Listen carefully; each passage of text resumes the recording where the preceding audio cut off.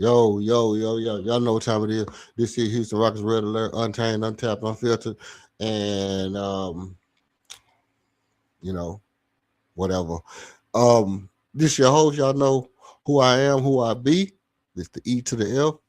We finna get into one of these things. I appreciate y'all while you rolling in. Please hit the like and subscribe. And we're gonna be doing it like this today. What I want you to do is pull up on me. Let me know if you agree with me or disagree with me, and we'll hash it out. You know what I mean? If we got smoke, we'll assess it out. So the Houston Rockets are top five team in the league. I think it's hard to debate.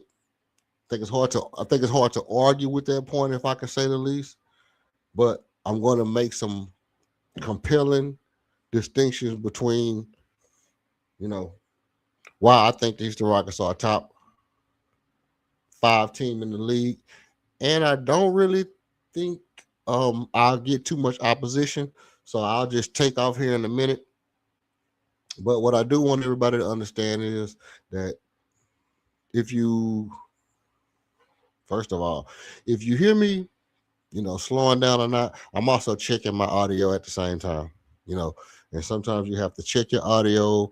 You have to be the producer. You have to be the engineer. You have to be the host. You have to be the graphic designer.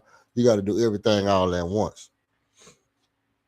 So sometimes I'm not really stammering like it might seem like I'm stammering. Sometimes I'm also thinking about other things at the same time.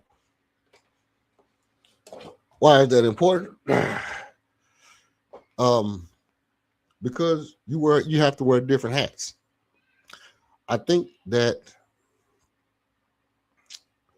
the thumbnail that I use, the Raphael Stone thumbnail, some of y'all might think it's clickbait. It's not really necessarily clickbait. What I think I wanted to really talk about was whether or not, and I say rather, you know what I'm saying? I say rather or whether or rather. If you know what I'm saying, if you from the South, you'll say rather. You know what I mean? You just put it all together. Whether or not Raphael Stone is the best GM in the league. The best GM in the league. And you could very easily say that's uh, um a ridiculous take to say that Raphael Stone is the best GM in the league. And as of right now, if you had a great debate to say that he's not the best GM in the league, I would love to hear it. I would love to hear it. Be compelled, and I would actually say, be prepared to back it up, because one thing I know, two things for certain, three things for sure. You understand me?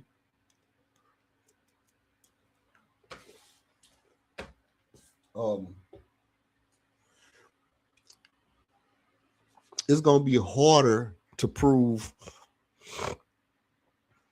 Well, let's just look at the fundamentals. I don't think no any GM at this point in the league has been as advantageous as Raphael Stone has been contractually, as far as not his own, even his contract, but also developing the team around the contracts and the contractual obligations of the players. I think developing the team around the contracts and the contractual obligations of the players, Raphael Stone is hands down um, the greatest GM so far. If you look at every other team, they've made significant flaws with players on their team when it comes to contract extensions, signing contracts, predicting what moves you will make with your contracts. And I think Raphael Stone has been infallible, you know, to say the least. Um, even if you compare the idea of the Kevin Durant trade, you could still say that at whatever point, whether you like Jalen Green, the trade for Jalen Green, or Kevin Durant bringing the other player, you have to look at the fact and say, we would be able to maximize this amount of money by doing X. And also preparing for that like a year and a half early. That particular contractual move that Raphael Stone made, he prepared for that trade way in advance. So Raphael Stone's ability to foresee what contracts are going to be moving, what other players, projection was going to be, and how the contract would affect that other player. Raphael Stone is actually, I think, hands down the best at that.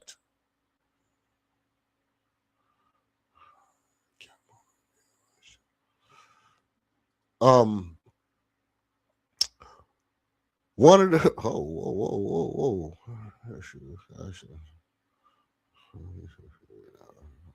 Okay, so one of the things that I think you have to give an account of when you're dealing with GMs is how they navigate, building a roster. And I don't think that Raphael Stone is just building a roster based off of what he likes or analytics. I think he's building a roster off of what the actual numbers say he can and should do analytically. So, as opposed to Daryl Moore, who would look at, we want to do X, Y, and Z. How do we do it? I think Raphael Stone is these numbers tell us that we can actually do this. And if we move these chess pieces in the right place, we can make the numbers align so we can do X, Y, and Z in the future. Therefore, negating mistakes that other GMs make. I think that's a big way to analyze what general managers can and cannot do. Raphael Stone has been unprecedented, has had unprecedented success in that aspect.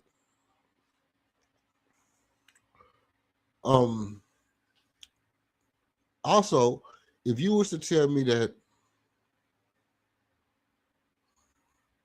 Sam Presti, widely noted as the best GM, president of operations, whatever, if you was to tell me that only 2 or 3 of his top players that we have gave him success for in this era are still actually contributing to winning,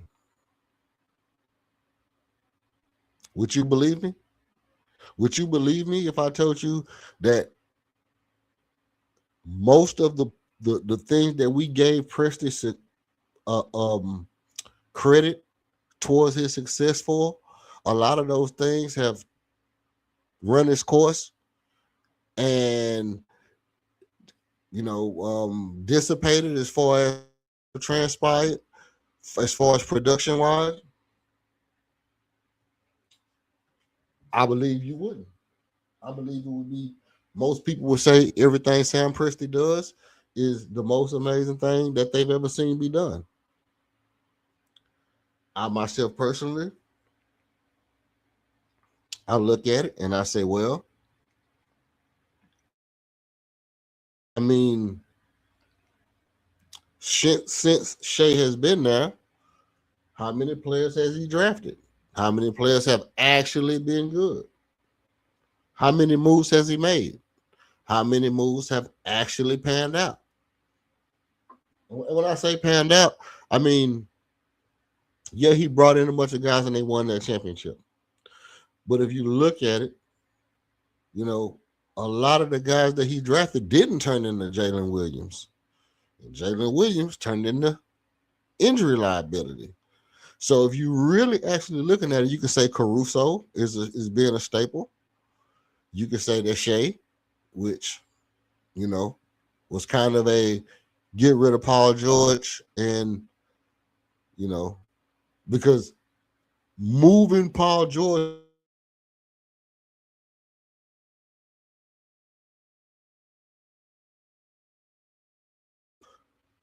and said we want Paul George, and the Clippers was able to get Paul George for Shea, and Shea just happened to be able to turn up. It didn't say that Oklahoma City was out like we need to go get Shea Gilgeous-Alexander. Like the Rockets was like, we need to get James Harden. We want James Harden. I don't think the Oklahoma City Thunder was out in the world like we have to get Shea or else we're gonna miss out on a great opportunity.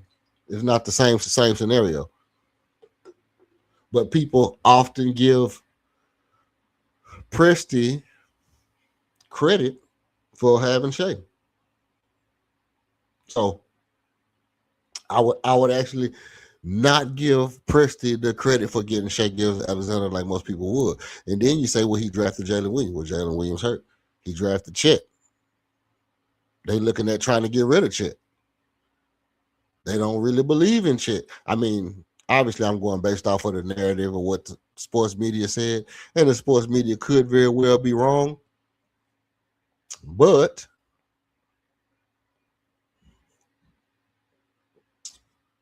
it's a possibility that they're trying to get rid of Chet. So with that being said, let me know if you can tell me, if you can name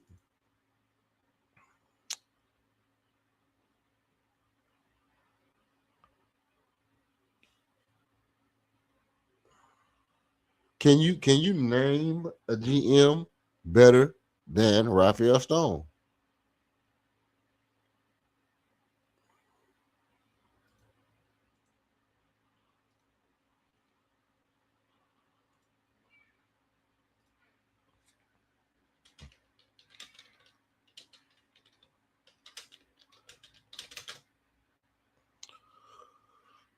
Well, if you do, here's what we're gonna do. Let me know if you can name a player better than Raphael Stone down in the comments. Down in the comments.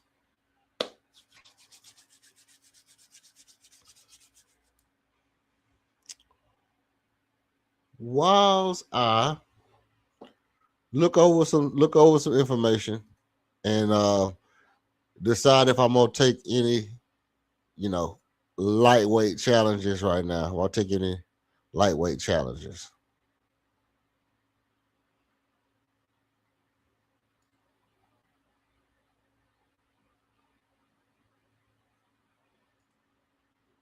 It's light work.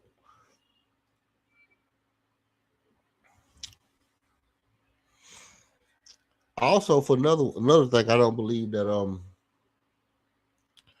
it's a couple things I want to touch on. You know what I'm gonna do? I'm gonna hit this commercial one time. I'm gonna come right back, and I'm gonna touch on a couple of things while I chill and just chop it up with y'all. I'm gonna chop it up. I was finna come in and just do business and bounce, but I'm gonna chop it up for a little while because I'm feeling um I'm feeling cool.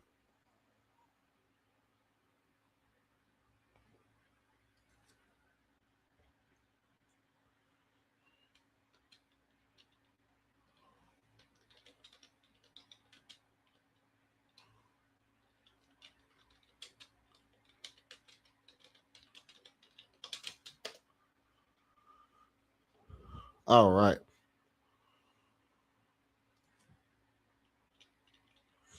Hold on.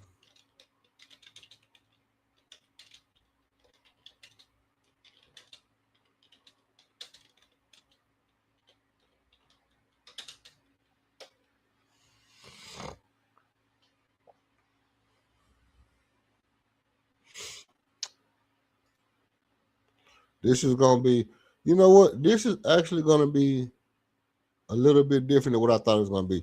Let me run some commercials by y'all, and I'll be right back shortly after this. I appreciate y'all pulling up.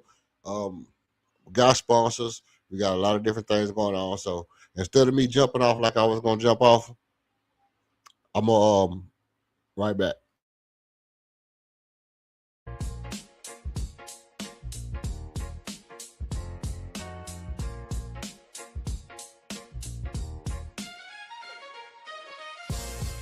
Every show needs a spark. Ours, you. Step into the spotlight for a one-on-one fire debate. Call out a take, defend your own or a beat and teach masterclass. Winners earn bragging rights and rewards. Email redalert.rocketzone@gmail.com to lock your spot or choose a topic from our board. Thanks for supporting the movement. Tap subscribe, drop a like, and if you want to buy us a coffee, Cash App, $26 KG1. Every show needs a spark, and you are ours. Salute to you.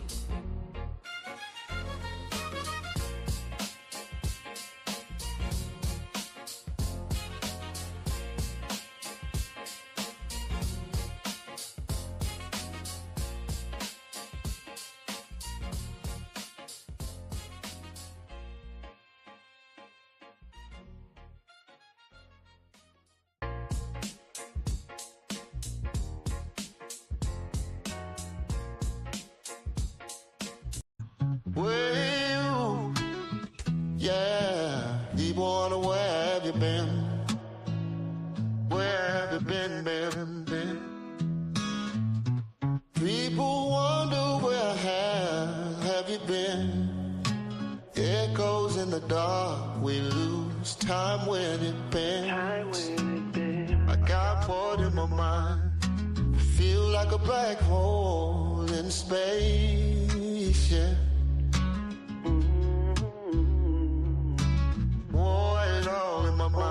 I swear it feel like a black hole in my space. You hear echoes in the dark now. I'm losing my mind, not my faith. 'Cause most of us just trying, still trying to figure out cosmic, just trying to get it now. The things we don't know nothing about. Ain't nobody on it. Nobody I wanna see coming round. Oh no.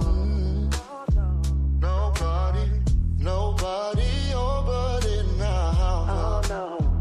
Nobody I wanna see coming round. Feel like I've been stargazing too long.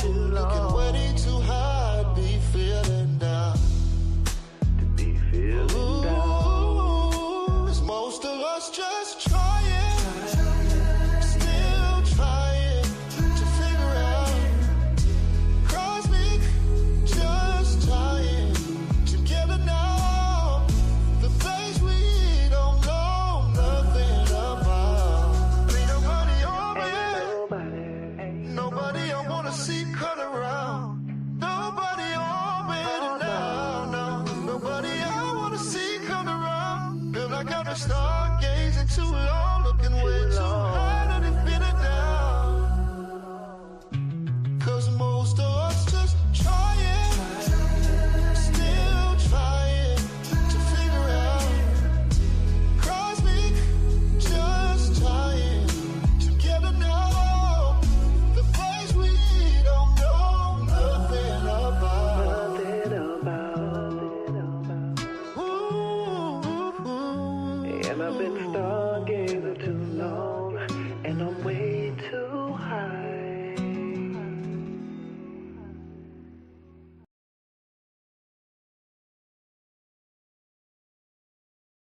All right, we back in the building, man. We're gonna go ahead and get back to it. Now, let me see if you can see me where I'm at. We're gonna do a little segment called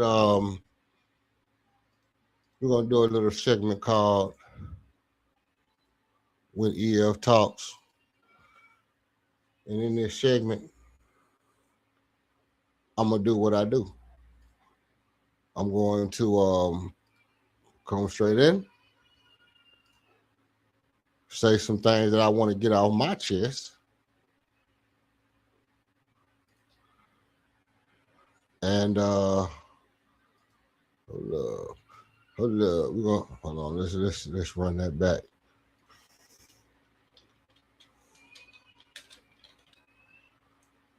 Let's do it like this. Hold on. Let's remove this right quick. Okay.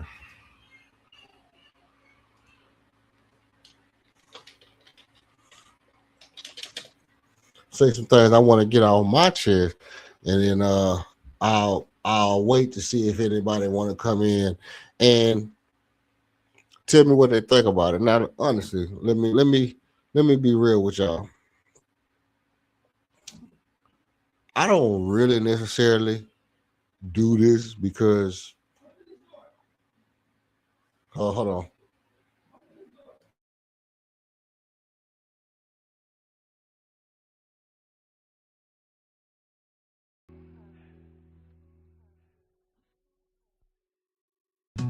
Well, yeah, people wonder where have you been? Where have you been? People wonder where have you been? Echoes in the dark, we lose time when it bends. I got bored in my mind, feel like a black hole in space, yeah. It all in my mind. I swear it feel like a black hole in my space. You hear echoes in the dark now. I'm losing my mind, not my faith.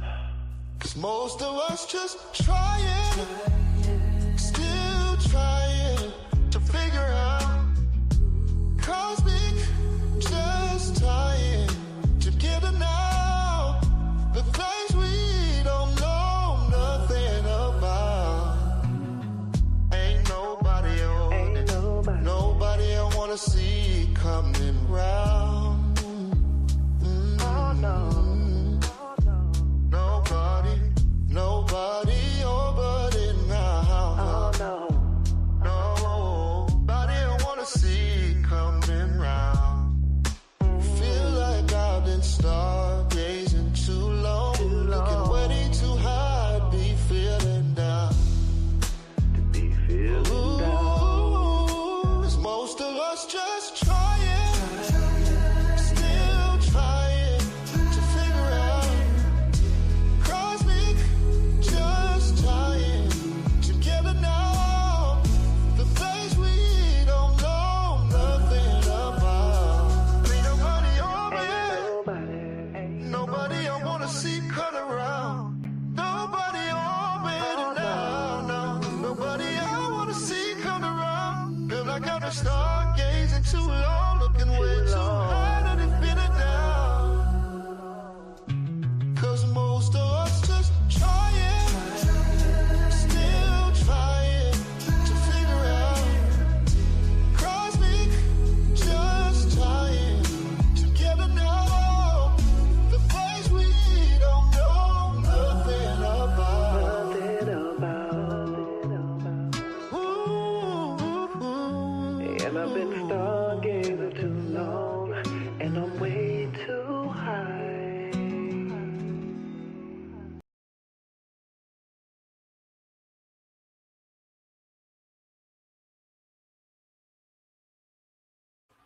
All right. We back again for the third time. And at this point, if you made it this far into the stream, hit the like and subscribe. If you hadn't made it this far in the stream, you just coming in. You just now coming in. You didn't catch none of the stuff I said at the beginning. You might want to go back and watch some of the stuff I said at the beginning because it could be important. But you don't have to do it now. You could do it later. Hit the like and subscribe on your way in. Appreciate everybody putting up on me. we get back into the next part of the stream. So this is the part you all been waiting for. This is the part where I just let y'all know right off the top. This is freestyle. This ain't write down. This ain't chat GPT. This ain't none of that. This is just refresh off the top things that I've been thinking about the Houston Rockets and, how it lines up. We'll get back into the whether or not the Rockets are a top 5 team, if Raphael Stone is the best GM in the league. We'll get all back into all that later. But as for right now, we're going to do a little freestyle off the top of the dome. Cypher style type situation. Go something like this.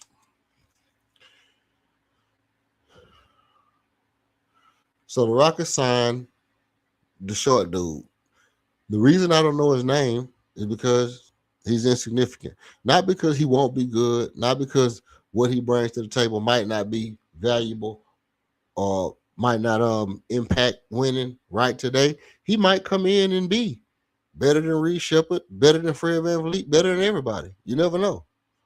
Because sometimes you get those guys like J.J. Barea, they just come into the league and immediately have an impact that's different than what you would expect from guys who have, big names or that's more highly noted or noticeable than other players. You get a guy like J.J. Barea who come in and just impact winning, like a T.J. McConnell, impact winning, right? He might be a guy like that.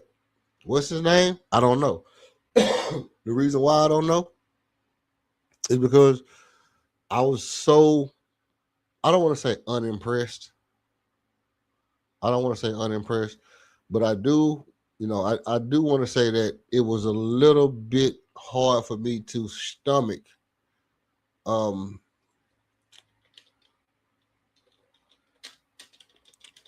just another 6-foot guard. Here's the thing. For those of us who do this,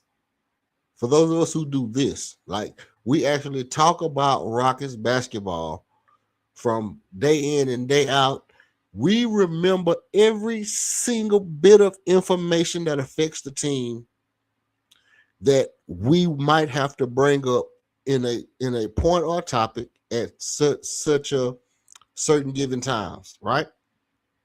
Why is that important? I'm saying it because I specifically have to ask and have to question. And the stream could have been called this particularly. I specifically remember Kevin Durrant saying 6 foot small under 6'2" guards can't win. I specifically remember saying that.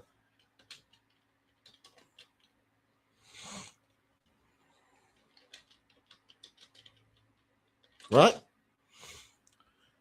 Do you remember maybe about this time last year, we had a stream where I played back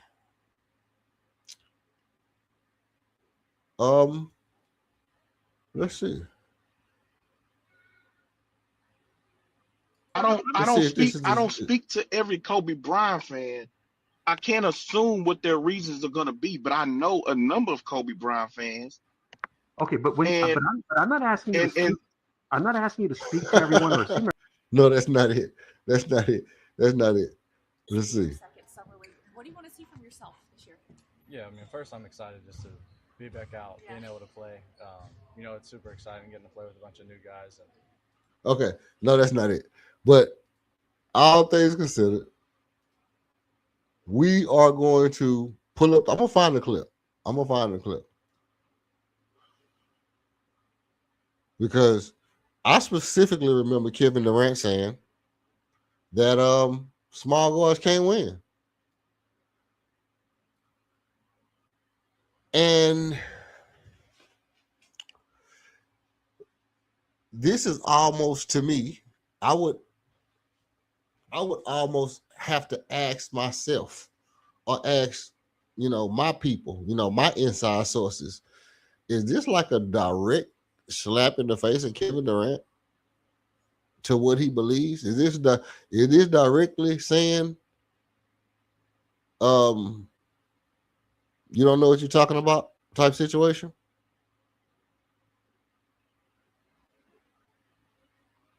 Right?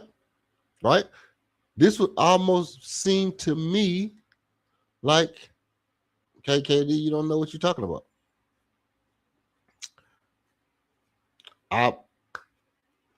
So you literally have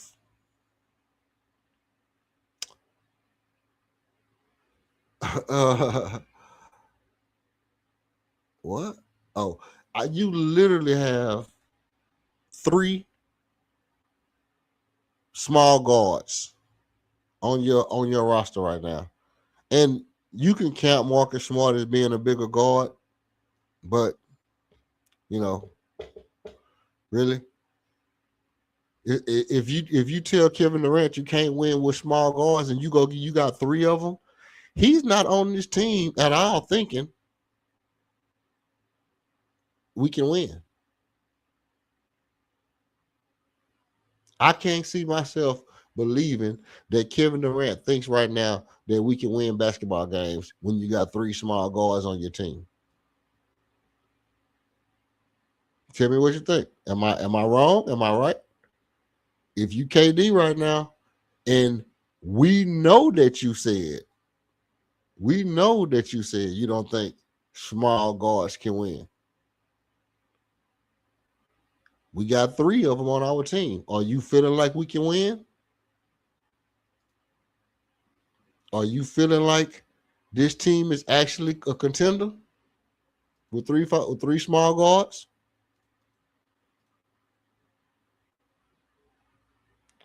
You got to let me know. Because in my mind's eye, I'm looking at it and I'm saying, if I'm KD and I just said that a year ago, I mean, it might have been 365 days to the teeth, but I know I just said that. I was just on the podcast. Was it the LeBron joint? Was it the LeBron joint? LeBron podcast where KD said what he said? Okay. And now we in a situation where that's all we have on the team. Is he happy about that? Do he feel like this is a winning situation? Or is he just like, I'm just going to go out there and do me? I'm just going to go out there. I'm going to shoot my shots. I'm going to be consistent. I'm not going to try to go over the top because we can't win with this team. Because here's the truth about it. The actual truth is this. If an NBA player feels like the team he's on can't win, he'll go out there and do what he's supposed to do. But he's not going to go above and beyond.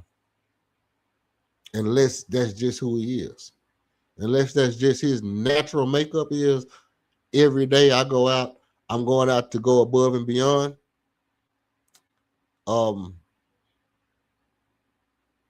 That's totally different. But I can guarantee you is that we don't necessarily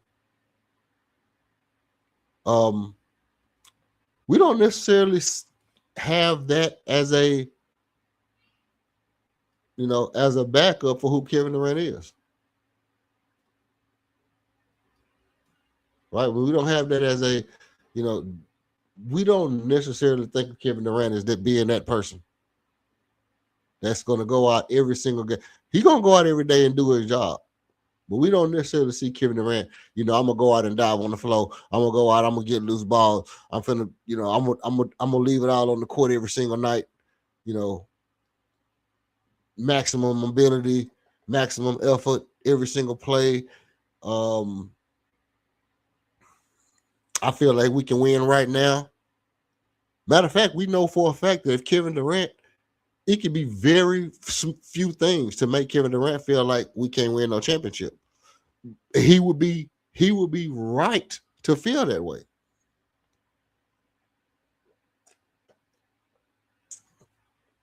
he would be absolutely right to feel like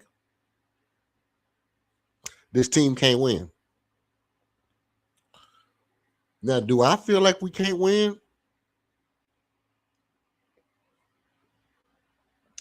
I'm not necessarily going to say whether I feel like we can win or not. But, I mean, a championship. But I feel like if Kevin Durant feel like we can't win as a team, I wouldn't argue with I wouldn't debate his premise on that based off of the fact that he's already said small guards can't win. Right?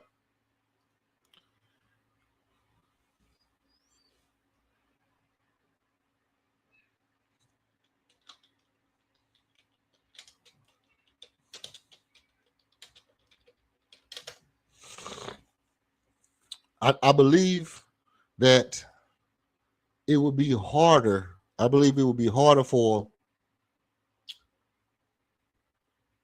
a team to convince Kevin Durant right now that this is a winning team than it would for the team to find another player that felt like if they came, they could get us over the hump. See, this is my take.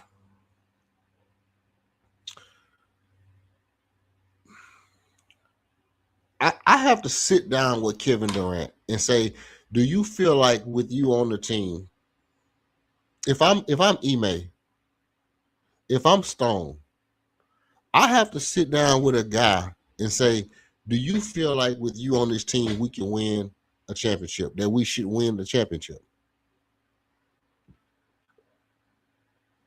Right today. Like right now with this team, if I'm the coach, I know what I think, but I'm going in and I'm talking to Kevin Durant. And I'm saying, do you feel like with you on this team, do you feel like we should win the championship this year? Now, the answer should be no, but the answer should be, I feel like we can. I feel like if everything go right, I feel like we can compete against anybody. I feel like if a couple things go wrong for other teams who have a little bit better roster or more experience, our guys gain the experience. They learn the learning curve is better. You know, I feel like by the end of the year, it's a possibility that we can win the championship. The answer should be, I feel like we could. And I feel like that if you talk to Kevin Durant, real life true answer will be like, nah, we can't win. Why is that? Because when I really sit back as my natural born self, I would say, nah, we can't win. But what I'm really saying is we shouldn't win.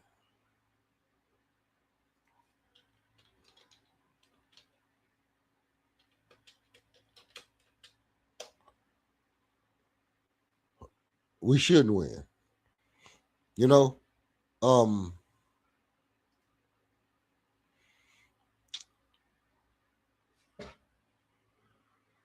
it's something like as if you have a truck, F-150 with a big motor in it, 305, big motor in it.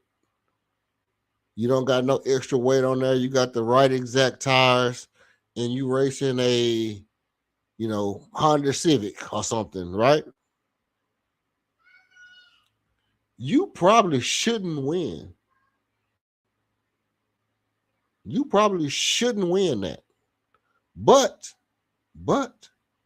if that person driving that Honda Civic don't know how to time the acceleration, and you lay on that, you lay on the gas with that big motor in that F-150, there's a possibility that you can pull it off. A big possibility you can pull it off. Right? But here's the thing. If you jump in that F-250 and then you see F-150, and you see a line of cars, and somebody say, "Should you win? Do you feel like you can win this race?" And you be like, "Nah, I can't win." The chances are you're not even finna go your hardest to try to win. You're not even going to go your hardest to try to win. You're not finna be listening to make sure your car is shifting gears right. You're not finna be looking at all the mirrors and making sure ain't nobody coming up on your side. You're not finna be trying to time the person in front of you. You're not finna be doing none of that. You're just gonna be smashing and being like, I'm gonna do what the best. I'm gonna do what I do. I'm gonna drive safe. I'm gonna make sure that I'm hugging the corners right. Keeping my wheels rolling. I'm drafting. I'm drifting. I'm doing everything I'm supposed to do, but I'm not going that extra mile. And I think that could be the situation with Kevin Durant. Is that he gonna do his job? And people keep saying, "Well, he had a good year. He had a good year." Blah blah blah blah blah blah. And to say he had a great year, I think is, maybe that's a reach for MVP and a scoring champion. To say he had a great year, maybe that's a reach.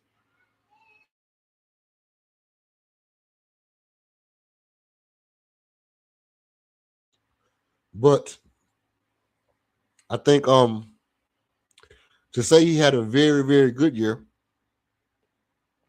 absolutely. Absolutely justifiable to say that Kevin Durant had a very, very, very good year.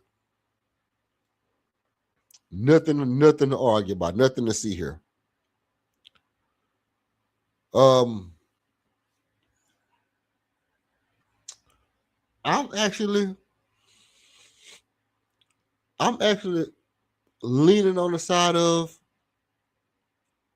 closer than I was of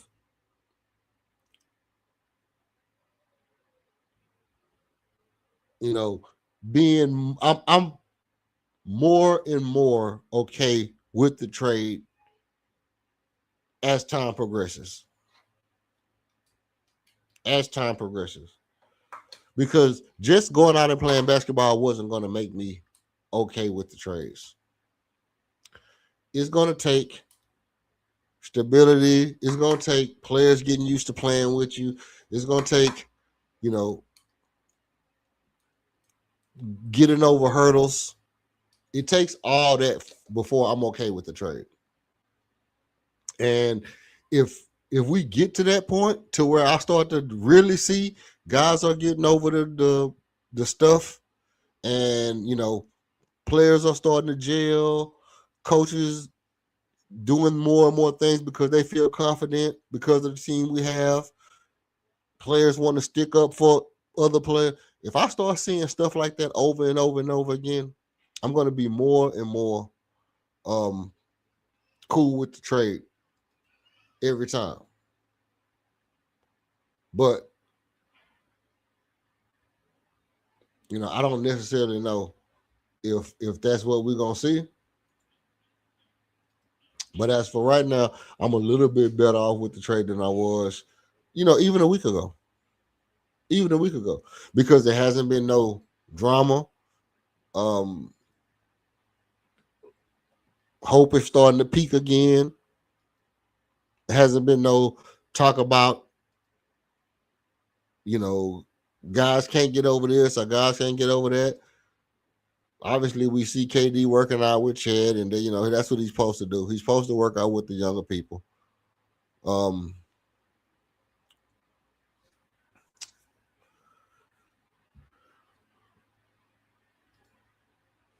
Supposed to work out with the younger people. I think it's cool for him to work out with Chet, seeing as though a lot of those players have the same kind of game he had. Go ahead and help them out, But it also helps you out because you playing against guys who fit your bill. Playing against Chet helps KD. Who else is going to be able to challenge his jump shot? So playing against Chet helps him against Wemby. It also helps Chet against Wemby. And neither one of them is expected to be better than Wemby at their respective position. So they both need whatever development they can get to have to deal with that alien.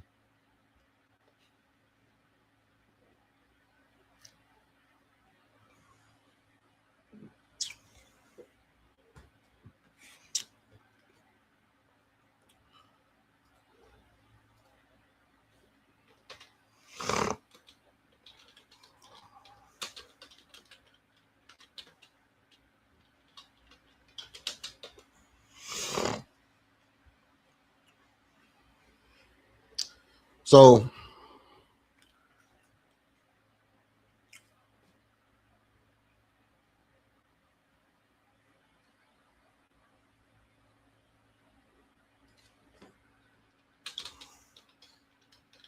hold on, give me a second.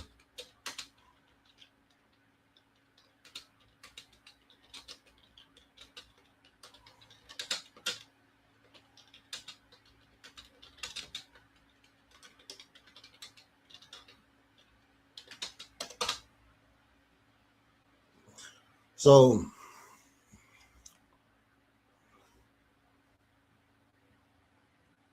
oh my goodness, let's see.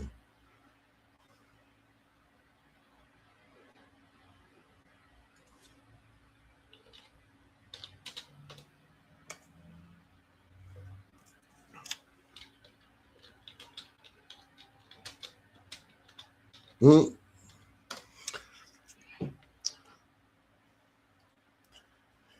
Okay, so with that being said, I do think that the team can be a lot better than it was last year with Fred VanVleet, man. It's funny. It's funny to me. It's funny to me that here's the thing. Here's the thing. Um, Clay Thompson, he messed his shit up. He hasn't been the same since. Most players who have significant injuries are not nearly, as good as they were before the injury. And I know we see these guys like superhuman, work hard, go to the gym, rehab, top of the line technology, medical advances.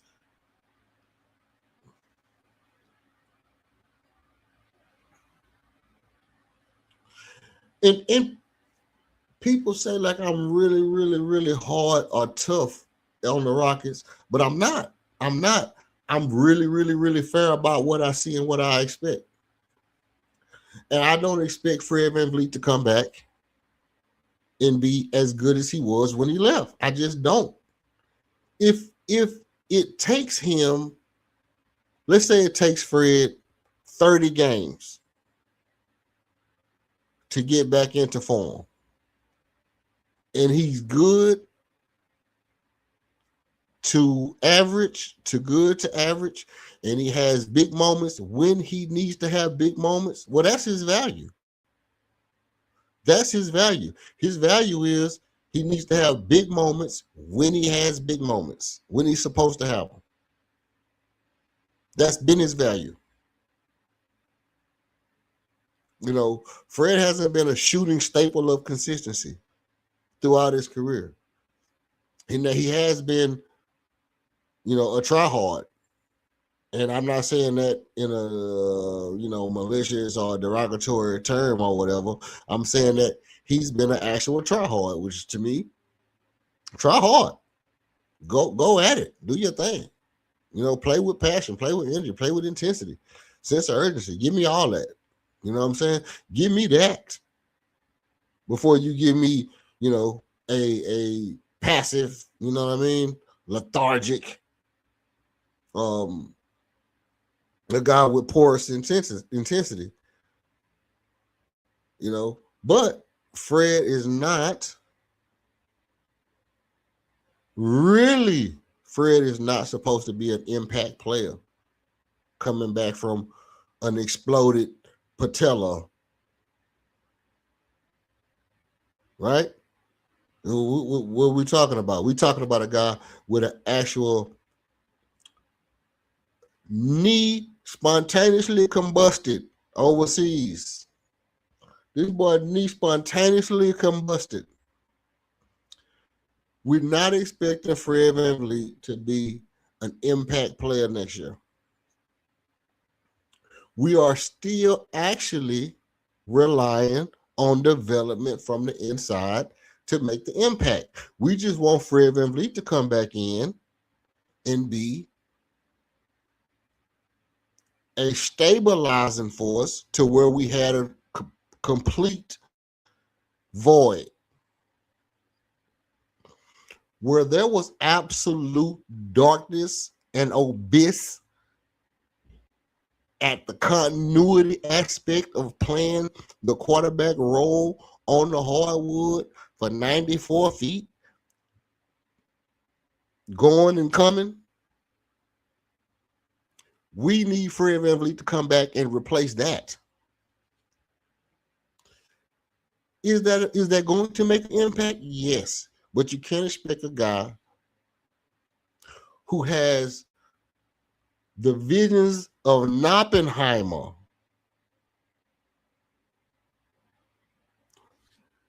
actually take place inside of the hinge and joint of his leg. You can't expect that guy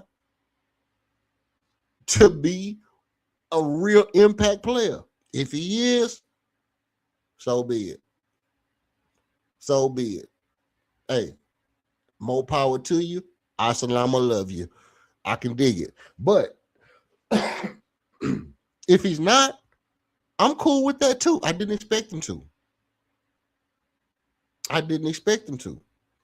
But some of you guys are going to expect him to. Because a lot of you dudes have been saying for a whole 365 days, we need Fred VanVleet. We need Fred VanVleet. Oh, Fred VanVleet.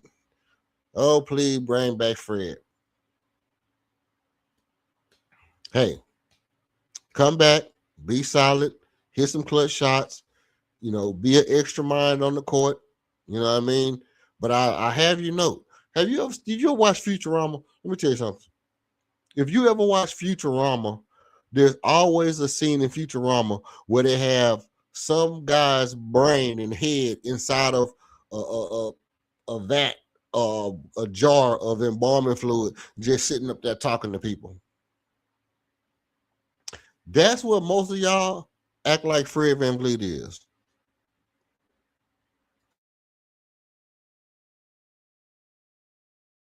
Y'all act like Fred VanVleet his head was on the sideline, but you act like if you move his brain from the sideline to on the court, put the basketball in front of his brain can magically dribble past somebody who hasn't had an exploded knee. His brain can magically pass the ball to KD and make KD don't pass the ball, turn the ball over. His brain can magically make Alperen Sengun a better shooter. And we're going to talk about if Alperen Sengun is a bad shooter or not. His brain can magically make Amen Thompson be consistently sound with the technical aspect of his form. His brain can magically, Fred VanVleet's brain, according to y'all, should magically make Tari Eason stop doing dumb shit. And you know what? I don't really say he do dumb shit. He just play hard and make mistakes. And y'all say dumb shit. Like fouling a jump shooter has been around since forever. And every time a person fouled a jump shooter, you can't just say it's dumb. You have to give context to it. And I think sometimes it's just, I'm going to play hard. I'm not going to not jump and try to contest this shot and try to get into a spot that's uncomfortable for him. Sometimes it's going to lead to a foul. Sometimes it's going to be a great contest. If the dude that I'm holding shot 18 shots and I fouled him on one jump shot, kiss my ass. Because that means on 17 jump shots, I contested this shit. And on one of them, I made a mistake. And then you said, that was the dumb move. He always making dumb moves. I was just trying a little bit harder because of the moment. And that little bit harder I tried might have led me to make a mistake. So what you saying is don't try so hard when the moment is bigger. When it's when this guy has to make this three to complete the comeback. He's right in front of me. I got the wingspan, I got the reach, I got the energy, I got the effort. Should I try hard or not? Try my hardest or not?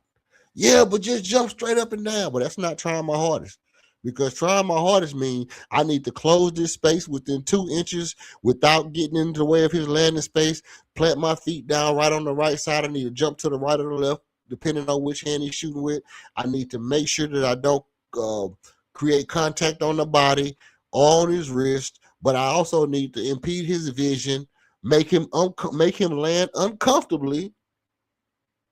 I need to do all that. Jumping straight up and down is not going to affect the guy's shot like everything I just said. So in order for me to do my best, I need to do all that stuff without making a mistake. If I make the mistake while trying to do all these other things and you say that was dumb, I'm just going to say that you don't know basketball. You don't know competition. You don't know effort.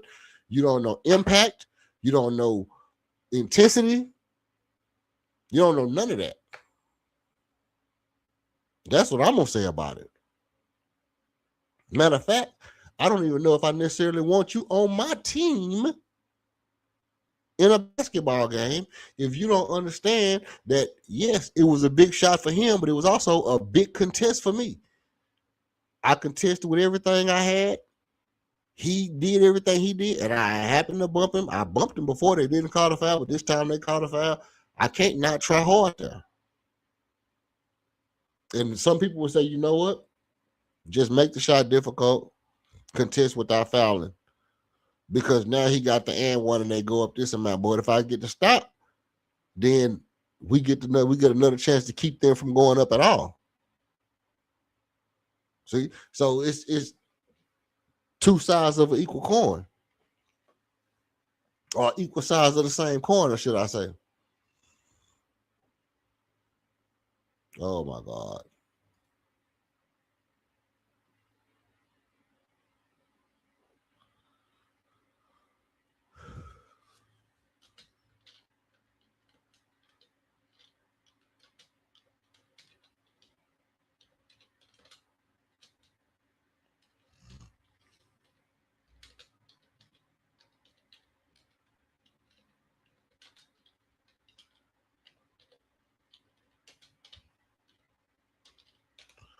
You understand me? So I think,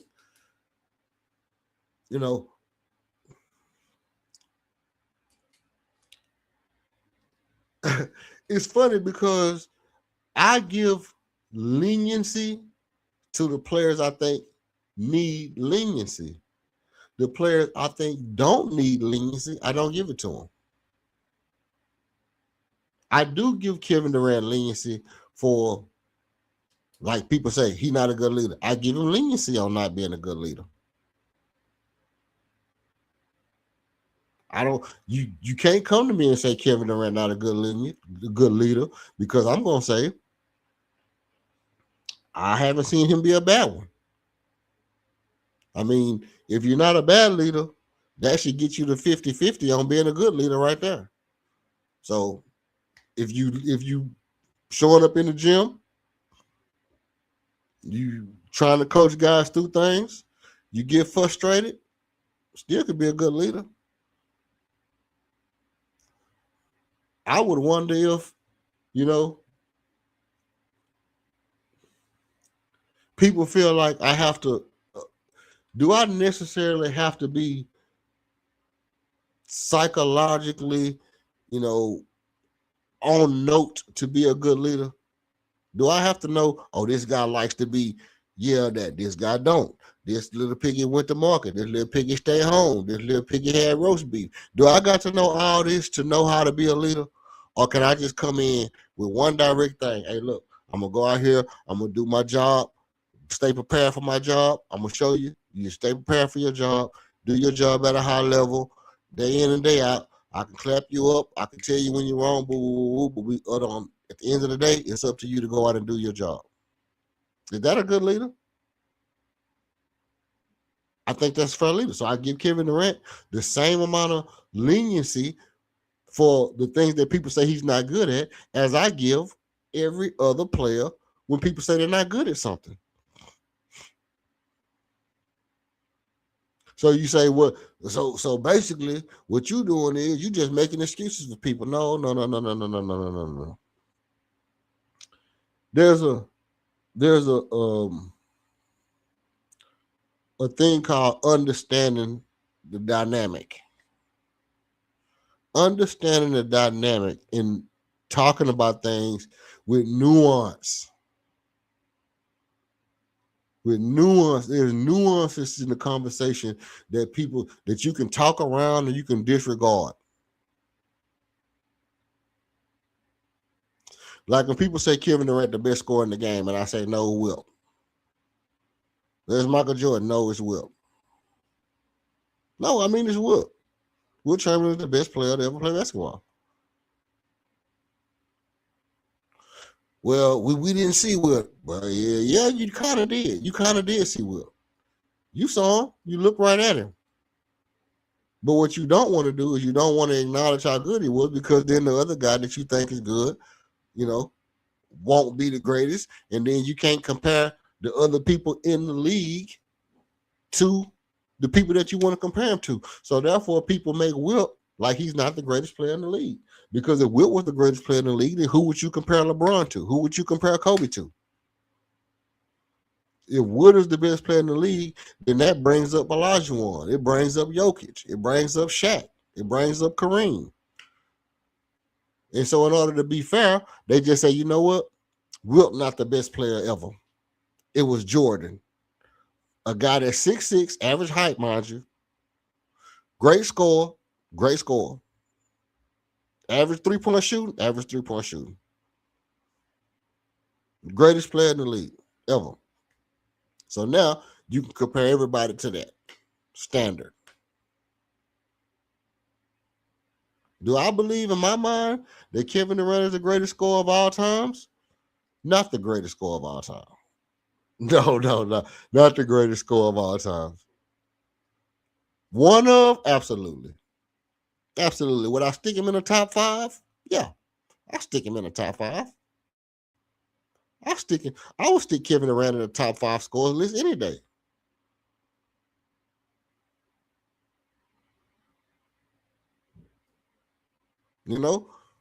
But if you honestly ask anybody, you say, look, I want prime T-Mac healthy versus Kevin Durant healthy. Prime T-Mac. I'm talking about prime T-Mac, not Houston Rockets T-Mac. I'm talking about Orlando Magic prime T-Mac versus Oklahoma City prime Durant.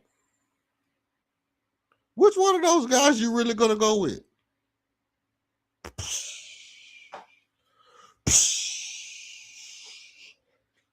You see what I'm saying?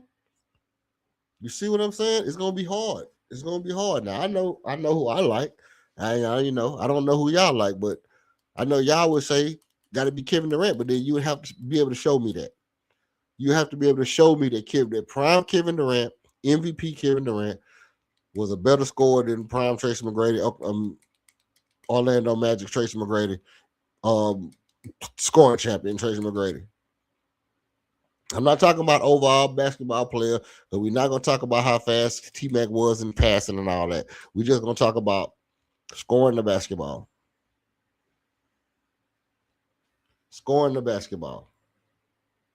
3 levels scoring. Who was the best?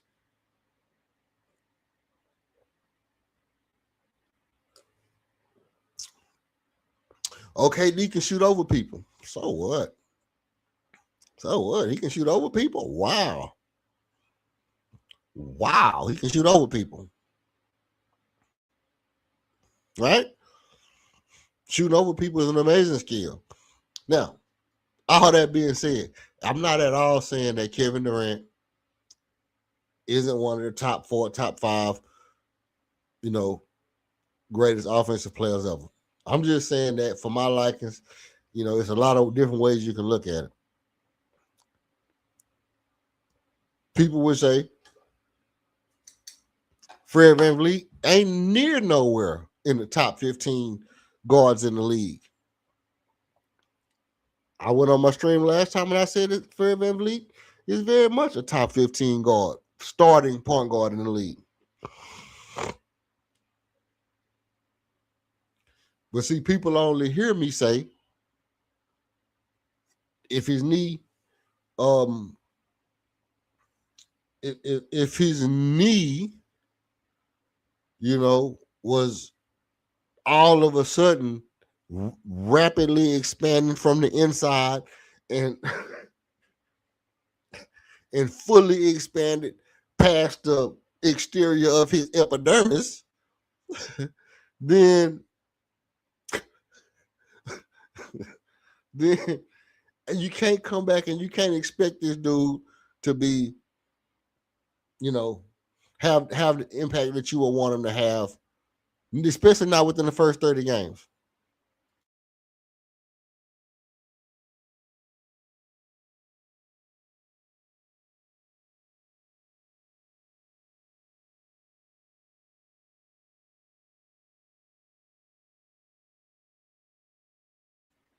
What I will say is this. Fred VanVleet played to the very top potential that he should play at. He's the top 15 starting point guard in the league this year. If Kevin Durrant plays to the very highest top potential that he should play at,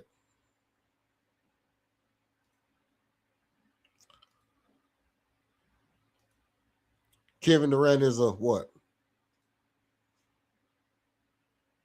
Top 10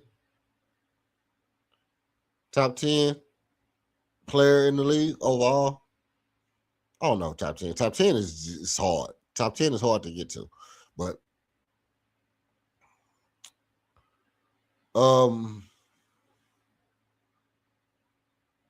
cheese and rice, man.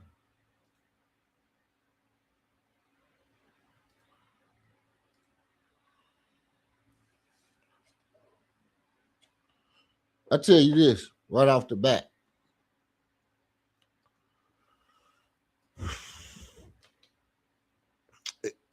We went through the numbers.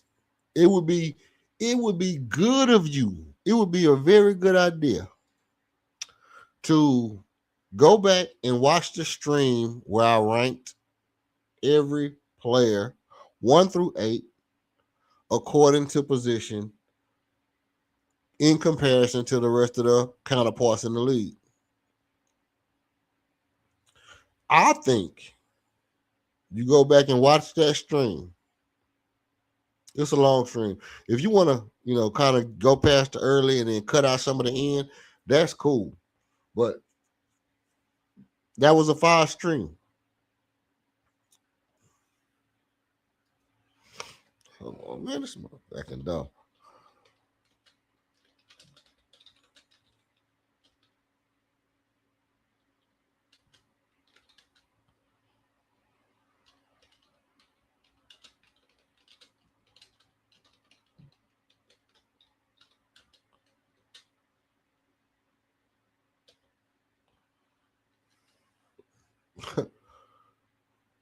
Okay. Well, my days. Cheese and rice.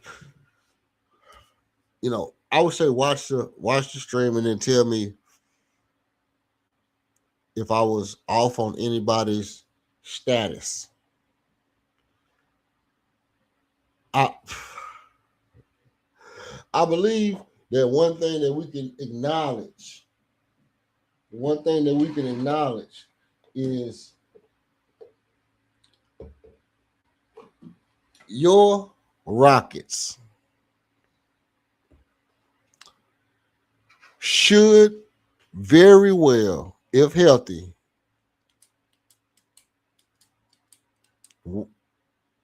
Western semis.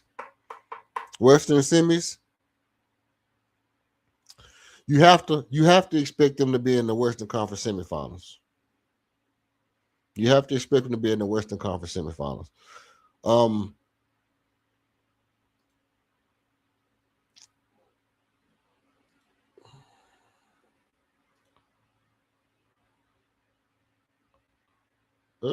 Uh-oh.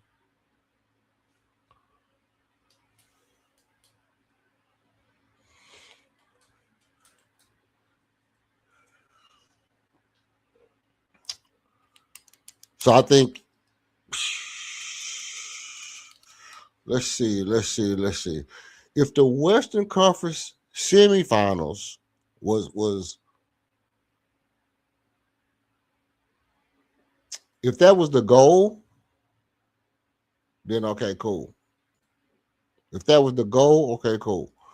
But you have to ask yourself, when does that stop being the goal? When does it stop being the goal? When does it get to the point to where the only thing we're trying to do is get to the chicken? When do it get to the point to where the only thing we're trying to do is get to that chicken? Right? I don't know.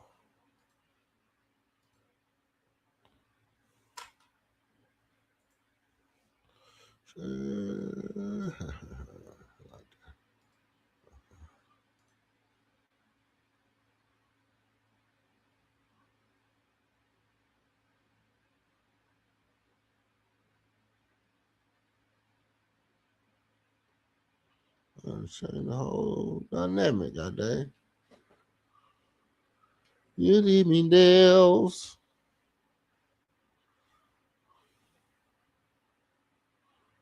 Did I do that? Hey, lo-fi. Well, we're gonna keep it going. I don't listen. I don't understand how. This is right here. Hey, look.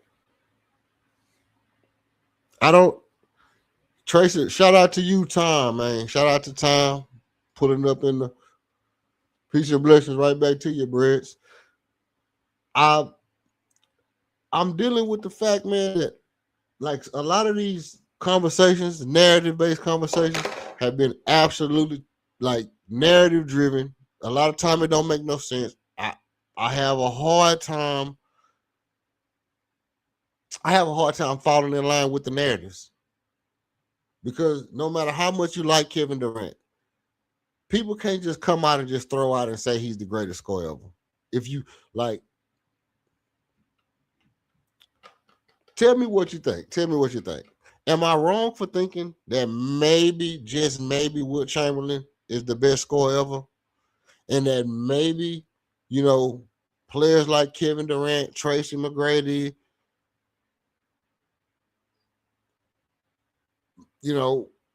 James Harden,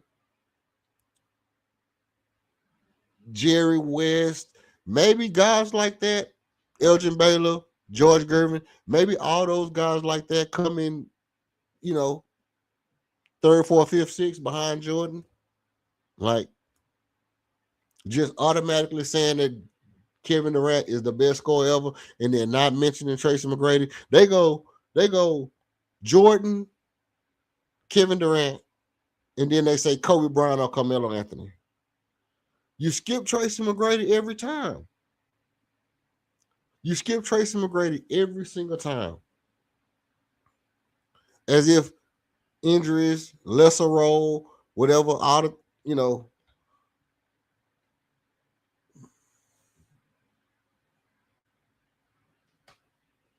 hey, facts. That's big facts, bro. With if Kobe said, like, everybody be Kobe this, Kobe that, Kobe this, Kobe that.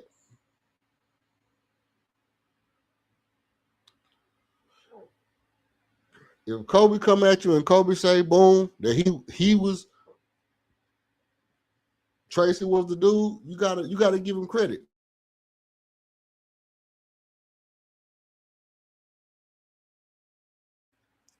But by the same token, like you say, when you talk about Kevin Durant, everybody say the same thing. You can't do nothing to stop it. He can shoot over you.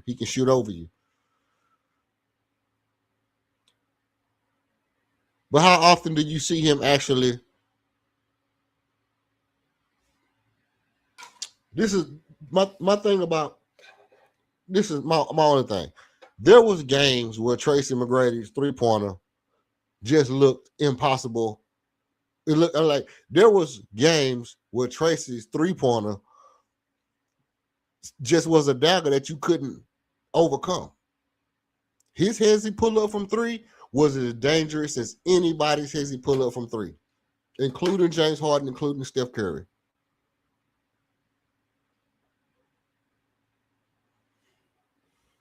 I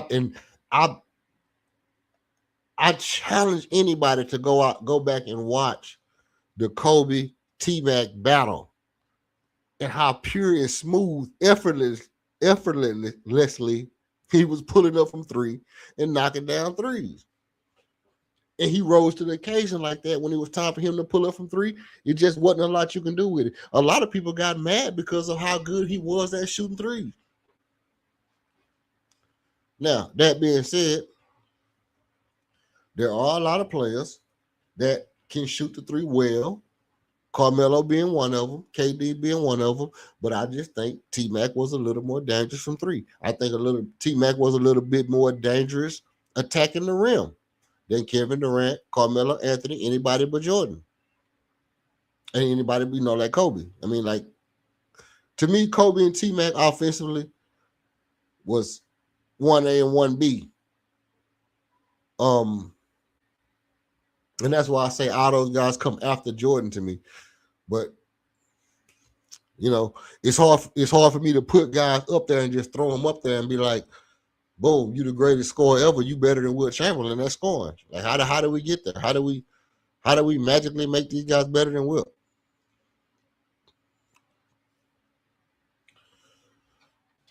A lot of these sports analysts want Kevin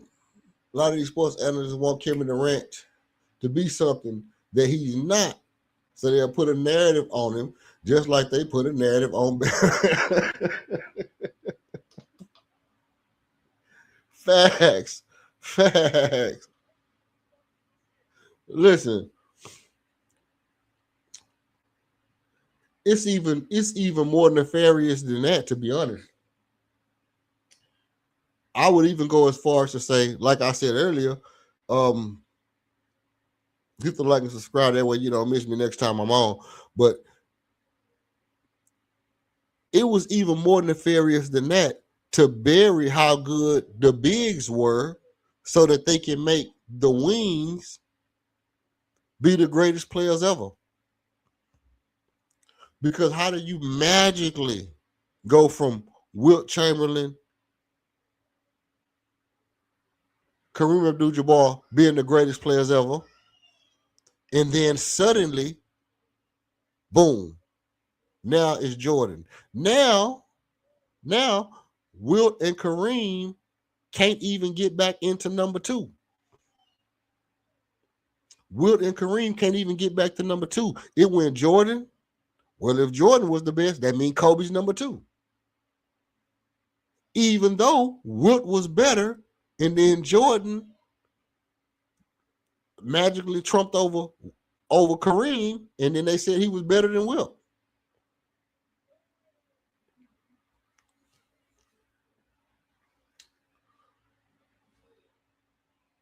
You see? If you score 83 points, that's incredible. You score 83 points in the NBA game, I don't care who you did it against. And Kobe did it against Toronto. Kobe scored 83 or 81. I think Kobe scored 81 and Bam scored 83.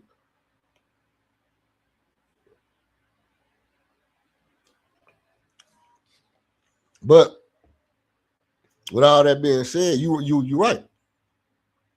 You're right. There's no way you can take away from either or person. There's no way you can take away from nobody. You can't take away from Bam. Can't take away from Kobe. Can't take away from Wilt. Can't take away from Jordan. Charles Barkley was a hell of a power forward, but he was lazy. You saying according to Jordan, Charles Barkley was a little bit more lazier? Hey, if you look at it, I'll just be honest with you, bro.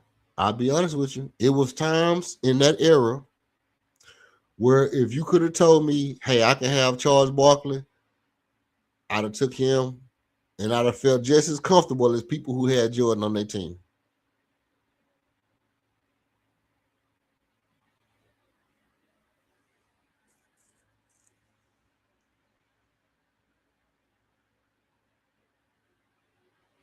Hey, man, why do people feel like these old guys didn't have jump shots, bro? I don't know how old you are, but why do people feel like these old guys didn't have jump shots? Do y'all realize that the average old player? Do y'all realize that the average old player would just shoot from wherever they felt like shooting from because there wasn't no, it wasn't a you have to be here or we have to stop here. It was just like I'll just go wherever I can go and then I'll just shoot from right there. If it was 18 feet, if it was 12 feet, if it was 16 feet, 14 feet, they would just pull up from wherever they wanted to pull up from. And it might not have looked like they had it might not have been, I'm not a pure shooter, but you take a player like George Gervin who could jump and then from 15 feet and flip the ball and then go in the goal. That's not technically a jump shot, but technically a 12-foot finger roll should be considered as a pure shooter. If I can flip the ball, if I can flip the ball from 15 feet and it float and it go in, I should be considered a pure shooter.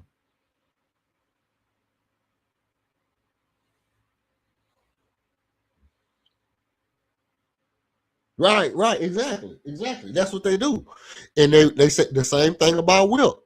The first thing when you talk about Wilt being the greatest player ever, the first thing somebody else say is everybody was short. Everybody was short. Well, who was all the centers that he played against? Nate Thurman, Spencer Haywood. Who was all these guys that he was playing against? They was actually legit strong ass black dudes. That was getting body and roddy, just like he was. He might have been 7'2". He might have been 700, 800 pounds. He might have ran a 4.3, 4.4. He might have high jumps damn near 6'7". He might have been a Hall of Fame volleyball player.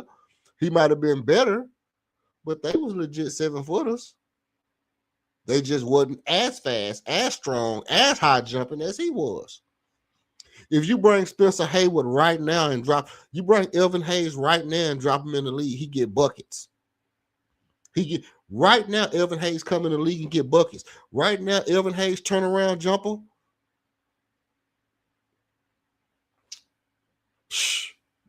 Right now, Elvin Hayes turnaround jumper come in the league. A dude who came in the league and won MVP as a rookie. I think he won an MVP or the scoring title. But right now, Elvin Hayes come in the league and get buckets. So when they talk about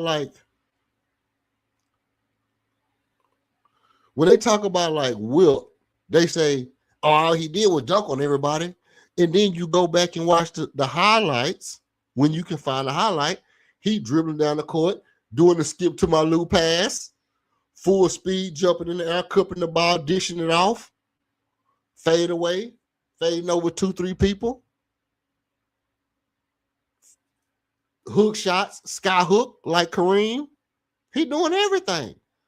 But the narrative, like you say, the narrative is, oh, everybody Wilt played against was 6 foot. All he had to do was jump over him and dunk. It's not true. It's not true. It's just not true. It's not true. They played in the old days. They played 12 teams over and over and over again. So if you had 12 centers, you would see that 12 center like 8 times. or some shit like that. You would see that same dude like 8 times, bro. Oh man, Bob McAdoo is the truth. It's funny how they say Wilt Chamberlain was the best center and scorer in the league. Who was he playing? Exactly, bro. If Bill Russell was right now in the league, okay, how good do you think Draymond Green is? How is it that Draymond Green impacts winning so much according to the narrative? If it's not for Draymond, the Warriors don't have 4 titles. If it's not for Draymond, the Warriors don't have 4 titles. Okay. Do you really think Draymond Green was better than Wilt Chamberlain, better than Bill Russell? So if Draymond is not better than Bill Russell, then you can't make Wilt be any less than what he was, because it took a Bill Russell to try to contain a Wilt, and Wilt was still getting to the chicken. He was still getting to the chicken. Knocking down those, and then shooting fadeaways, and then catching a train to the next city, or driving to the next city, and then giving people 75 points. People say, well, I don't believe he scored 100. Well, you take 75? Because he did that a bunch of times. When you take 60, he did that a lot of times. He averaged damn near 50. So even if he didn't score 100, how do you feel about the fact that he damn near averaged 50? Is that not good enough for you? And so, like you saying, shout out to you, because you exactly on point. The narratives, all the different narratives, really, they be hella cliche. But they serve a purpose. They serve an ultimate agenda to build stars so they can sell you merch. The ultimate agenda is to build stars right in front of your face so they can exalt them to an iconic level so they can sell you merch. And sometimes what they have to do is they have to degrade another player. They have to degrade another player so that they can sell you merch based off of who they want to tell you is great. And sometimes in order to make greatness, you just have to make it up. Hey, Tom, my brother, I just subscribed to you. I did not watch ESPN. They said narrative. They're paid companies to talk about certain players and said narrative. And Ryan Clark understand. Hey, man, they effed over my boy Ryan Clark, bro.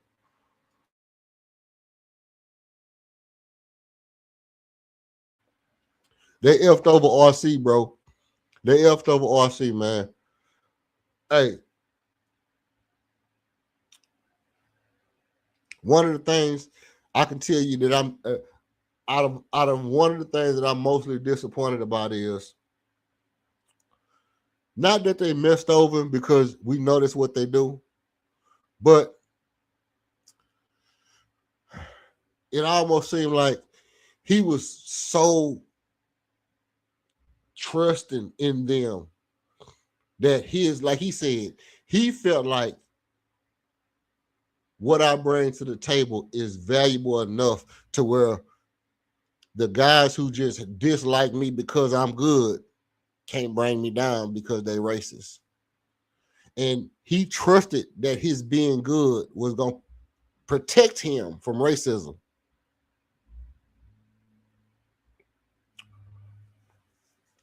Brody, you got another thing coming.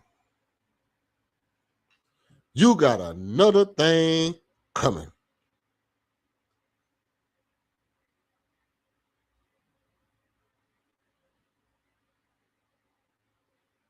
Hey, listen, Stephen A. know they coming for him. He didn't. Only reason they can't really mess with Stephen A. because his money is guaranteed. They got to let this new contract. He was intentional about how he set up his contract. and he's gonna continue to make them money. And if they know that if Stephen A goes, they let go of Ryan Clark. All they got is Perk. They trying to build up these other guys, Harry, what's his name, and all these guys. They trying to build up but you Dominique Foxworthy. You got Dominique Foxworthy. You got Kendrick Perkins. We cool with Harry, but you're not Stephen A.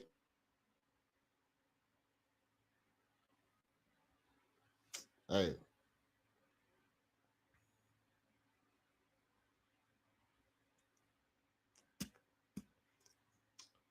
They gonna come for his head, bro.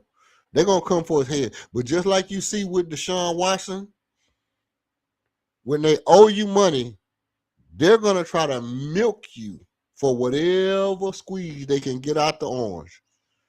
Whatever juice they can get out the squeeze, they trying to get that out of you. Hey, stay right there, man. I gotta pay some bills. I gotta pay some bills. I'm gonna hit this commercial. This is between me and you, my brother. Ron Clark said Stephen A. Smith gave him heads up, and I don't believe Stephen A. Nicks gave him heads up because Ron Clark wouldn't have been crying. Hey.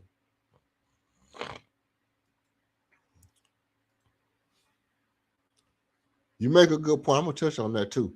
I'm finna hit this commercial. I'm gonna come back, talk to y'all about my sponsors, and I appreciate you staying on. Don't bounce on me, bro. Check out the jam. Check out the commercial, man. I'll be right back after this. Yeah.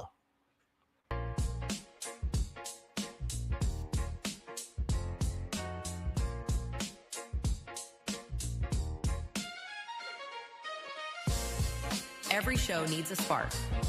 Ours, you. Step into the spotlight for a one-on-one fire debate. Call out a take, defend your own or a beat and teach masterclass. Winners earn bragging rights and rewards. Email redalert.rocketzone@gmail.com to lock your spot or choose a topic from our board. Thanks for supporting the movement. Tap subscribe, drop a like, and if you want to buy us a coffee, Cash App, $26 KG1. Every show needs a spark, and you are ours. Salute to you.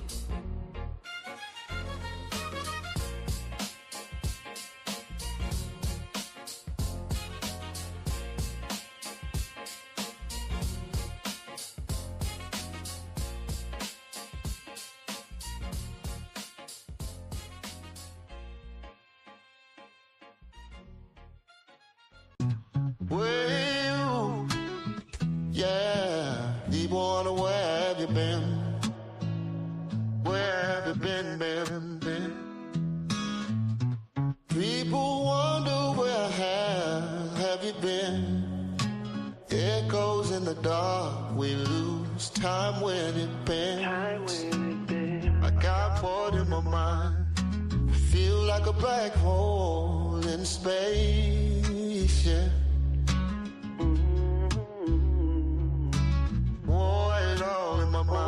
I swear it feel like a black hole in my space.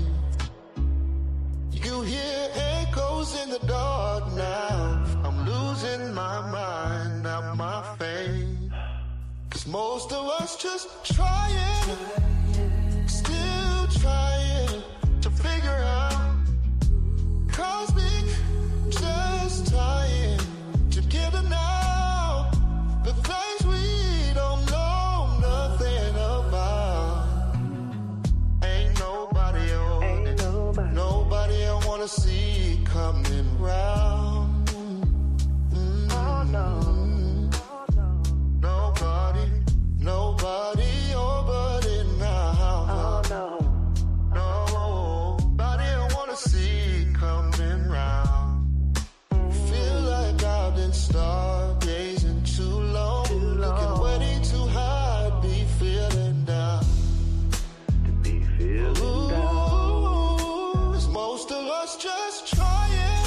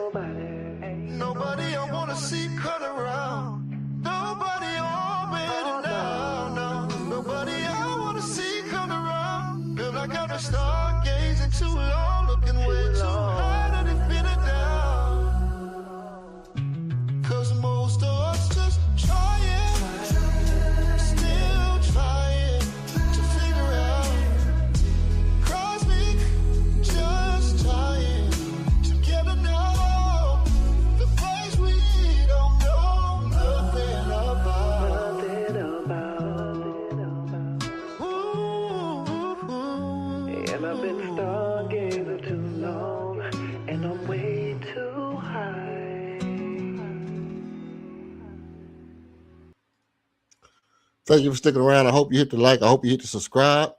This is E.L. Hutton. We're back again for the second half of the show. Shout out to everybody who's in the building, everybody who stayed in the building, everybody who checked out the commercials. Obviously, every show needs a spark, and for us, you are it.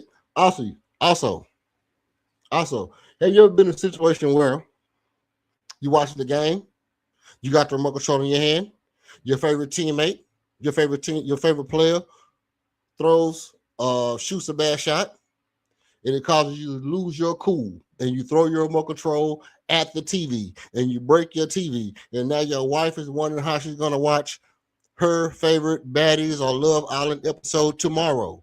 Maybe if you were a little bit cooler, maybe you were collected, maybe you could have been a little more calm. What you could have done was have a recess mood sparkling drink. That is sparkling drink. Mocktails are great. My favorite one is the orange vanilla. You can get these at takerecess.com. A recess mood infused sparkling water that if you have been cool and you have been collected and you aren't calm, you can get your calm with recess mood sparkling water.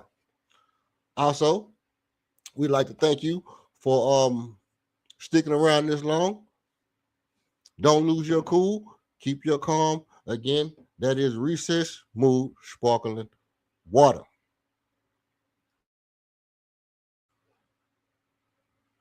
All right, now.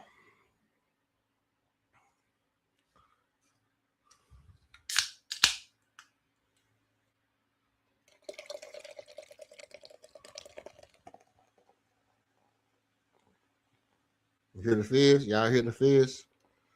Shout out to Recess Smooth, man. Recess Smooth for sponsoring. For sponsoring Houston Rockets Red Alert. Check this out. Tom says, I'm so disappointed at 9 o'clock because he has a great show called The Pivot. And if he thinks about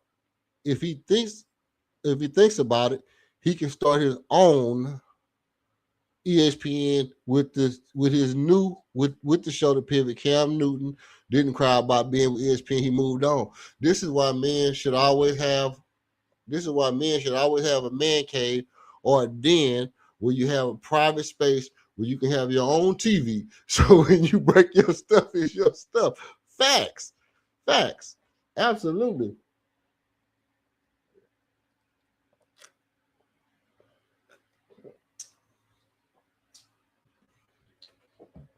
Now, you know what? Here's the truth about it. I'll give you a little insight to that to your last point. Between Stephen A. Smith and Shannon Sharp and Gilbert Arenas,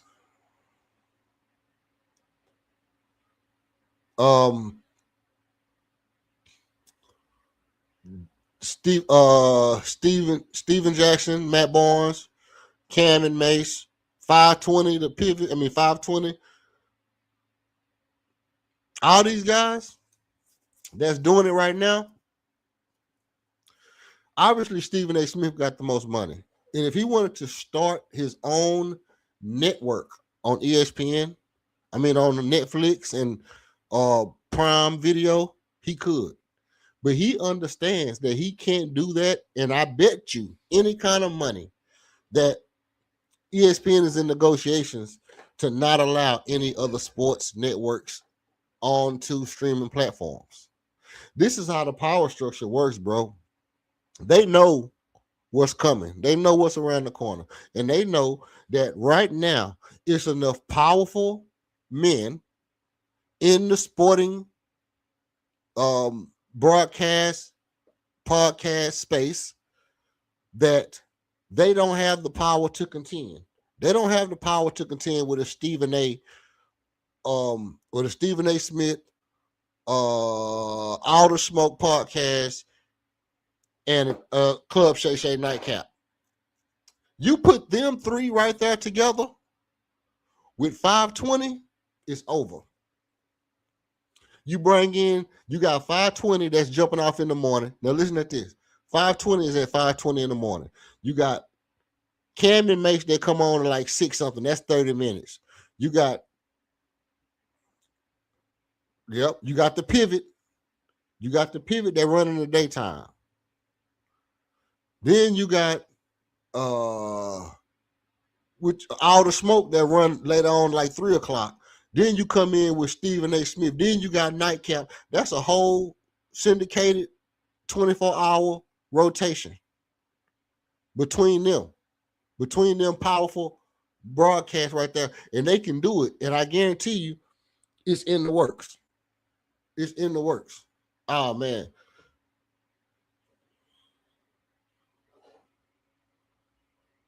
Facts.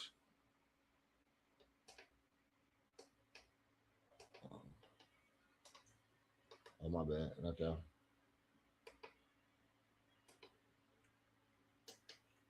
Not that one. Oh. Oh, yeah. That's for Steven. I mean, that's for Stuart Scott. That boy Stuart Scott, man, he the one made watching sports fun, bro. So he was always gonna say some hood shit right in the middle of it. He was always gonna say some fly shit. He was always gonna say some fly shit. Now, I also want you to know this too, Tom. Obviously, you might be busy, you might be doing something, whatever, but the link for this channel is always at the top in the comments. If you ever want to hit the link, come up and join the panel. You know, come up and get something off your chest about what you want to talk about. Doors always like church up in here, bro. The doors is always open. Come on in. Come on in. The doors is always open. And then again, you know, it's just like barbershop talk. We always just chopping it up, getting it off our chest, how we feel. I take this right here. And also, if I ever say anything that you disagree with and you want to debate me, I'm always open for a debate. I'm always up. If I say something that you don't like and you want to challenge me on it, you always more than welcome to come over here and let me know. Put it in the chat and we can go back and forth. I don't duck no smoke either, but also I don't invite no smoke. You know what I mean? It's either good times, have it up, chop it up, or somebody don't like something that I say, somebody don't like something that said, we can hash it out.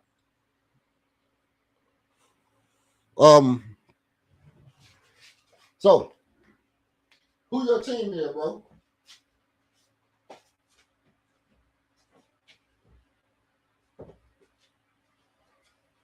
And who is your team? What team you root for in basketball?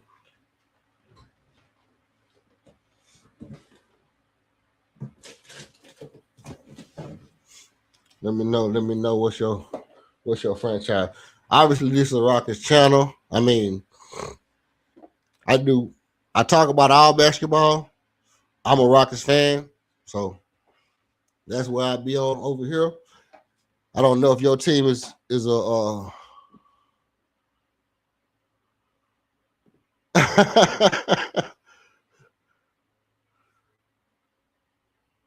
hey, bro. Oh, no, listen. There is a long running joke on this channel, bro. There's a long running joke on this channel. And I'll see if I can give you a little bit of the history of it. I don't speak to every Kobe Bryant fan. I can't assume what their reasons are gonna be, but I know a number of Kobe Bryant fans. Okay, but I'm not asking you to speak. I'm not asking you to speak to everyone or assume everything. I'm saying whichever Kobe Bryant fans you talk to, you interact with, you type to, whatever, when they tell you where they rank Michael Jordan and they tell you why, you should be able to think, wow, that's the same stuff that Michael Jordan fans say. In other words, what I'm saying to you guys, those people that you call Kobe Bryant fans and LeBron James fans or Steph Curry fans or whatever, they're all Michael Jordan fans. In fact, the majority of the NBA world picks Michael Jordan. It's over 70%.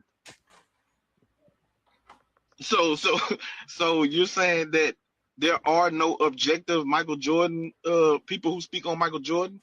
And not only that, anybody who has Michael Jordan number one, and their reasons overlap with quote unquote Jordan fans, they're automatically a Jordan fan. Not only are they automatically Jordan fans, but if I'm wrong, let's say I'm wrong.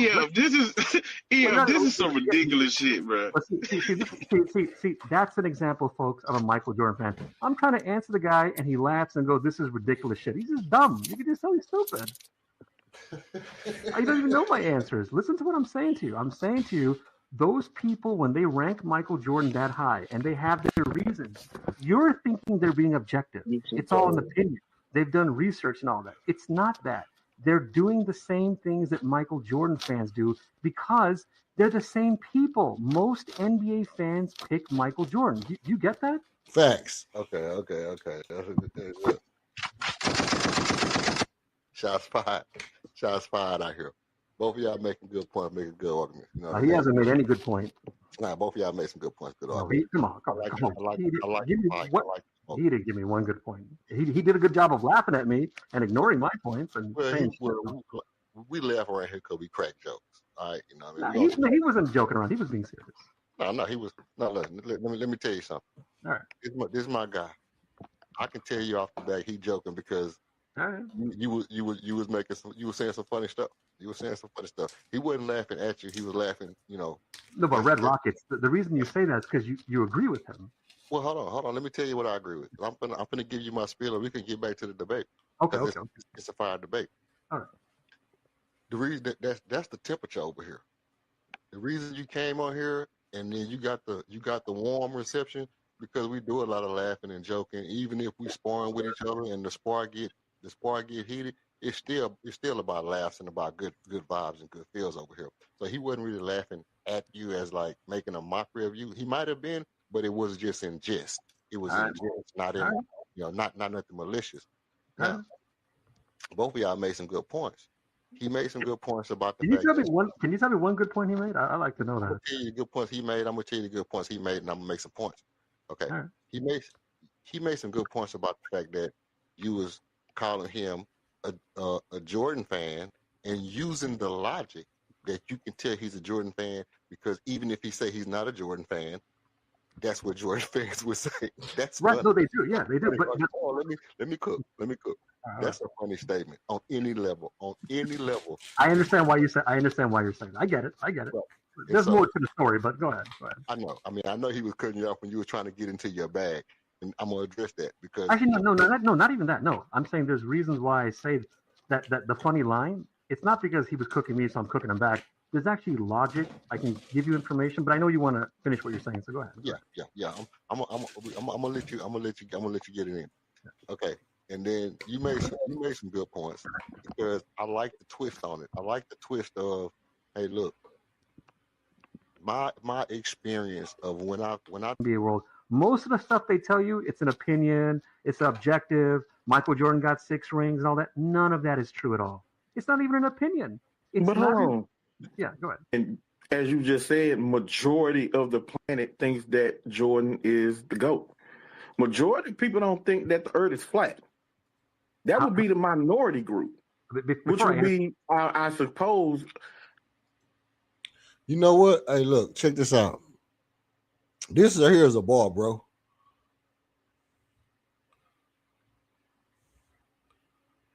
They do the whole moving the goalposts. They do move the goalposts according to which player they trying to raise the status for. They'll move the goalposts from one player to the next, and they'll say, well, this makes this player great. This makes this player the best basketball player. Like, I heard somebody finally say something that I've been saying for years. When people say the best football player ever, and they say that Tom Brady is the best football player ever, it's the same kind of dynamic. Like, how can you say that Tom Brady is the best football player ever, if he can't tackle better than nobody, he can't run better than nobody, he can't catch better than nobody, I'm pretty sure you can find a guy that can tackle, catch, run, throw, kick, could play quarterback. Like,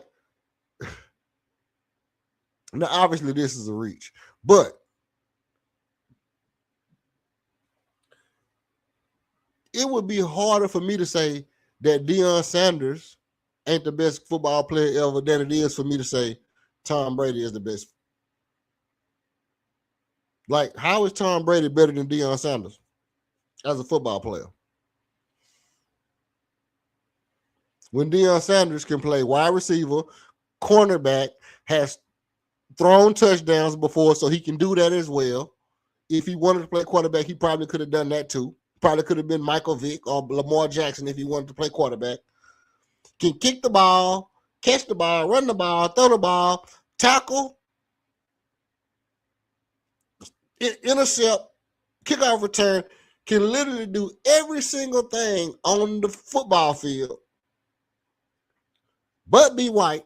And then they say Tom Brady is the best quarterback, the best player in football. Like, how did he get to be better than Joe Montana? How did he get to be better than Jerry Rice? How did he get to be better than Dan Marino?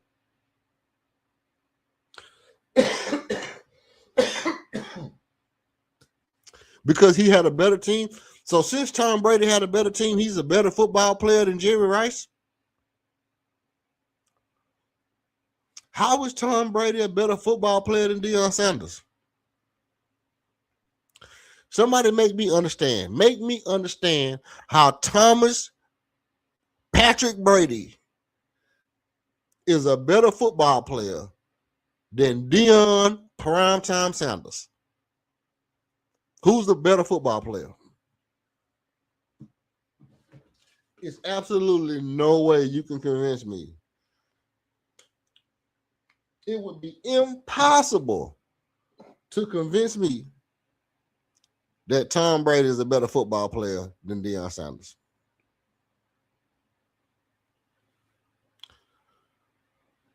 Tom said, and you know what's crazy? There are people that would say Dan Marino is better than Tom Brady, and Dan Marino's only been to one Super Bowl. That sportscaster sitting there that don't like Tom. No, listen, that's true. No, listen, here's the thing. Tom Brady said that Aaron Rodgers is the best thrower of the football. There are people that would say that Dan Marino and Aaron Rodgers are the best throwers of the football. If you only want to talk about quarterbacks, if you only want to say who's the best quarterback, then I think, debate it however you want. You can say Tom the best quarterback. You can say, you can say Marino the best quarterback. He had the best throwing year ever because he had the most crazy yards number, 5,000 yards and unlimited touchdowns and very low interceptions or whatever. Right. Exactly. If you say who the best quarterback, is Patrick Brady a better quarterback than Tom Brady? The thrower of the football, can run, can read the defense, can can game manage, is a natural winner. So if you're saying quarterbacks, I still have to throw Joe Montana in there. I still got to throw my boy Joe in the mix. We gotta have. Let's look at the numbers and see who the best quarterback is. I don't have no problem if somebody want to say, the best quarterback, Drew Brees. Let's put Drew Brees in there. Drew Brees got to be in the conversation. Yes, Tom Brady beat Patrick Mahomes two big games. Like, as far as, here's the thing, as far as mentally, you say like no mental lapses. I think Tom Brady might be one of the elite, probably Tom Brady might be the absolute best at not having any mental lapses in times where he needed to be on point. If they needed to deflate balls or they needed to lie about cheating, they needed to be on the field at a certain amount of time. He needed to cuss out his coach or his offensive coordinator. Tom Brady was absolutely mentally prepared every time he needed to be mentally prepared. I think that's a quarterback attribute that's important. That's important. So I would not take nothing against Tom Brady as it pertains to being mentally prepared, ready to go to battle, and being able to capitalize on what you're supposed to do. You know? My only thing is when they say football player. If you say quarterback, I'm not going to argue with you about if Tom Brady or Joe is better than Joe Montana. I'm not going to argue with nobody about that.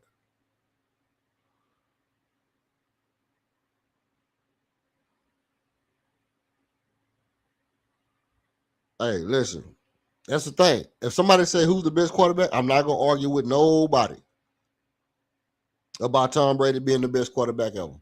I wouldn't argue with nobody.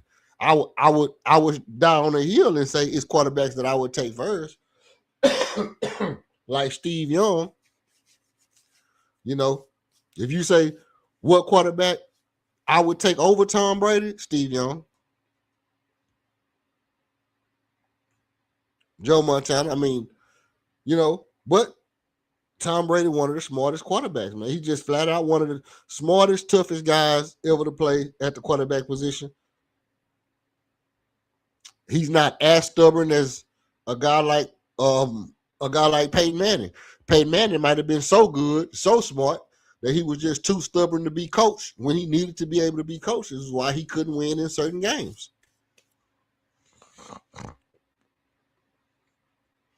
Sometimes you got to be able to be coached, and Tom Brady was able to be coached, follow what he's supposed to do, and get the best out of his talent. Well, Peyton Manning might have been a little bit too cocky and too smart, but Tom Brady not my favorite coach. My favorite coach is Steve Young, and then Michael Vick come after that. You know.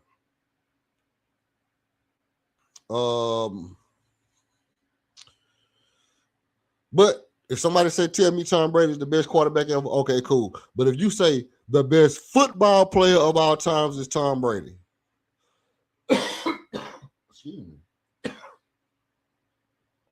Like when you think about the argument that Skip Bayless and Shannon Sharp had, and Skip Bayless was like, well, Tom Brady's better than you. At what?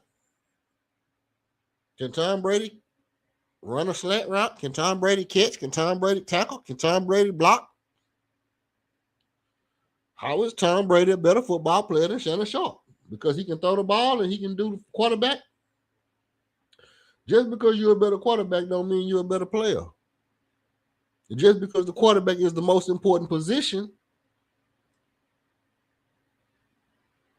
that's like saying because the engine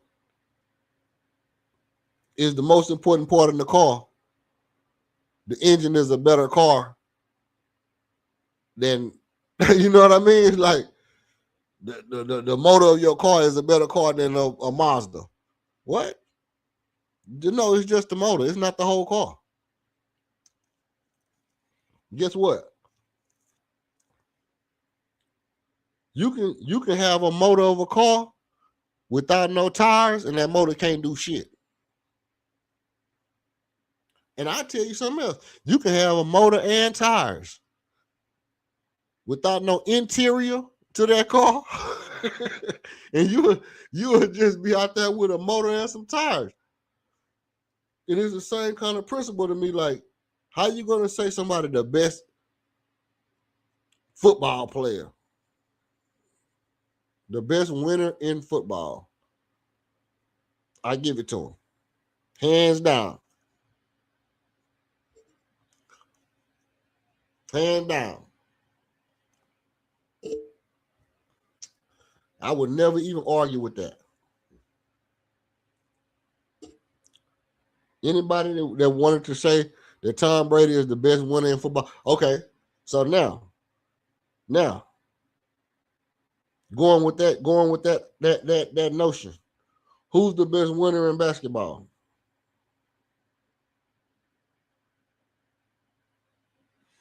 Who's the best winner in basketball?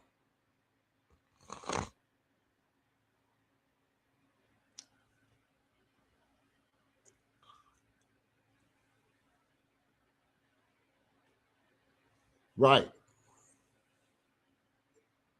Bill Russell. So whenever we talk about, that's what I'm saying about moving the narrative.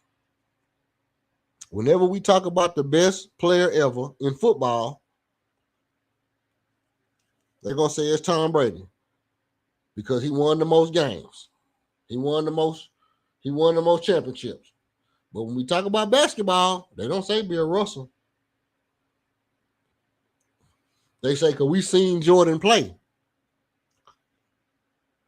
And Jordan can jump. And he can turn sideways in the air. But he wasn't the best winner. So how do we change from the criteria is this for any other thing, but the criteria changes when it comes to basketball? Any other thing in life. Any other thing in life, we know the criteria. But when it comes to basketball, the criteria changes. Right? Okay. So then, boom. Who did you say your team was in basketball?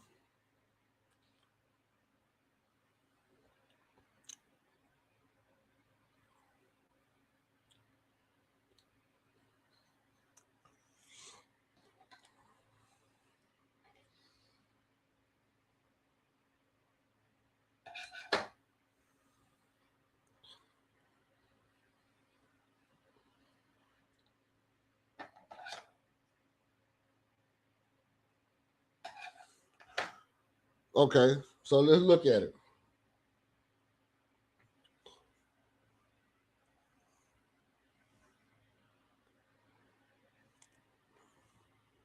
Hey, you know your shit, boy. You know your shit, boy.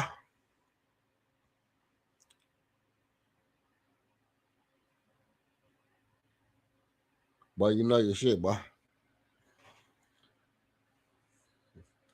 Where you come from? You must got a DeLorean. You must got you a DeLorean. You can go back in the time machine.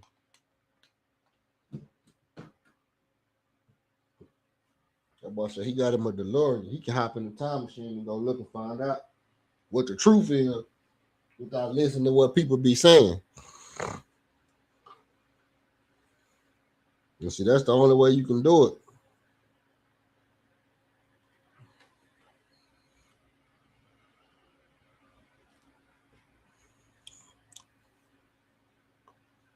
Let me say this, because I need people to understand this. Bill Russell was in a black movement when he was playing with the Boston Celtics. Red or black, love Bill Russell like a son. Hey.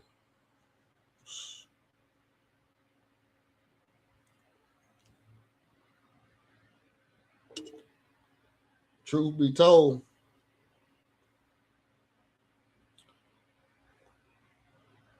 like you said, if we're going to talk about wins, I know what it takes to win. I know what it takes to win. People trust me to do the right thing. They talk about LeBron and they say he's the best player because he always make the right play. Bill Russell always make the right plays. He came out and said, hey, look, they're going to expect me to do this. I'm going to pass you the ball every time tonight.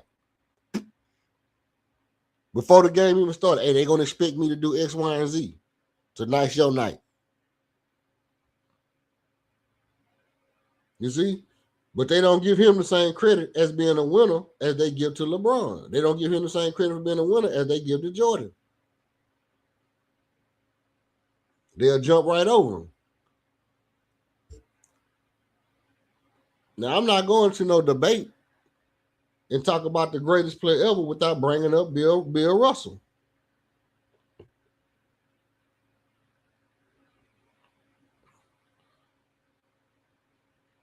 But see, my thing is, I got to get you to admit that there's no way to get past Wilt.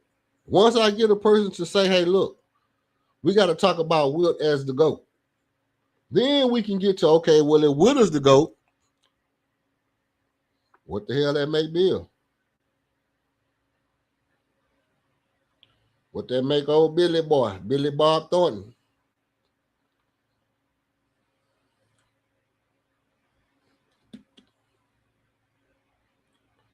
Hey.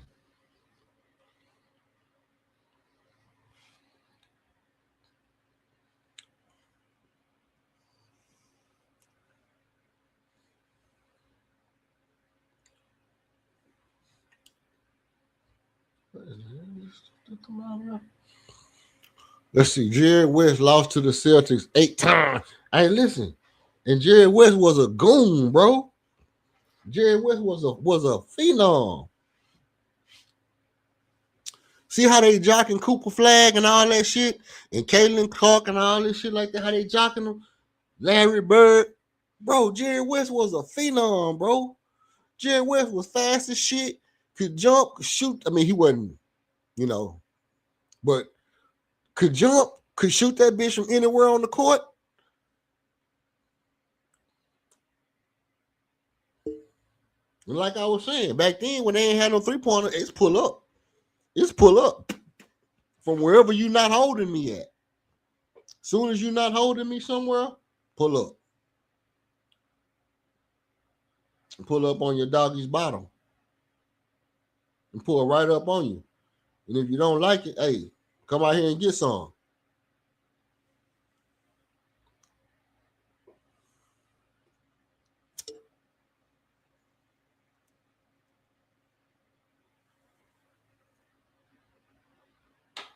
Caitlin Clark is the Jerry West of the WNBA.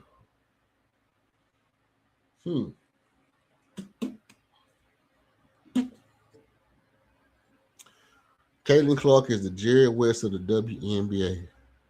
That's a hot take, boy. You think Caitlin Clark is, you think she that girl? You think she that?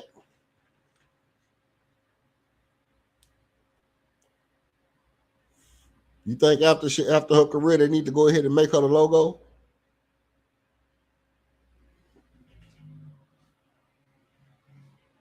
Caitlin Clark, that one? She that one that's going to put the NBA on the map?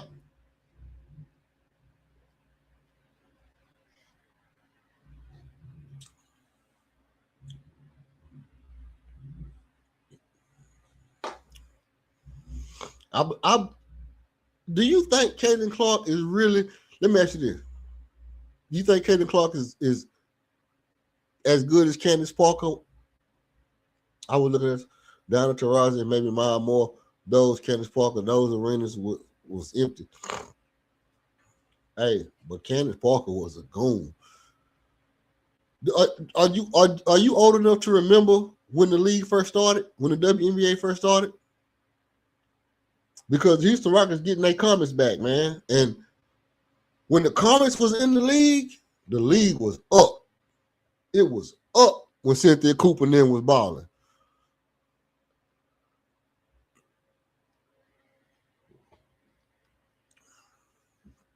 I shit you not. Cynthia Cooper, Tina Thompson, Cheryl Swoops on one team.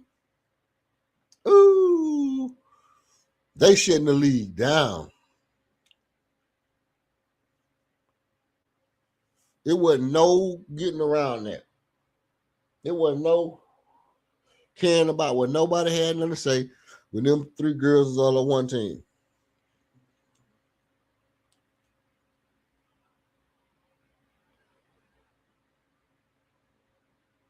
There will be more Olivia Miles coming in this league, but nobody in the WA gets played defense-wise like Caitlin Clark. That girl actually got tackled. Yeah, they be roughhousing them. They be roughhousing them. But they did the same thing to Curry They did the same thing to Curry until they got a Draymond. You know, Curry and Draymond had to stop making people stop putting their hands on Curry.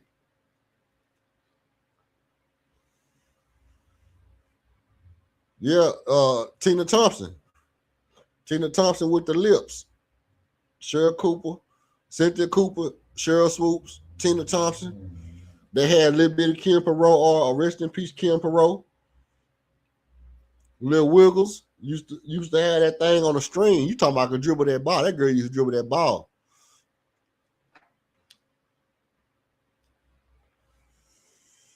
She dribbled like one of us. She dribbled like a dude. She got that ball on a yo-yo.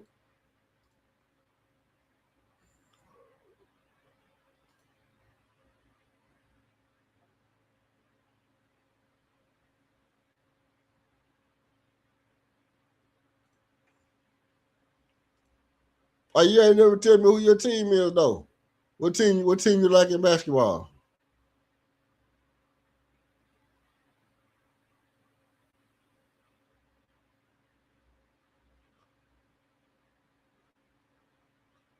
Man, you boy cannot do right. Do you do right by me? What's your team in basketball? Put your team in basketball. Tell me if you think your team, where you think your team gonna be at the end of the year. Can your team make the playoff? Can your team get it? I remember when Cheryl Miller was playing with USC with the two McGee. Hey, you know a little something, boy. You must be watching. You be on that YouTube, don't you? Either you got a DeLorean, either you got you a DeLorean, or you be on that YouTube. But look, I like Boston Celtics, but Brad Stevens has to be the WGM to get rid of my favorite player. Oh, you a beanhead. You a beanhead. Shout out to the beanhead, man.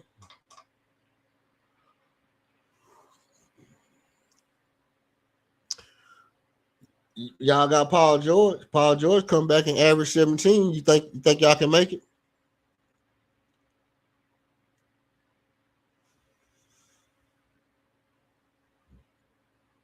Hey, see this right here.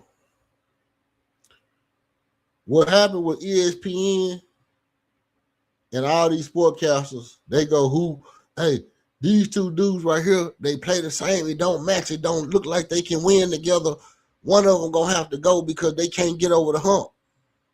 They put that, they plant that seed for so long and so long and so long and so long that it eventually wears and tears on the chemistry of those two players. They do it with everybody, bro. They do it with everybody. Oh, this guy good enough to have it. See, they already starting with Dylan Harper and Stephon Castle and Wemby. See, they already starting with the narrative that Dylan Harper needs his own team. Because what they're doing is they saying, oh, this guy's good enough to make max dollars and be a max dollar guy. Yeah, that's true. But that just means the team salary cap need to be able to fulfill the obligation it has to its players. Oh, they're going to get rid of Fox, but I guarantee you, bro, let me tell you what the league don't want. The league don't want no team like the San Antonio Spurs to have 3 legit top players at their position. They don't want that to happen again. And the minute they do, they're going to start doing the same thing you were just saying they did to Boston. Oh, Stephon Castle turned the ball over. He need to try to get the ball to Dylan Harper. Dylan Harper is their best scorer. Dylan Harper need to be their number one option.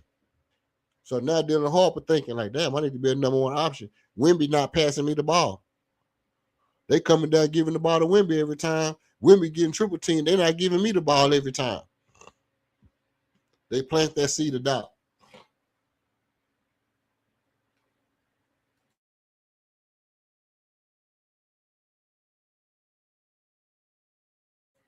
it's the same thing that going on with my Rockets right now. Everybody keeps saying, hey, look, the Rockets, they got two players that's they stars, that's their main two young core stars they can't shoot. So they keep putting that out there. These two players can't shoot. They got two guys that can't shoot.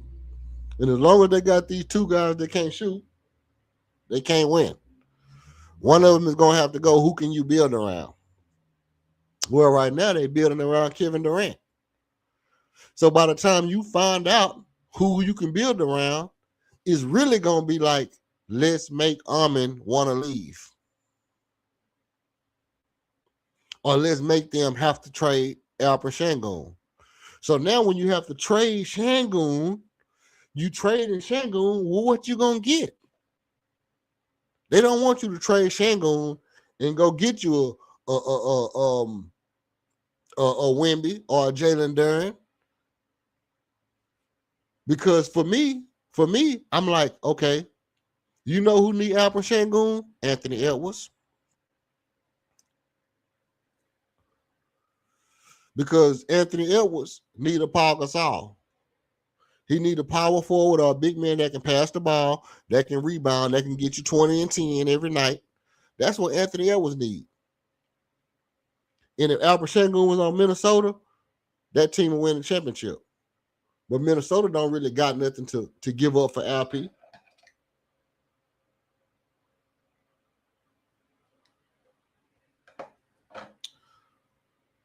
So they don't want you to get good value for your young players and continue to build because they need to make another superstar. And right now, they setting up the superstar to be Wemby. Oh, it's going to be Wemby. Or au revoir, croissant, au revoir, oui. That was slightly prejudiced, but still.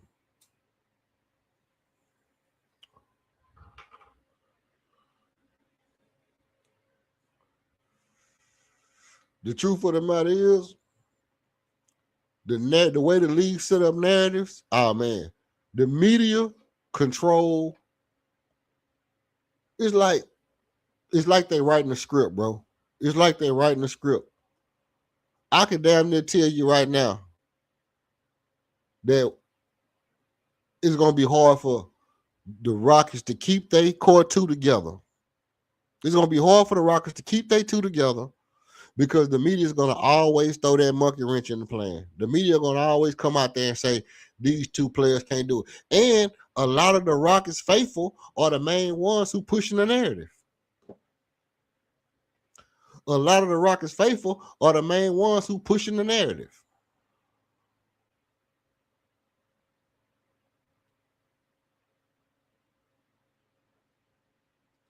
Let me see something. Jump down here. Okay.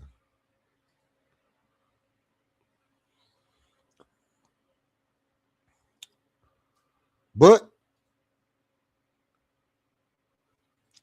so for me, it's almost like I'm always campaigning that the Rockets can get over the hump, keep their core together, and just go ahead and let them build. Because a lot of time what you'll realize is teams let guys go, and then that guy become the exact same thing that team need in the future. And it'd be like, man, if we can get XYZ, well, you didn't need him when you got him. But if you'd have just kept him, he'd have been on your team when you needed him. But you needed something else at that time to make your team look good. Damn looking good. Damn making your team look good. Because what teams like to do, and this is what I'm scared the Rockets going to do, try to make our team look good instead of letting the team grow until it is good.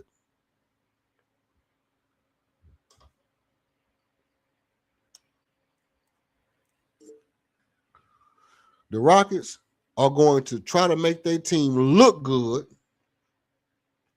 instead of letting their team grow until it is good.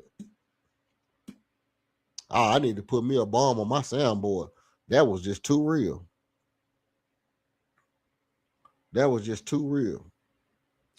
And if that's what they gonna do, not gonna be in a good situation, bro. Not gonna be in a good situation. Because what'll happen is they'll make moves to make their team look like a contender when you know that ultimately you don't got what it takes. You don't got what it takes. Let me see something. Let me pull up this right here.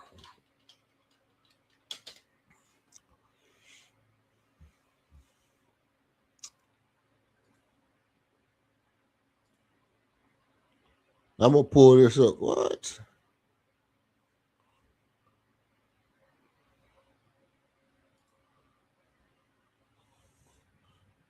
We got those twins, but we got hey,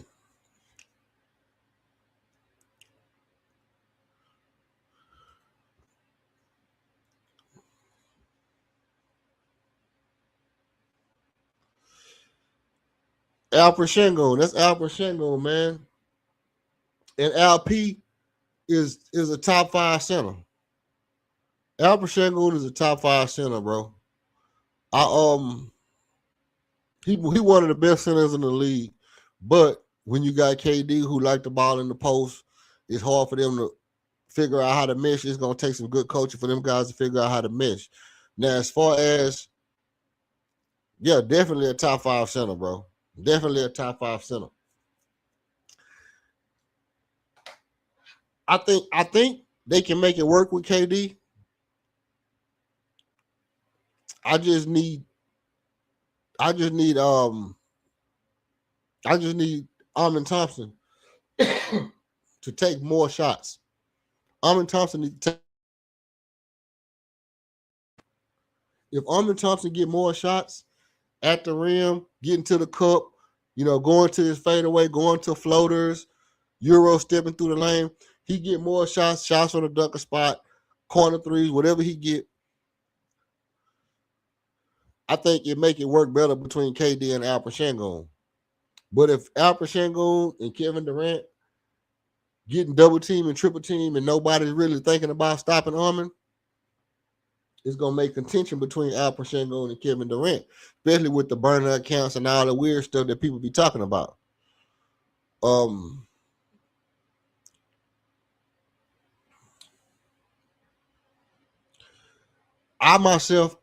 I would like to get the other Thompson twin on the Rockets. I think if the other Thompson twin was actually on the Rockets, oh man, that'll make for a whole different dynamic. That'll make the Rockets a whole totally different team to where you can see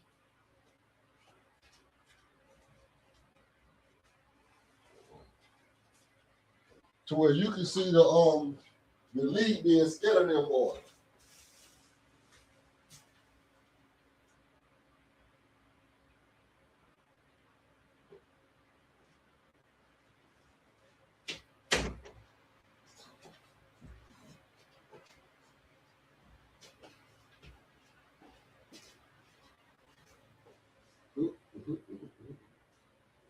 What in the sneezing?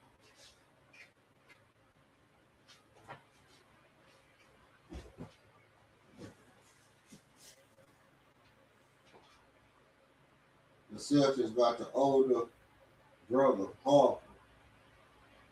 They give him some opportunity. He's gonna be a solid basketball player. Hey, that's 100%.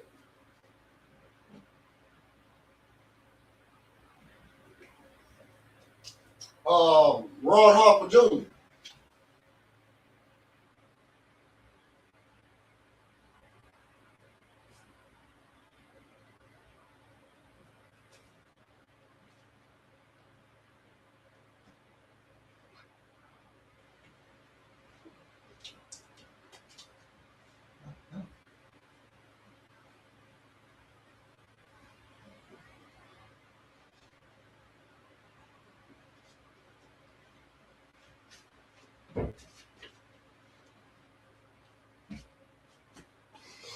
One thing about it, Ron Harper Jr. is a basketball player.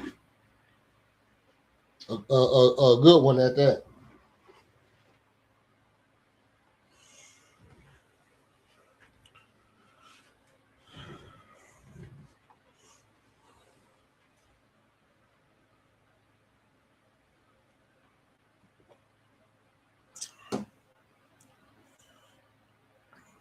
Let's see where we at. Okay, so now I got this thing up over here.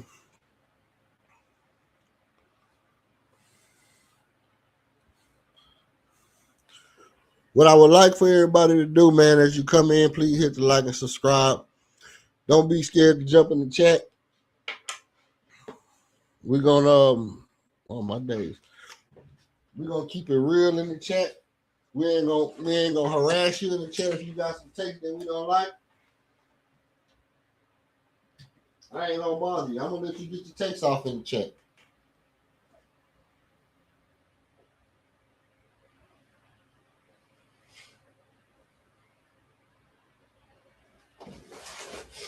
I'm gonna let you get your takes off in the chat. I ain't gonna bother you in the chat. I'm gonna let you say what you feel in the chat. Right? We're gonna keep it real in the chat. Yeah.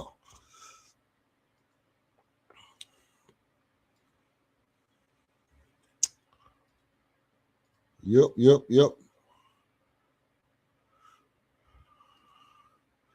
Let me go back up here and look and see what you said about your beans. The Celtics got the older brother. I mean, we said that. Okay, boom. Paul George have to be available and reliable to a team, and he's always hurt. Paul George may not be healthy for the whole season. Paul George ain't gonna be healthy for the whole season. If Kalshi had that, if Kalshi got that on the bets, you can bet under on that. You can bet the under on however many games they got for Paul George, because he probably not gonna play that many games, bro. That nigga gonna be hurt. He gonna be hurt. But I think, you know what I think? I think when players get to a certain age, especially if you're a certain level, caliber of player, I think the mind frame a lot of times is, I'm gonna play just enough to see where we at, and if we not nowhere, I'm just gonna set it down. You know, I'm gonna shut it down early. I'm gonna play a couple of games to get my rhythm. I'm gonna sit down and chill. I'll come back a little bit to keep us over the hump. I'm gonna sit down and chill, and I'm gonna see where we at close to the end of the season, and if I need to really ramp it up to be ready to play. Because if you might not remember, but when Mutombo was on the Rockets, Mutombo wouldn't even. Hey man, stay up, brother. Hey, look, bless up. Appreciate you coming through, man. Really appreciate the like, really appreciate the subscribe and the conversation, man. Good talking to you. Have a blessed day, man. Hey, KG1, keep God first, man. KG1 all day.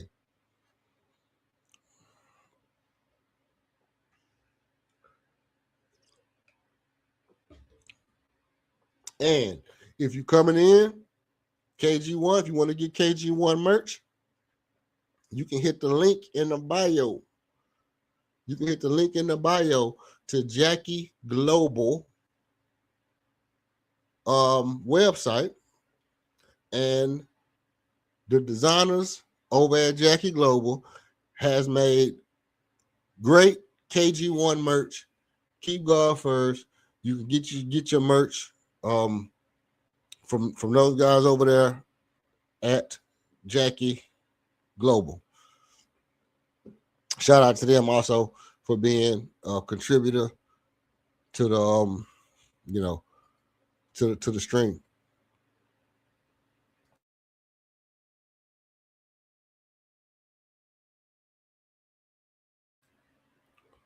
All right.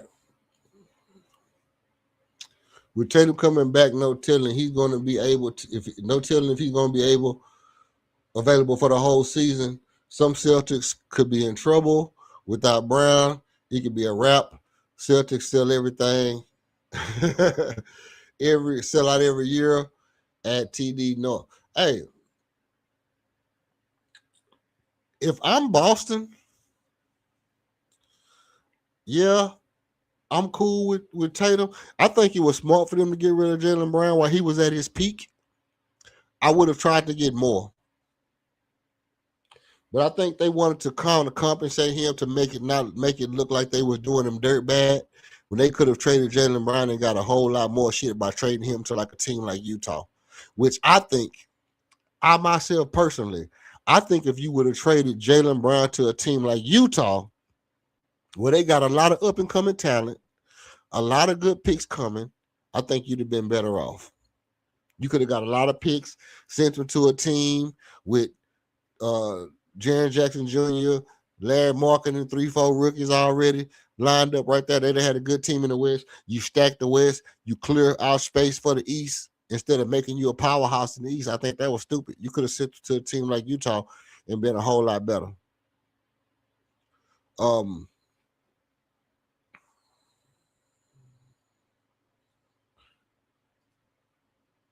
And this is my last thing. Anytime you sell out every year, regardless of what type of team you have in Boston, is good for fans going to games when the teams are not good, very loyal, faithful. That's kind of true. That's kind of true. I can dig that. I can dig that. You're not really playing for fans that's the up and coming fans not really loyal at this point. I see what you're saying. I see what you're saying. When the up and coming fans not really loyal, you're not gonna get them there by making bonehead mistakes every time. I mean, they did win a championship a couple years ago, and then the year after that, on the way back to the championship, Jason Tatum got hurt, and then they did this right here move, which I don't think is a bad move, depending on how they see Jason Tatum being from now on out. Usually, like I said, when a guy has a significant injury, he's not able to get you over the hump ever again. So if it's me, I'm trading Jason Tatum, trying to get as much value for him as I can. I would actually go ahead and start rebuilding. I would actually go ahead and start. I wouldn't have got Paul George. I'd have traded Jaylen Brown for a VJ Edgecombe, if anything, and then started rebuilding. Give me the best young player I can find, a couple of draft picks, and then trade Jaylen Brown and do the same thing. Because you could imagine, you could have traded Jaylen Brown for VJ Edgecombe and some some parts. You could have turned around and traded Jason Tatum for Paolo Banchero and some parts. It had two up-and-coming elite players. Pat them together and watch them work for the next couple of years, like you just had with Jason Tatum and Jaylen Brown. I would have tried to do that rather than, I'm gonna just get some bullshit, get some BS contracts, and let them contracts play themselves out while we see what Jason Tatum got and all. And I'm selling everybody right now. I done broke this team up. I done won a championship. Everybody gone except for one guy. Go ahead and sell out. Get the best players you can get and reestablish yourself.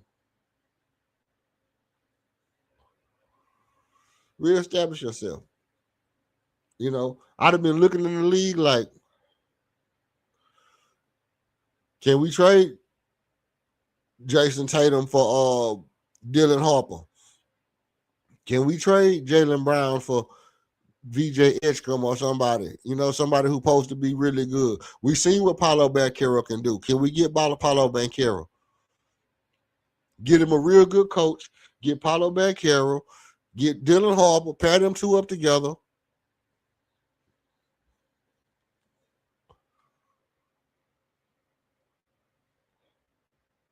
I mean, obviously, Paolo might be damaged goods at this point, but you see where I'm going with it. Now, with all that being said, let's see what we got on the docket.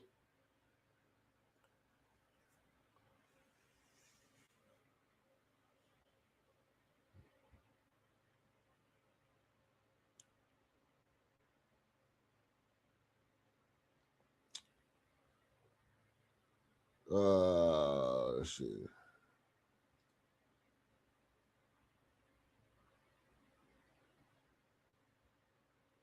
You know what? I went to a couple Boston games, and there are a lot of kids at those Celtics games, Bruin games, Patriot games. The amount of kids that be at those games, hey, I don't know, like how did like when we was kids, when I was a kid, we didn't have money just to be at no random sporting events, bro. We didn't have no money to be at no random sporting events like that. It would be crazy for you to see me at a like really, bro. Really? You finna see me at the Dallas Cowboys game when they in their prime?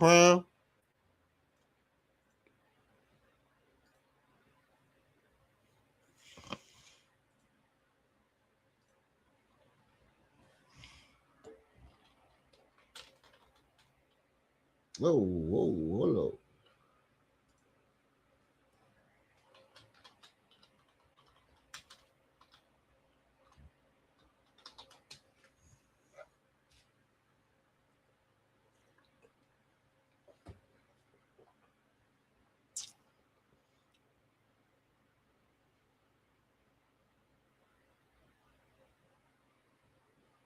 No. No.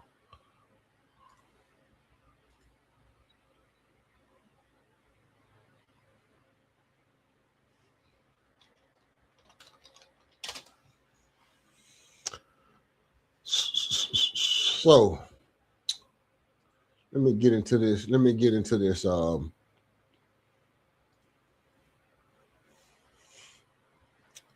I did want to touch a little bit on the new pickups because since the last time I was here, the Rockets have made a change or two.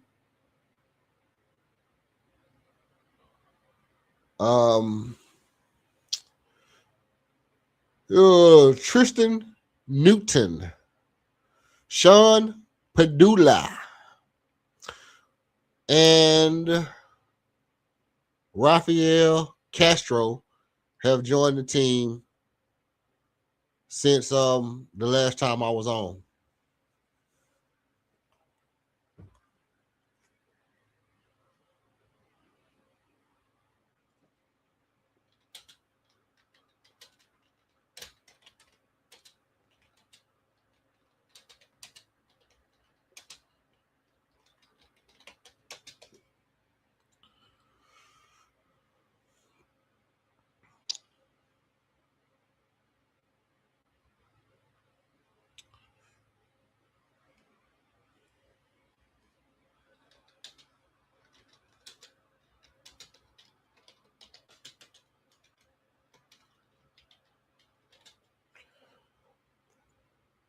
Again, I think the Padula acquisition could be a mild slap in the face to what Kevin Durrant believes about basketball. I don't necessarily think that it's like the end all be all. Like it's not like lose my mind, pull my hair out, crash out type situation. But I do think that it goes against exactly what Kevin Durant. It goes against what Kevin Durant said he thought was a way that you can win. And if you don't feel like you can win with a team, I think it's going to be hard to justify why that team make that move.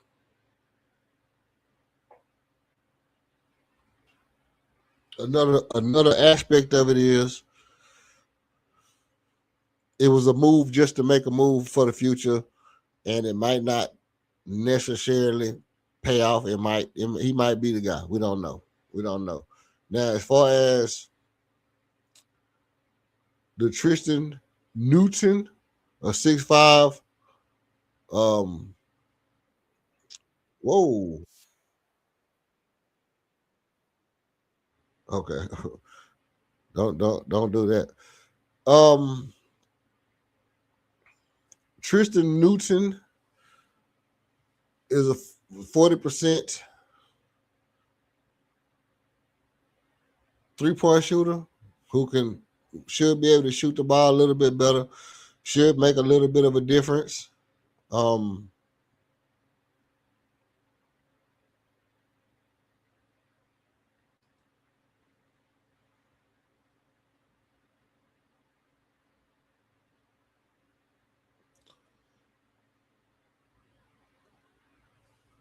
6'5" guard,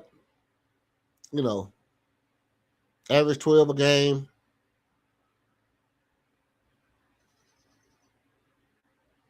I mean, how many games did he play? One game, 2 games.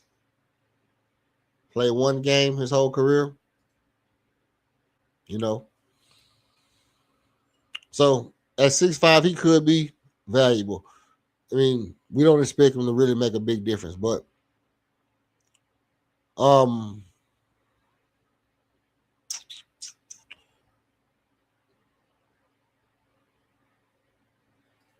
Rafael Castro.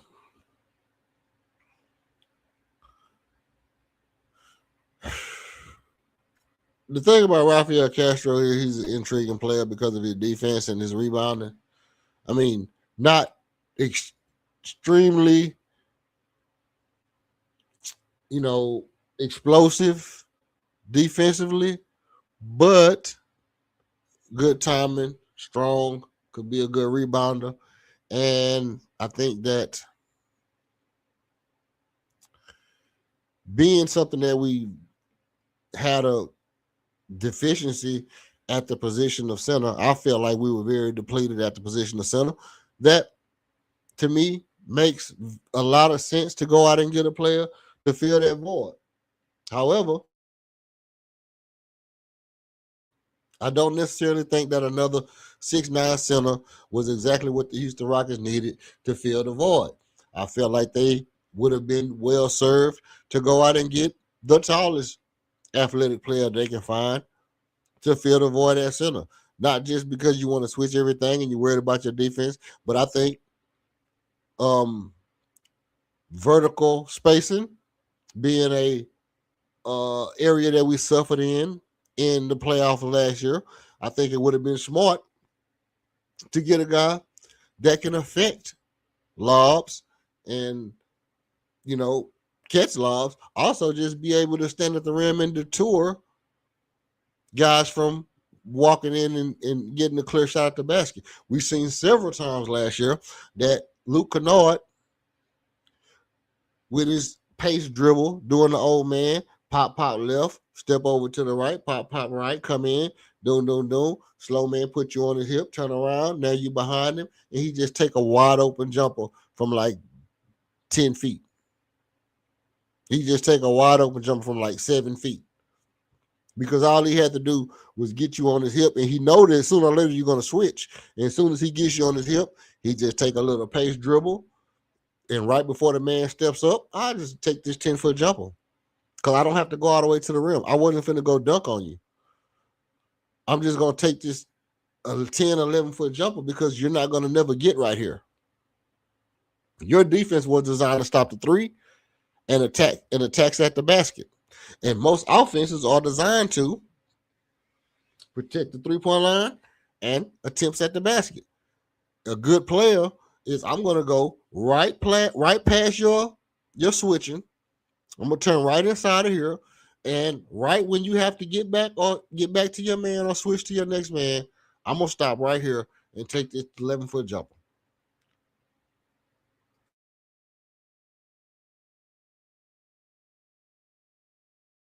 And why am I going to do that? I'm going to take this 11-foot jumper because I'm a pure shooter. I'm not gonna miss it, and it's the easiest shot I've been taking since I was little. Even easier than a layup. This little 10-foot, 5-foot jumper is the easiest shot in the league. I'm right in front of the rim, either angle. I can take this all day. I don't have to worry about putting no English on the ball, hitting the back. I can just shoot this every time right over the rim, looking right at it. And if you don't have a guy that's tall enough to deter guys from taking those short jumpers, well, a guy like Luke Kennard can cook you in the playoff and get your whole defense in a get your whole defense in a hucklebuck.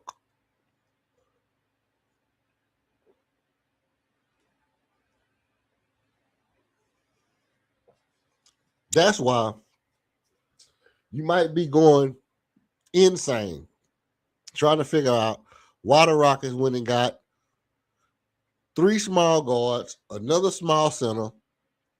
Exactly what are they doing? And if you are going absolutely crazy and you need to take a load off and you get you a chilled, recess mood, sparkling water,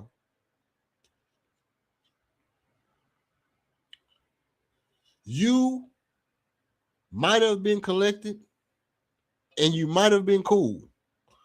But if you get you a chilled, recess smooth, sparkling water, you can bring back your calm and, not go over the edge. So not only do I thank you for listening, I thank Recess, Mood, Sparkling Water. And you can look those up at takearecess.com and get your own personal Recess Mood Sparkling Water to help you,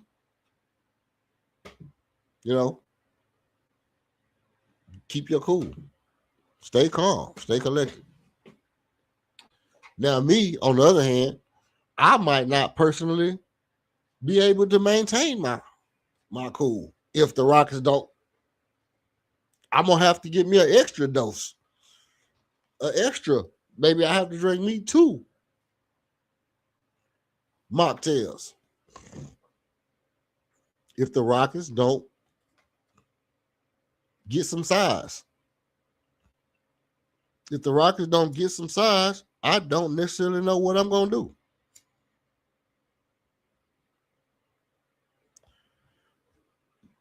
It's gonna be very, very hard pressed for me to believe that the sport is called basketball. The basket is 10 feet. And everybody that you get, none of them are closer to being by the basket, which is 10 feet. Make it make sense. If the objective is 10 feet, let's be very semantic here. Let's focus on only the semantics. Right?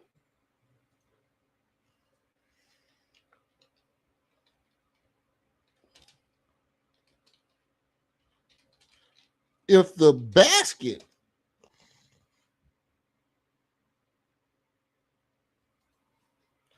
is at 10 feet, that means basically your objective is at 10 feet.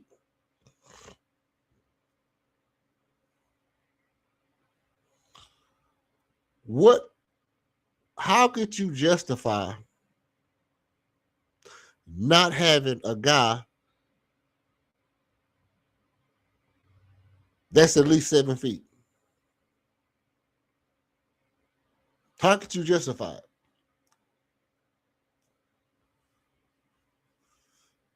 It's in my mind's eye, in my own personal world that I live in. I would say if the basket is 10 feet and I could get a guy that's 10 feet tall, I got an advantage. I got an advantage. Am I right or am I wrong?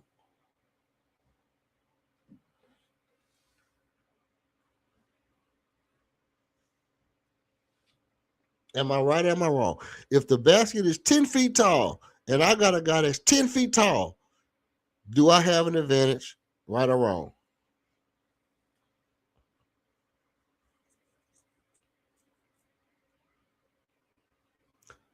So by that very logic, if the basket is 10 feet tall and other players got players that's close to the basket, I mean to the height of the basket, comparably, in contrast to what we have, and we have no players that are as close to the basket as we could get. I mean, well, what are we doing here? What are we doing here? Some things just don't make sense. I mean, this ain't even like this ain't even like a mystery.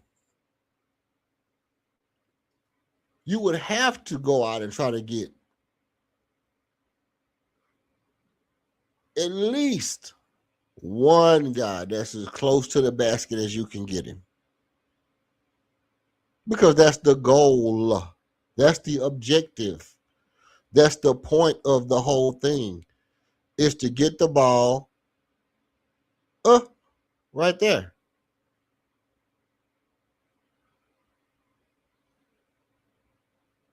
I don't know, man. Maybe I'm underthinking it. But 6'9" center, 6-foot point guards, maybe I'm underthinking it. Now, what I can tell you is one thing I know, two things for certain, three things for sure. Them three things is 3 6-foot point guards. Them three things is 3 centers under 7 foot. For sure that.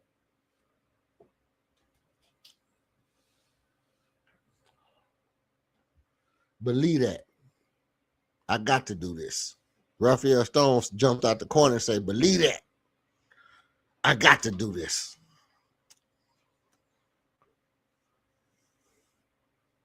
Why they laughing like that? It wasn't that funny, bro. It wasn't that damn funny. It was just a little funny, man.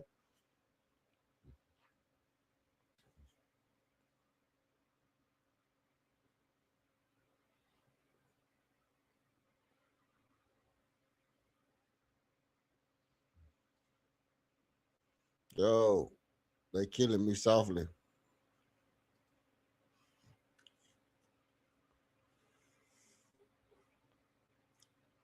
Let me see what we got.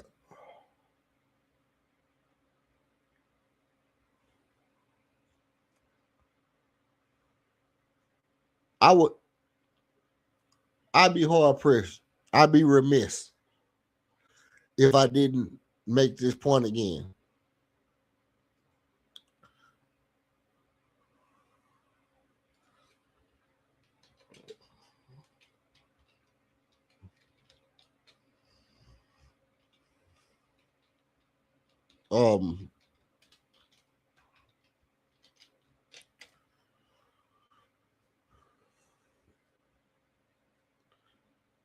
I still have to say Raphael Stone is doing an exceptional job. And here's the funny thing about that. The funniest thing about the whole situation is Raphael Stone could be doing an exceptional job. Two things can be true. Two opposing. They say two things can be true at the same time. Obviously, two things can be true at the same time. 2 + 2 can be 4, and 1 + 1 can be 2. I mean, that's obvious, right? Okay, Captain Insano. But here's the thing. Two opposing things can also be true. Not opposing, but two seemingly opposing things can also be true at the same time. Right? Raphael Stone could be the best GM in the league, and Raphael Stone could also have his ass on the hot seat after this year.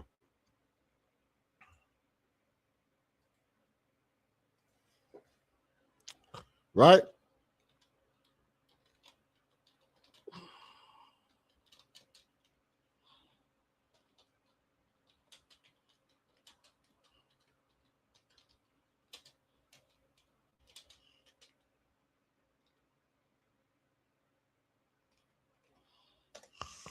Raphael Stone could also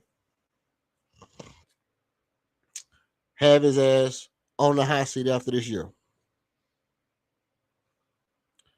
Funny thing about it is, I wouldn't be mad if Raphael Stone ended up on the hot seat, ended up, in a turnstile on his way out of the Houston franchise, I wouldn't be mad. Now, I'm not going to say by the same token that I would be ecstatic, because I would be like, what is your plan? Right? Like, what's the end game here? But if the end game is like, okay, I don't feel like Stone has done what he was supposed to do, I think we can get better. I think he made some valuable mistakes that I don't like. He's not a risk taker. He's very good at this and that, but he's not good at scouting. He didn't hire good scouts. We need better. I wouldn't be mad. I wouldn't be mad at that. But it don't mean that Raphael Stone ain't the best GM in the league right now. As far as, what he's exceptional at, nobody does it better. What Raphael Stone is good at, nobody does it better.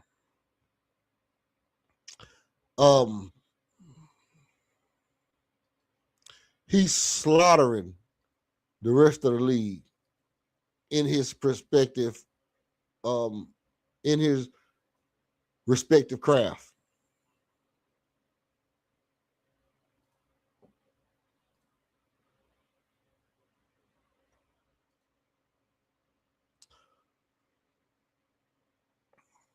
Right? Raphael Stone is literally dog walking the rest of the league at what he's good at in his respective craft. I don't even think it's close.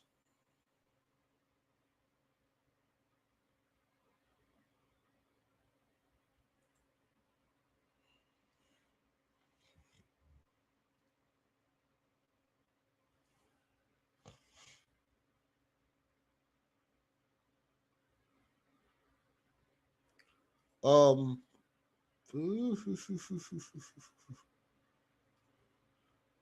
here's what I'm gonna do. While we get ready to come into the last portion of the night. Matter of fact, I ain't gonna say the last portion, but I am going to let y'all listen to a little bit more of this throwback. LeBron fans. Before I answer that, I just want to point out there was a time where the majority thought the Earth was flat. When was? I'm just saying by you wrong. But by the way, you didn't even get my point. When I said they're the flat earthers, you're talking about majority. Majority, minority has nothing to do with flat earthers.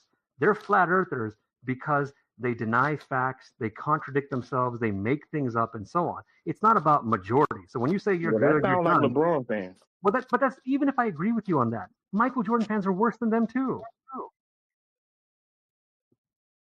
They're worse than every. How about this? Let's do this. Okay, you list something bad about LeBron James fans. I'll list something bad about Michael Jordan fans. I've done this a million times, and we'll see who comes up with more stuff.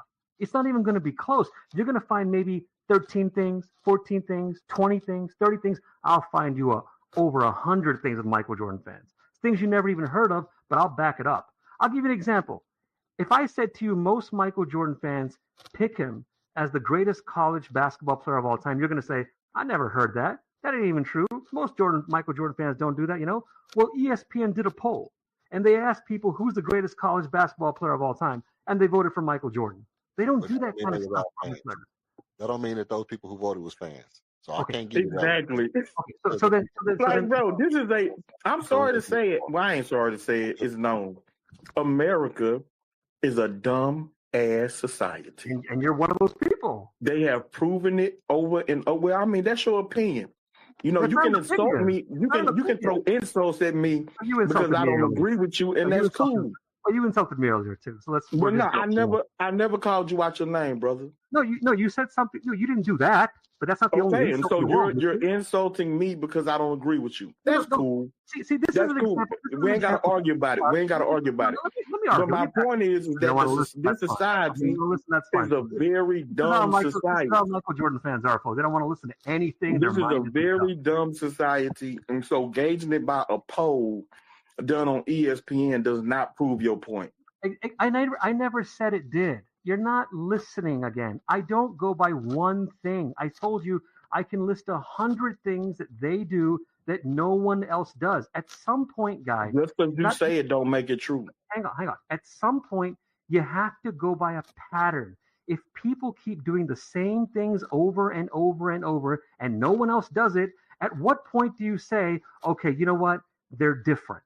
If, in other words, let's talk about America. You want to talk about America? Let's talk about America. If America has a history of being mean to black people, being racist to black people, being unfair to black people and all that, at what point do you say, okay, white people in America are different from Japanese people? There's a difference, obviously.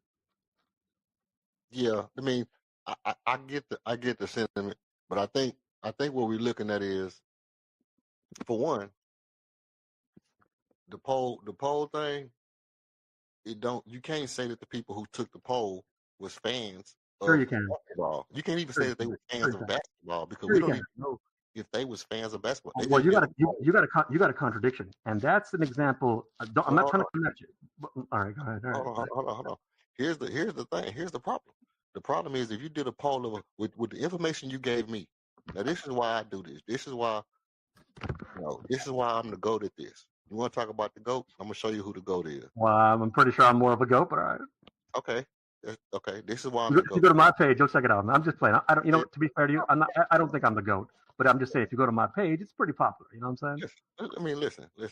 I have no problem pulling up. But I'm gonna show you what the information you gave me was. ESPN did a poll. They asked 100 people. Not 100. Well, you said they asked people. You never said fans. You never said NBA fans. You never said Jordan fans. Right. You just said they asked people. So the only information that I have from what you gave me was they asked people. What that tells me is those people could not even know basketball from a hole in the wall. They could have. I got you. But you got an inconsistency though. You're the same guy. I brought this point up to you. This was my argument when you were talking about shoes. Okay. Remember when you were talking about why are people so into him? There must be a reason, people like him and all that. I said to you more than once, I gave you examples, just because this 14-year-old guy in Pakistan, just because these girls, just because these fans not buy the shoes, it doesn't mean they're experts. So you have an inconsistency in your own argument, and that's another example of why I call you Michael Jordan fans, because you're not consistent in your own arguments. Oh, I see what's going on here. So what is it now? No, this is a good one. So what you're saying is you take a guy, and you say, hey, here we go. Look, you take a guy and you say, the Bible is more popular than the Quran. And then I say, well, the Bible is only more popular than the Quran is because, white people had the first print press. And then you say something, and then I come back and I say, yeah, but the Bible is only more popular than the Quran because Quran got a brown cover and the Bible got a black cover. And then you say you're inconsistent in your argument. You're a Jordan fan. No, that's not what I'm saying. Let me just keep it simple. See, I'm in a lose-lose situation. In order for you to know what's a Michael Jordan fan, I have to give you like a million details, and that's just not going to happen. But on the other hand, if I don't give you the details, of course you're not going to agree with me. So I'm trying to give you small, simple examples here and there. I think you're missing a lot of what I say. So let me try to keep it simple. I'm not saying being a fan of someone is a problem. I'm saying there are certain things they do that no one else does, and then I just reference them as one of those people, the Michael Jordan fans. Like, I'm not going to call them Kobe Bryant fans because they're doing things that people who are into Kobe Bryant don't do. Tell me 3 things that Jordan fans, quote unquote Jordan fans, do that no other fan of any other player has ever done. Hold on, before you do that, I want to let them cook more than 3. I want to let them cook more than 3. I just want to start off at 3. If he can get more than that, that's cool. Okay, they are the ones who started the whole business about who's better than who based on rings. No. Yes. You're going against your own statement. You said not who started it. You said you was gonna name things that only Jordan fans do. Right, that's what they did. No one else did that. But you said no. You said they started it, so that means that a bunch of fans do. That's not what I said. I'm telling you, that's not what I said. Listen to what I said. I said they did something that no one else did. They started it. That's what I said. No, that's not what you said. I'm telling you, that's what I said. Because I don't speak to every Kobe Bryant fan. I can't assume what their reasons are going to be, but I know a number of Kobe Bryant fans. Okay, but I'm not asking you.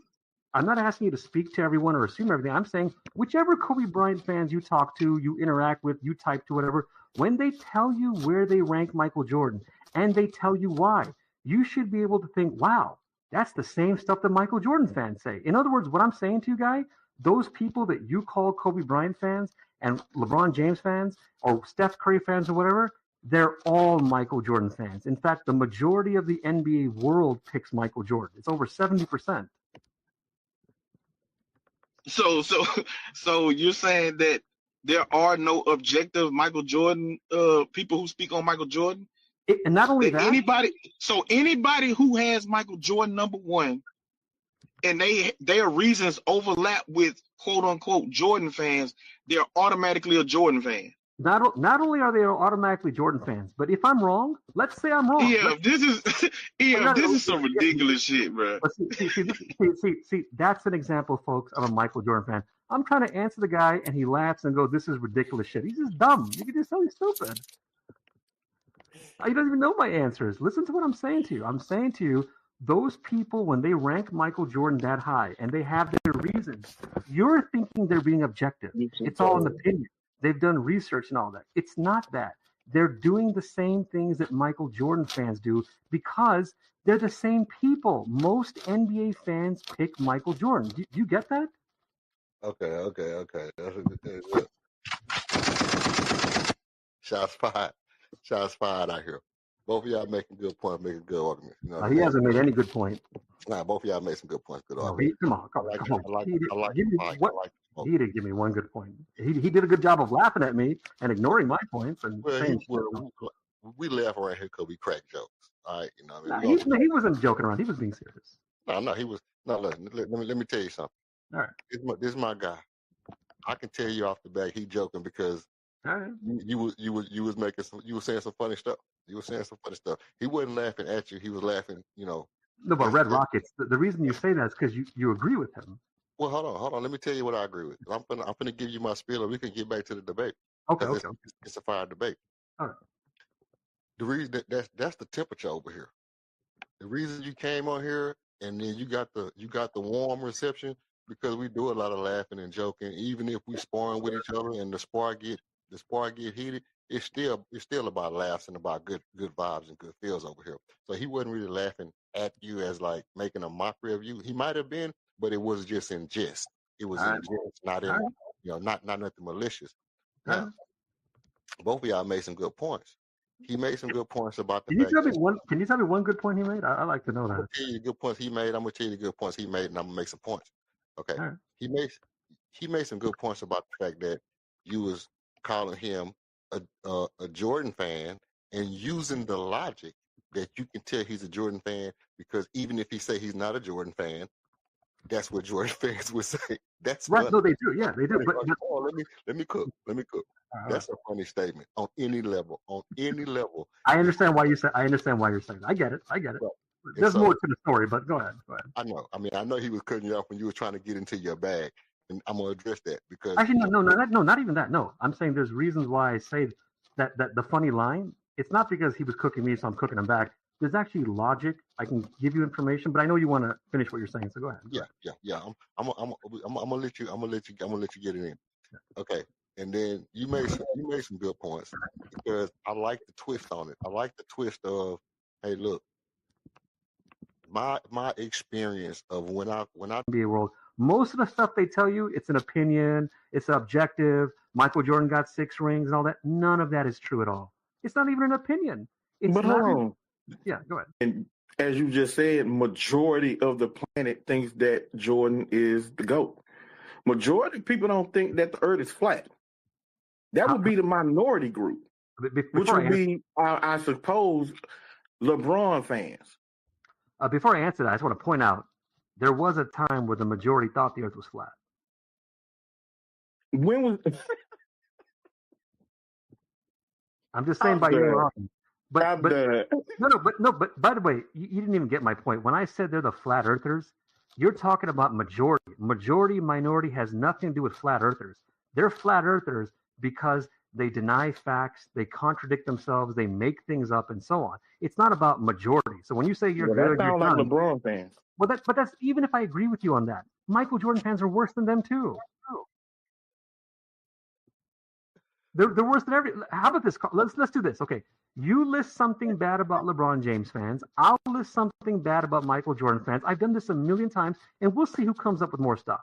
It's not even going to be close. You're going to find maybe 13 things, 14 things, 20 things, 30 things. I'll find you over 100 things with Michael Jordan fans. Things you never even heard of, but I'll back it up. I'll give you an example. If I said to you, most Michael Jordan fans pick him as the greatest college basketball player of all time, you're going to say, I never heard that. That ain't even true. Most Michael Jordan fans don't do that, you know? Well, ESPN did a poll, and they asked people who's the greatest college basketball player of all time, and they voted for Michael Jordan.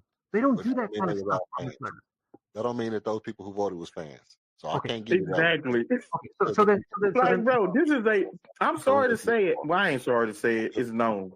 America is a dumb ass society, and you're one of those people. They have proven it over and over. Well, I mean, that's your opinion.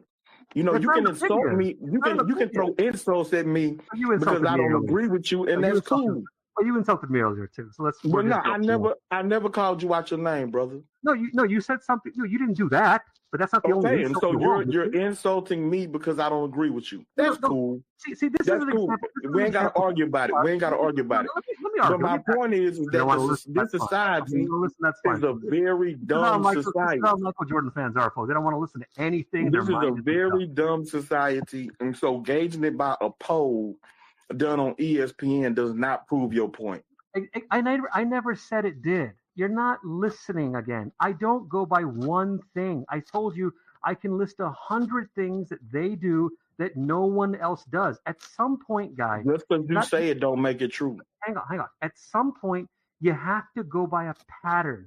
If people keep doing the same things over and over and over, and no one else does it, at what point do you say, okay, you know what? They're different.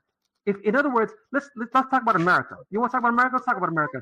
If America has a history of being mean to black people, being racist to black people, being unfair to black people and all that, at what point do you say, okay, white people in America are different from Japanese people? There's a difference, obviously.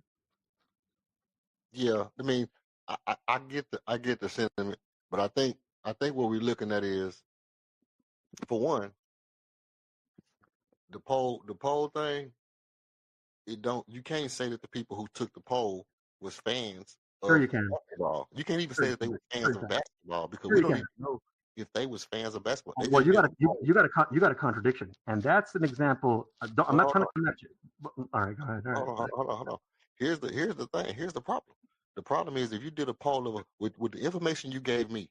Now this is why I do this. This is why I'm the GOAT at this. You want to talk about the GOAT? I'm gonna show you who the GOAT is. Well, I'm pretty sure I'm more of a GOAT, but all right. Okay. Okay, this is why I'm If the you GOAT. go to my page, you'll check it out. I'm just playing. I don't. You know, to be fair to you, I'm not. I don't think I'm the GOAT, but I'm just saying, if you go to my page, it's pretty popular. You know what I'm saying? I mean, listen. I have no problem pulling up. I have no problem pulling up. But I'm gonna show you what the information you gave me was. ESPN did a poll. They asked 100 people. Not 100. Well, you said they asked people. You never said fans. You never said NBA fans. You never said Jordan fans. Right. You just said they asked people. So the Right, only information that I have from what you gave me was they asked people.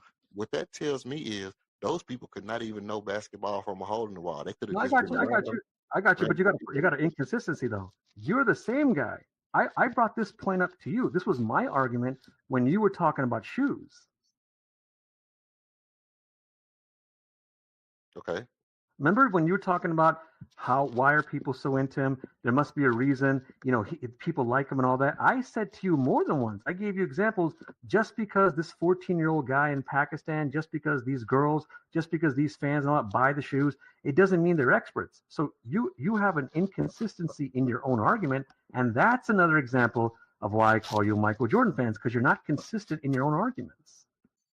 Oh, I see what's going on here. Uh-oh, So what is it now? no, this is a good one. So what you're saying is you take a guy, and you say, hey, okay, here we go.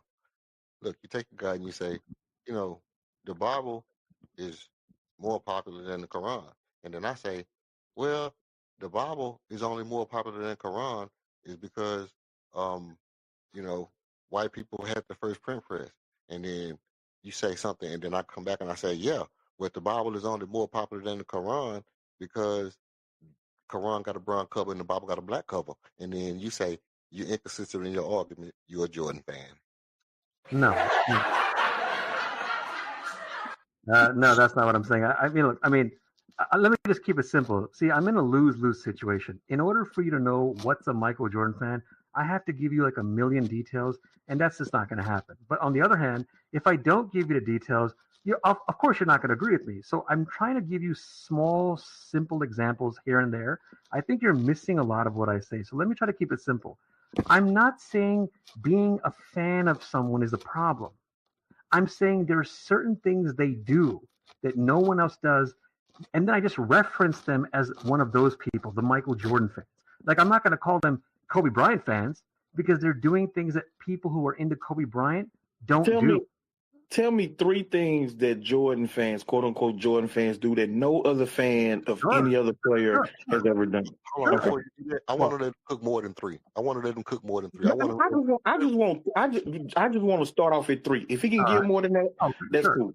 Okay, they are the ones who started the whole business about who's better than who based on rings. No. Yes. You're going against your own statement. I don't want to do that. Not who started it. You said you was gonna name things that only Jordan fans do. Right, that's what they did. No one else did No, that. but you said no. You said they started it, so that means that a bunch of fans do it. I'm telling you, that's not what I said. Listen to what I said. I said they did something that no one else did. They started it. That's what I said. No, that's not what you said. I'm telling you, that's what I said. I don't. So they was cooking, bro. They was cooking. No one did that. Hey, look, they was cooking, bro. But it's funny. I wonder if Jordan fans and KD fans or Jordan fans, Alpha Shangoon fans, I wonder if they like, because Galaxy was making a point that if you are a fan of, I'm a fan of this guy, I'm a super fan of this guy, then you probably really a Jordan fan. And that's just a micro analyzation that you're doing about who you like now.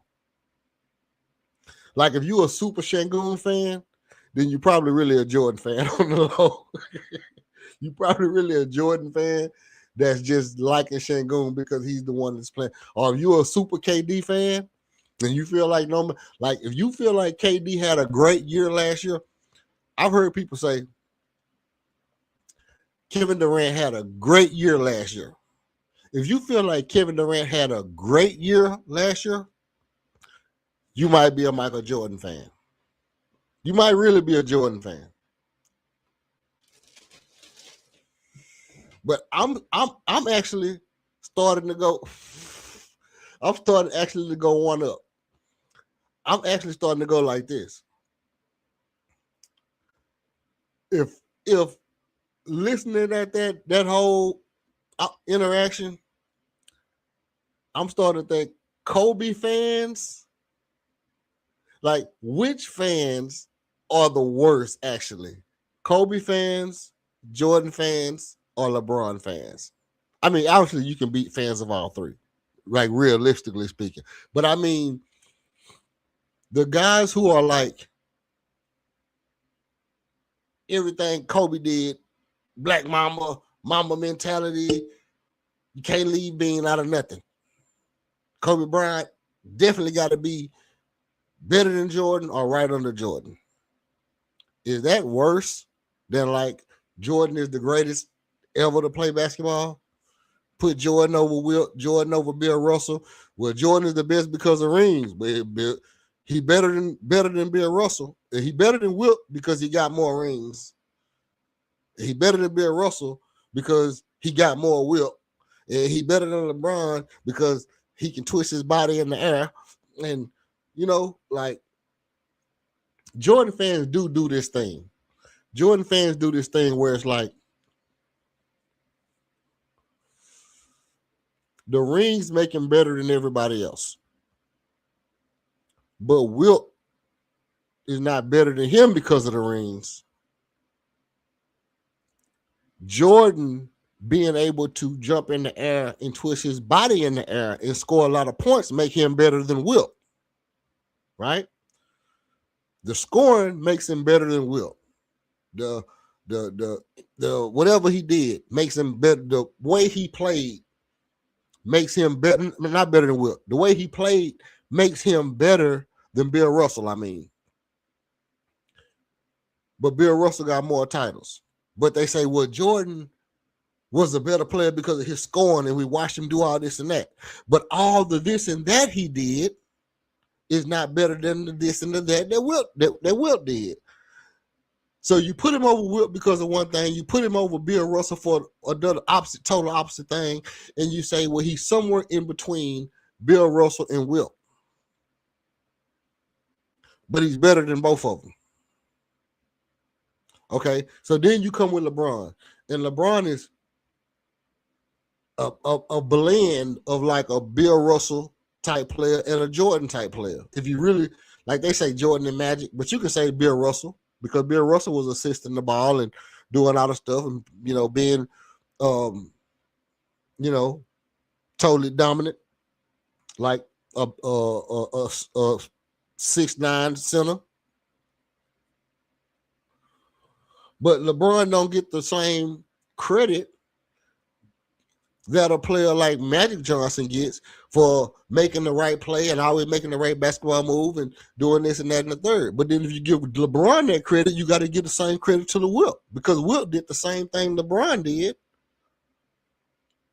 but on a higher win spree. And then you come to a player like Kevin Durant. That's outside of the Jordan, outside of Kobe, outside of LeBron. And then they go to Kevin Durant and they say, Kevin Durant is the best scorer we ever seen. Hands down, he's the best scorer we ever seen. He's 7 foot. He can shoot over people.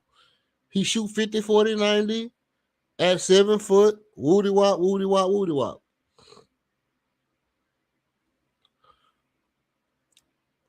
But then you realize that it's players who shot 50. I don't know about the 90. I could go look and see if they shot 85, 90% from free throw line. But I'm almost willing to bet you. Let me tell you something. I'm almost willing to bet you that Wilt Chamberlain shot 50% from the field goal and 90% from the free throw line. You know why I wouldn't have bet you that? Because he was jumping and finger rolling the ball from the free throw line and laying the ball right in the rim. so I'm almost willing to bet you that Wilt Chamberlain was shooting 60 and 90 from 60% from the field goal and 90 from the free throw line if they letting him jump from the free throw line. Run, mind you, Wilt Chamberlain, oh my bad, Wilt Chamberlain literally could run from the three-point line, jump from the free throw like Jordan, and lay the ball in the goal. You think that's not like an automatic shot? That's a much better shot than shooting the free throw. Now, the fact that Kevin Durrant can shoot 90% from the free throw line, which he didn't this year. He shot like 80 something. More like 50, 40, 80. You know, I don't see a guy that averaged 50 points a game. But what they do is they do the Jordan fan thing. They say everybody he played was a midget. Everybody he played was a midget. Let me look at what free throw line stats. Let me look at his free throw stats. I'm gonna look it up.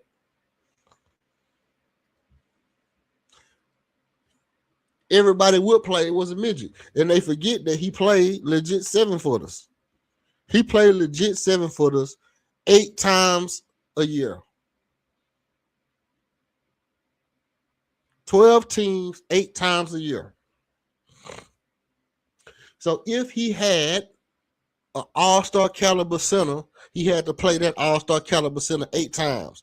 If Nikola Jokic only plays Joel Embiid 2 times a year, Bam Adebayo only plays Giannis 2 times a year.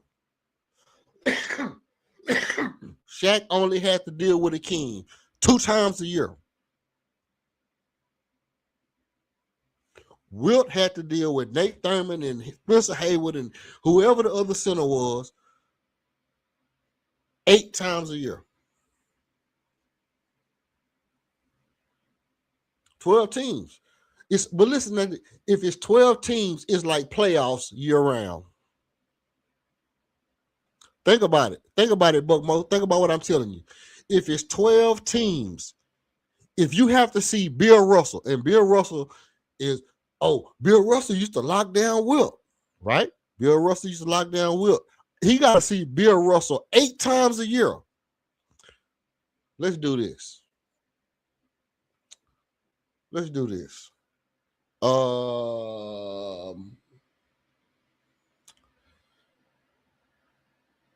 8, 72.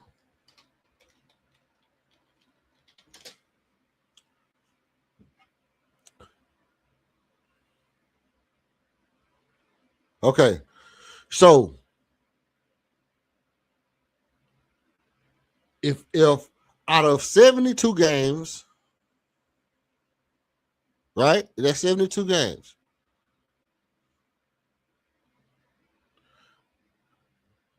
11% of the games he played against a guy who supposedly used to lock him down.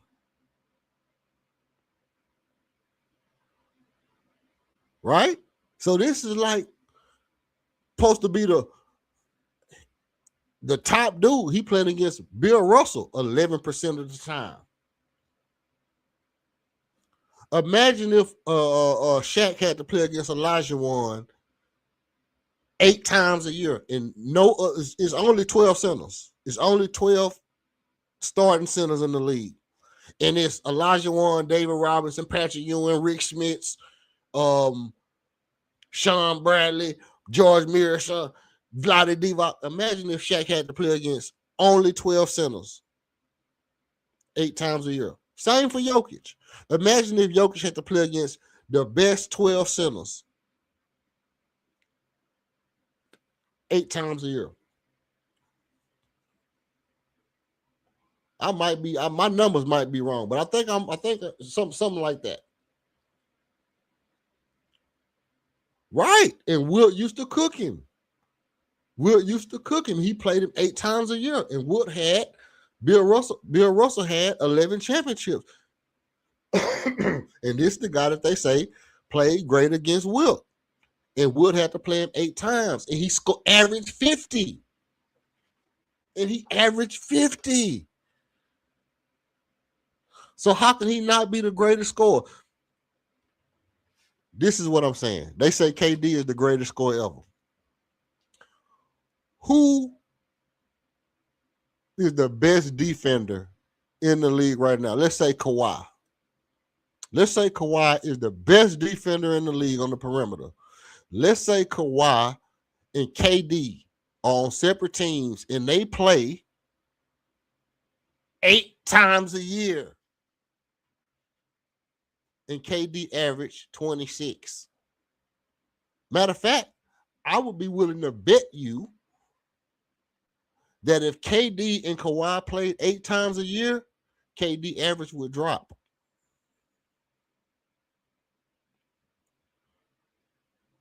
KD average, now I didn't see the numbers, but what I'm saying is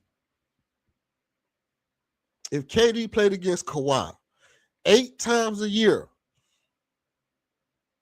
KD wouldn't average. He wouldn't average.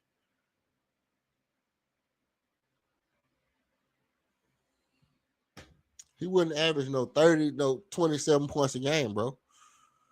If KD played against Kawhi 8 times a year, he wouldn't average 30 points a game. He wouldn't average 27 points a game.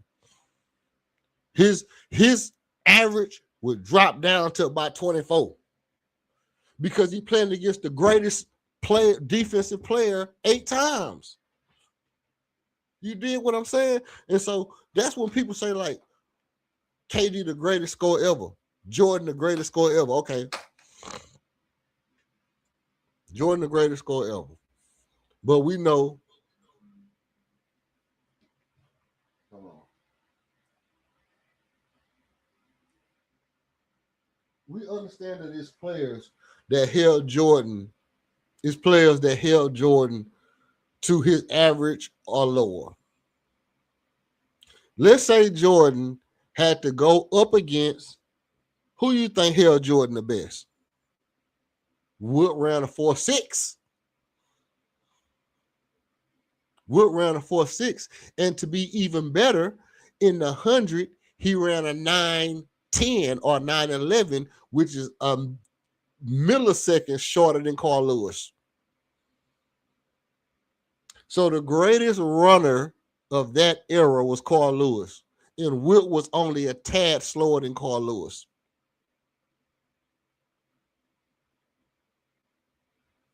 He was only a tad slower than Carl Lewis. You understand me? So if my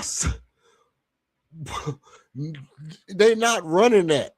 Ain't nobody never did that but Wilt.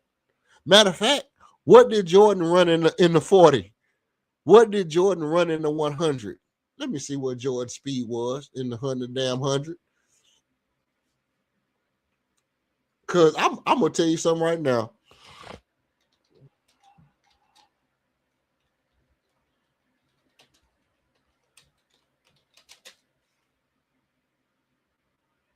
Oh, Michael Jordan 4.39 is crazy work. Michael Jordan 4.39 is NFL cornerback. This nigga would have been stupid as a wide receiver. This nigga would have been stupid as a wide receiver.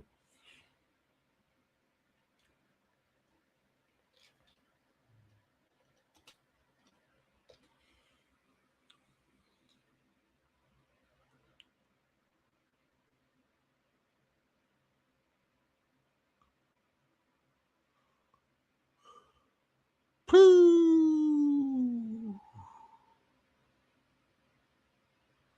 27.5 mile per hour, crazy.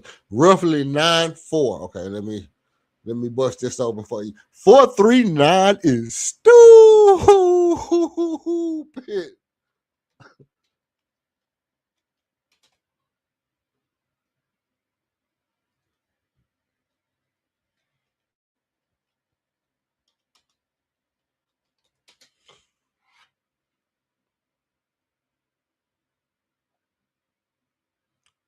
Four six, bro. Wilt ran a okay. Mind you, Wilt ran a 4.6 to 4.7. Wilt ran a 4.6 in the 40. Jordan ran a 4.4. 4.39 is basically a 4.4. But 4.39 is crazy. That's like a 97 speed on Madden. You know what I mean? 4.3 is like a 97 speed on Madden. Let's be real. And the 4.6 is like a 93. Like a 93 speed, like on Madden. Right? The 4.6. Nah, nigga ain't running no damn 4.6, bro.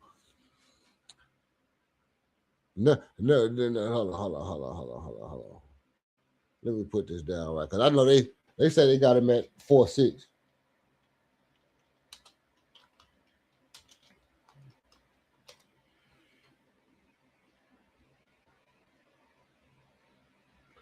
See, this is stupid. Listen, this how you know shit don't be right. Google this. What's Jordan 100-yard dash time? And then put what's Wilt 100-yard dash time. Now, this is what you're going to find out.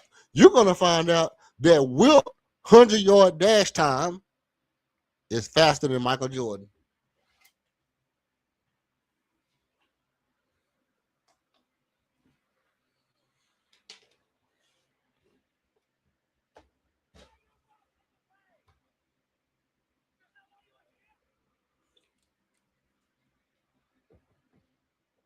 Hit the like and subscribe. You don't get this shit nowhere else.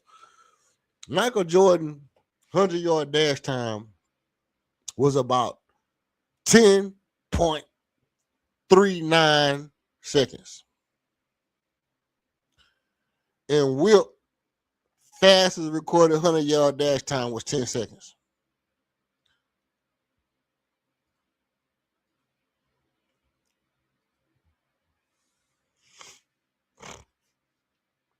Wilt Chamberlain fastest 100. Obviously, they got his 40 at 4.6, which that means he not starting off fast. But top speed, nigga is booking because he faster than Jordan, and Jordan ran 27.5 miles per hour. But they don't got Wilt. Bro. 27.5, Michael Jordan. Okay, listen.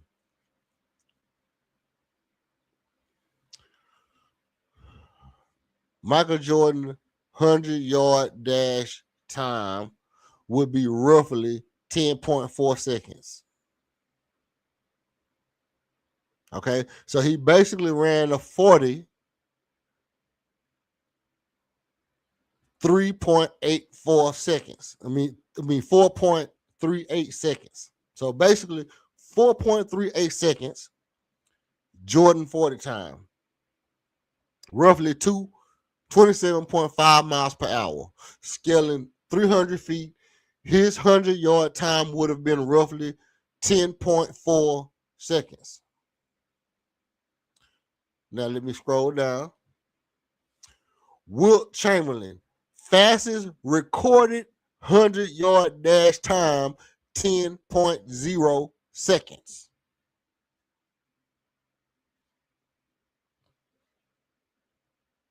You understand what I'm saying? If y'all understand what I'm saying, that Wilt 100-yard dash time would be faster than Jordan in a 100-yard dash. Wilt Chamberlain would beat Michael Jordan running. But people say Michael Jordan is a better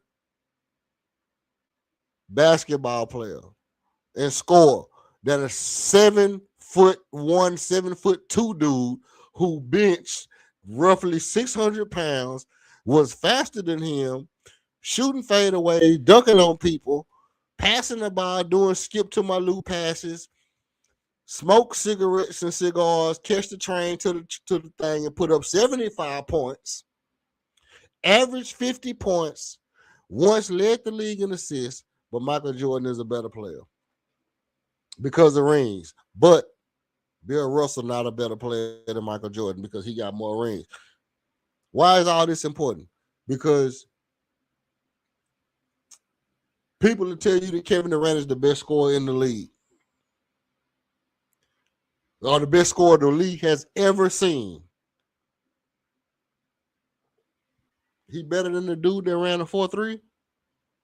He better than the 7.2 dude that was faster than that. That bench damn near 600 pounds. Kevin Durant is a better scorer than Wilt Chamberlain and Michael Jordan. So I think this narrative, bro, is allowing people to have a falsified sense of direction and hope that might not really be justified. It might not really be justified.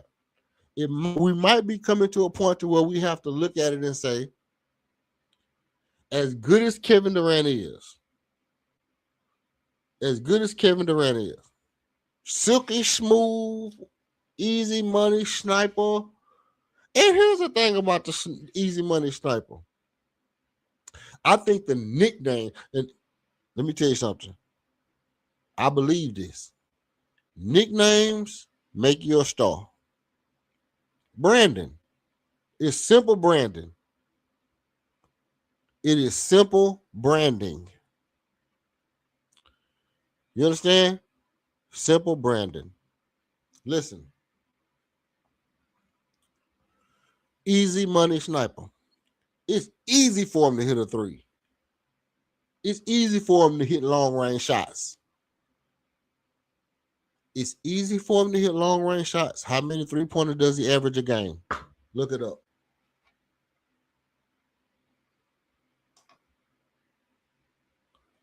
Look it up. It's easy for him to hit long range shots.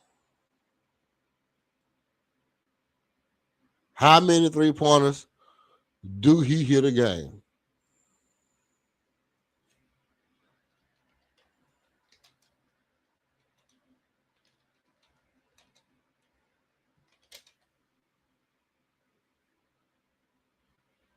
You understand? So if a guy calls himself easy money sniper and it's nothing for him to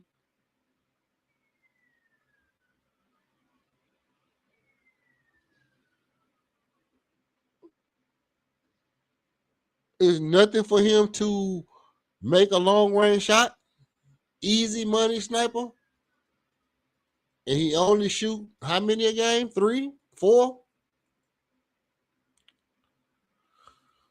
Shoo. Like I say, man. And let me tell you, see, this is the thing. Somebody might say, hater. Oh, you don't know basketball, hater. I like Kevin Durant. I've liked him his whole career. Love Kevin Durant at OKC. I was the nigga that if you played me on 2K, I'm going to play you with the Golden State Warriors because I like Kevin Durant. Last year, well, no, this year, early in the year, we doing a draft on 2K, and I picking Kevin Durant as my small forward. I love Kevin Durant as a player. I understand the value of what he brings, the purity of his shot, the being 7'1", 7'2", and shoot over people. I love all that.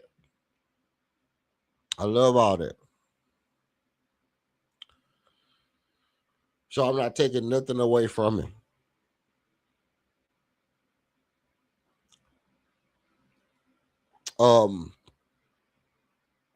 I myself personally, I have 2 problems with Kevin Durant that I think my own personal conflicts with Kevin Durant. 2 problems that you'll hear me talk about over and over. One, that he had a chance to come to Houston when he left Golden State. When James Harden was in his prime, he could have came here to Houston and convinced Kyrie to come to Houston, and we'd have been a better team than going to New York and playing in the cold where everybody was going to get hurt. Come to Houston, warm weather. James Harden already in his prime. He never had to get fat. If he would have never got fat, he would have never started pulling hamstrings. Getting out of shape, coming in out of shape, and all that stuff, I think, made James Harden the worst player. He's never been the same since he left Houston.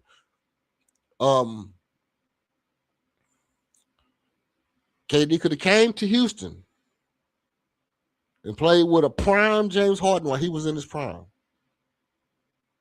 That's my one problem. My second problem with Kevin Durant, after further evaluation and looking at the turnovers, and I've always said, people say Kevin Durant is not a good passer. I say Kevin Durant is a good passer. He has long arms, so it's going to take him a long time to make that good pass, and people can predict it when your arms are hella long. When your arms are moving like ramen noodles in a bowl of cold juice, people are going to be able to predict your pass. It's not that you're not a good passer. It's that your arms is super, super fucking long, and people can predict your passes mid-telegraph your shit while you trying to make the maneuver. People say Kevin Durant can't pass. I say Kevin Durant's a good passer. People say Kevin Durant's not a good leader. I say Kevin Durant's a great leader. If you are looking for someone to lead you, if you're looking for a leader and your eyes open and you hear with your shit, you hear, bang, bang, bang, I'm here, I'm looking, my eyes, wow, I can see you. And a guy touched down in Houston, and within 24 hours, he's in the gym getting up shots. It's a great leader for me. That's a great leader for me because I know what the coaches and the upper echelon of people respect and expect from guys they pay $40 million to. All I have to do is mimic that shit, and I can make my money. That's a great leader for me. Right? That's a great leader. So people say Kevin Durant can't shoot. People say Kevin Durant can't lead. I say Kevin Durant's a great leader. People say Kevin Durant can't pass. I say Kevin Durant's a good passer. People say you can't win with Kevin Durant. I say we could have won last year. Obviously, Alperen Sengun got tired. He hit a wall. Armin Thompson took a jump. He was playing a lot of position. Reed Shepard took a jump. He got played a little bit later than what he should have been. We could have won last year. People say you can't win with Kevin Durant. I say we could have won. We could have snuck past OKC while they were fumbling. We could have got in there with San Antonio, got under Wemby's skin, beat San Antonio. If we'd have got under Wemby's skin, if we'd have had a guy that's willing to take that loss to get under somebody's skin, which we don't have, which I said I wish Jabari was that guy. Tari Eason is practicing with Ron Artest. Maybe Tari becomes that guy that takes on the initiative of getting under a player's skin and looks at himself as the antagonizer. As the antagonist. Maybe that's Tari. But I felt like if we could have got into that situation, we could have caught OKC with no Jay Williams. A couple of guys have a bad shooting game. We beat OKC. We get under Wemby's skin. De'Aaron Fox and Stephon Castle make playoff mistakes. We could have went up against New York, and we could have beat New York. We could have won last year.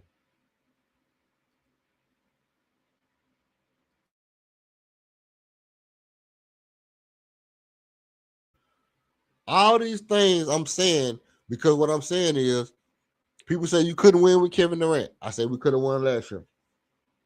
We can win this year.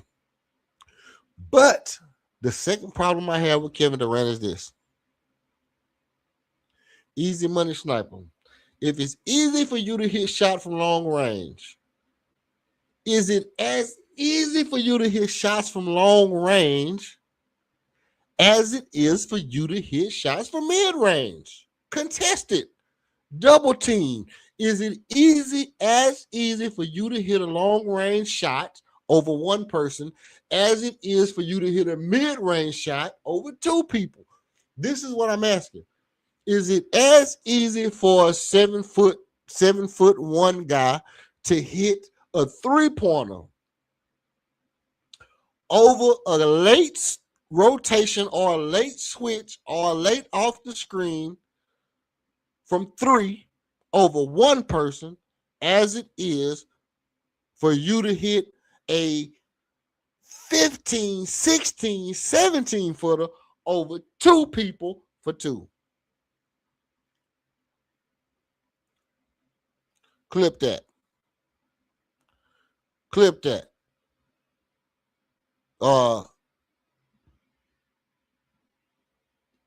Clip that short for me. I need that short. Okay. Listen. Also, if it seems like I'm collected, my thoughts are collected,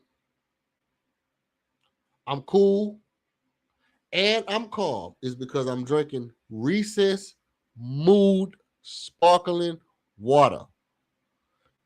Shout out to Recess Mood Sparkling Water, where if it seems like I'm too cool, it seems like I'm too calm, it seems like I'm too collected, it's because of Recess Cool Sparkling Water, where you can get yourself cool, calm, and collected with Recess Mood Sparkling Water, cool, calm, and collected, and take a recess.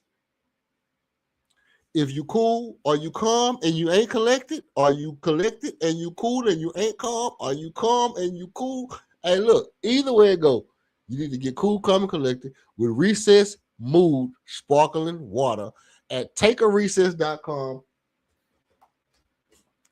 and then you can be on my level. Look, here's the thing, though, Buckmo.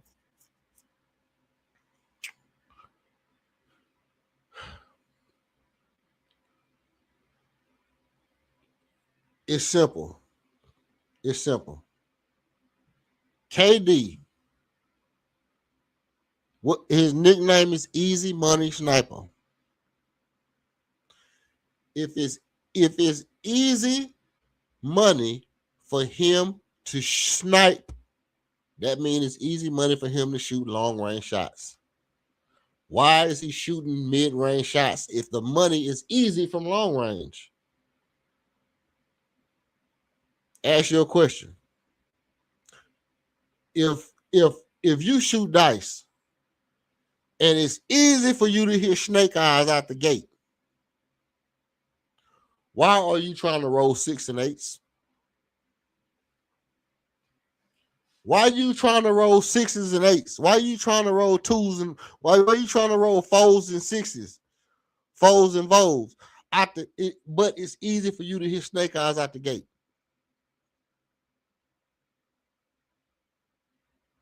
Hey, are you cool because you straight? Or are you straight because you cool? Shout out to Recess Mood. Recess Mood Sparkling Water. Thanks for the promotion. Hey, that's straight up, Buckmo.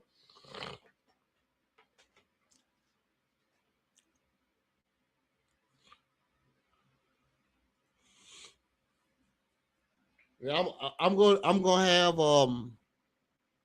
promo codes coming soon. I didn't get the promo code in just in time for this stream, but I do. You know, you make your little mocktail. You pour this Recess in here. This Recess Mood drink. It used to be, and I'm still looking to see, this Recess Mood drink used to be infused with CBD. This Recess Mood Sparkling Water used to be CBD infused. And I don't know if they had to stop using CBD, but it still has the calming agents in it. It's dark right now, so I can't give y'all a lot of details. But like and subscribe so that when I come back, I can give y'all the promo code to get the discount. Because I guarantee you, you make your drink with this right here, you're gonna be calm, you're gonna be collected. And when the boys get to doing dumb stuff, Tari Eason get to fouling people on the free throw on the 3-point line. Ime Udoka playing a lineup with Reed Shepard, Fred VanVleet, and Marcus Smart, and you feel like, woo, might make your head blow off. Hey, you're gonna be out there and you're gonna be like, what's that drink called? Recess. Mood. Sparkling water. Take a recess.com. Are you cool because you straight, or are you straight because you cool? 100% facts. Listen. No, those are my only two problems with Kevin Durant. Those are literally the things I've been. Mind you, if you go to every single stream, if you listen to every single stream, you want to prove me wrong? Anybody listen to any stream that I've done talked about Kevin Durant, my complaint has been, why are you having 8 turnovers when you're supposed to be the best scorer in the world? It would make more sense for you to turn and shoot that bitch from 46 feet. It would make more sense for you to shoot the ball from 46 feet than it would for you to turn the ball over 10 times in a game. Tell me I'm lying. If I'm lying, I'm flying. If I'm lying, I'm flying. It would make more sense for Kevin Durant to shoot the ball from 46 feet 3 times a game than for Kevin Durant to have 10 turnovers in the playoff game. Am I lying? Anybody, let me tell you something. If anybody feel like I'm telling you a lie right now, if anybody feel like I'm telling you a lie right now, you pull up and debate me. It would make more sense for Kevin Durant to shoot the ball from 46 feet 3 times a game than to have 10 turnovers.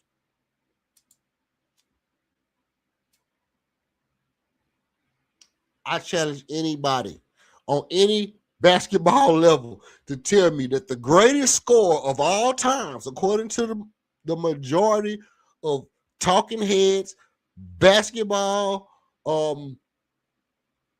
ex-players, this, that, and the third, everybody says Kevin Durant. I don't think he's the greatest player of all time, but not the greatest scorer of all time, but I do think Easy Money Sniper is a fitting name. I do think it's easy for him to shoot the ball from long range.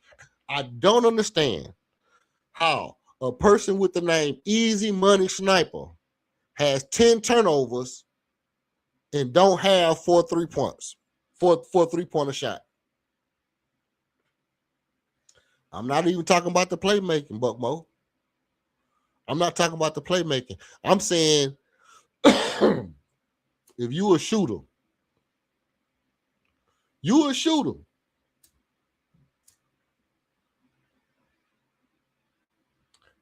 I give you the hammer.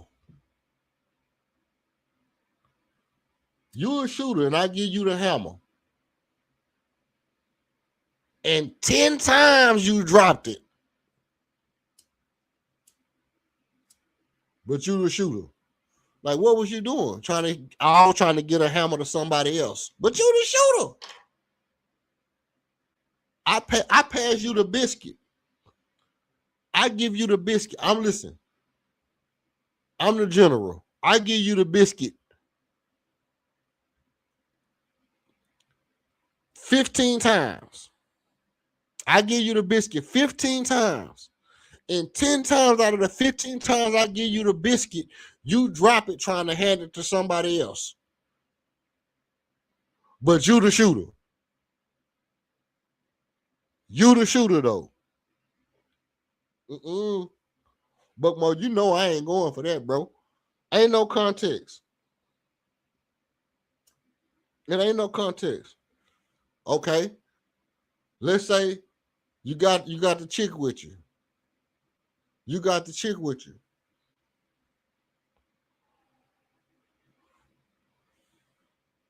The chick, whatever the chick, wife, baby mama, whatever, jump in the bed 10 times.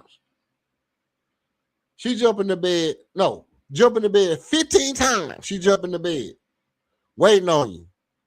And 10 times,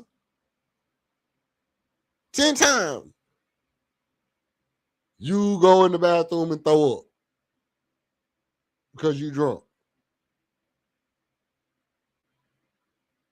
10 times you go get on the game. 10 times you go outside, smoke a cigarette. She jump in the bed 15 times. You supposed to be the shooter. But 10 times you fumble. All right.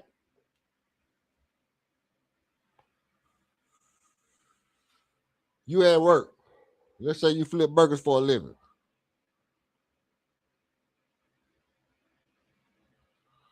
Hey, it don't matter. You are easy money sniper. It's easy for you to snipe. That's what I'm talking about. I'm saying that if it's easy for you to snipe, let me keep it a bean with you. The whole thing is I give you the ball. You're not in the position that you're used to getting the ball.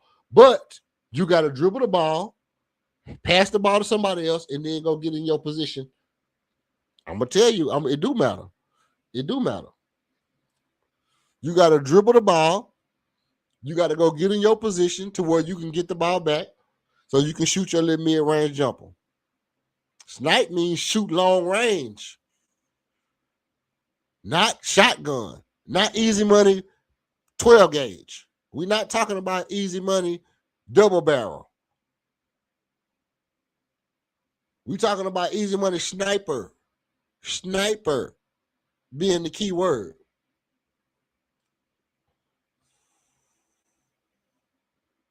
Easy money stab a nigga. You see, you talking about easy money stab a nigga. That's Armin Thompson. Armin Thompson. Armin Thompson is easy money stab a nigga. What? What the hell is that going on? Yo, I'm still there? Okay, cool. Look, that's Armin. Armin is easy money stab a nigga. If you easy money sniper, I expect you to be able to get your paper from wherever you at.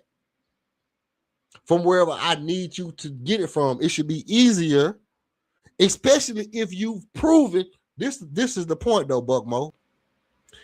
If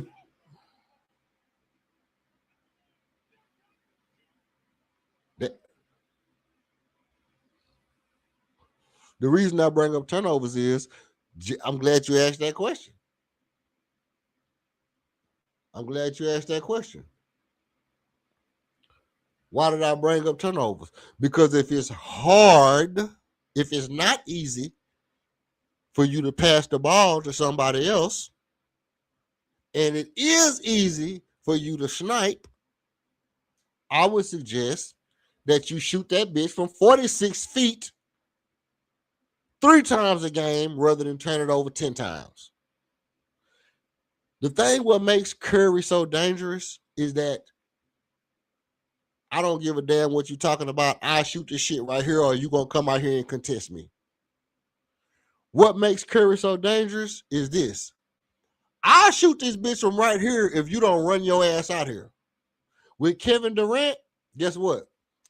We just gonna double team you right here and wait for you to try to pass the ball. Curry will be like, guess what? I'll sidestep this bitch and shoot it on you. I'll bang and then shoot it on you. I'm not even gonna try to pass it if you double teaming me. I'm gonna turn this corner and shoot it on you. Damn passing it. I ain't trying to dribble no bunch of dribbles and get in the paint. I ain't trying to go get to no mid-range pull-up. I'm going to pull it right here in your face before you even get here if you keep on trying to run out here on me like that. You pass me the ball right here, I see the double team coming, I can't do nothing. It's hard for me to make the pass. I shoot that shit from right here. That's true. Because Curry ain't going to do nothing dumb like turn the ball over 10 times when he see the double team is getting there before he can make a move. He'll pull it from right where he at and make it. And guess what? You either gonna get out there earlier or you gonna let somebody else run the offense on the other side.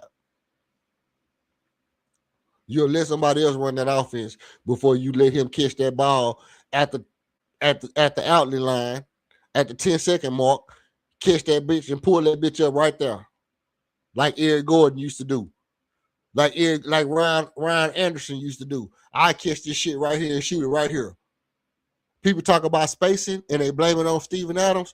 Guess what? We ain't had that problem when we had Eric Gordon and Ryan Anderson, because they'll catch that bitch right there as soon as you pass it to them. And if you trying to trap, you trying to bring that slow ass trap, get it out the net. None of them name wasn't Easy Money Sniper. None of them guys' name was Easy Money Sniper.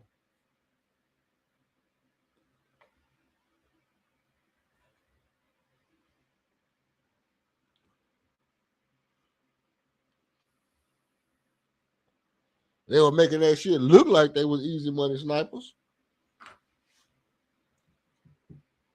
All right, I gotta run the rest of it.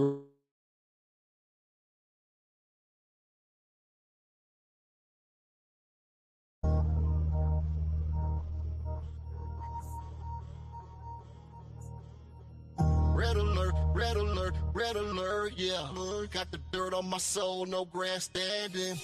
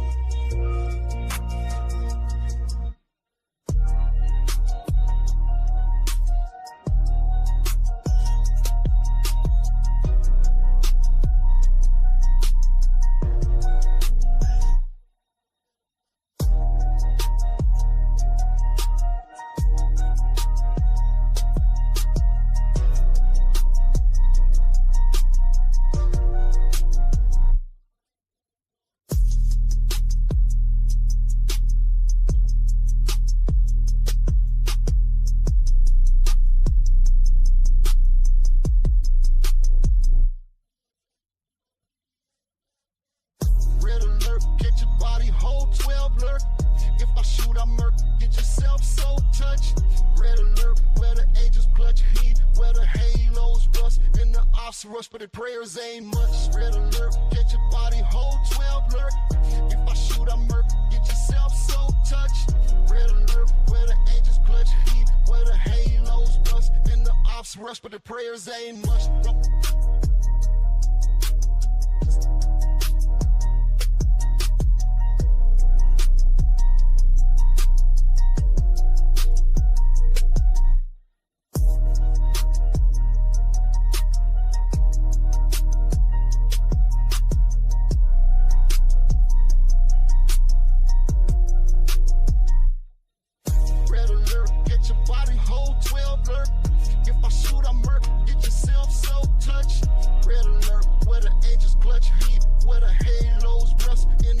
Rush, but the prayers ain't much. Red alert, catch your body hold 12 lurk. If I shoot, I murk. Get yourself so touched. Red alert, where the angels clutch heat, where the halos rust, and the ops rush, but the prayers ain't much. Don't ask.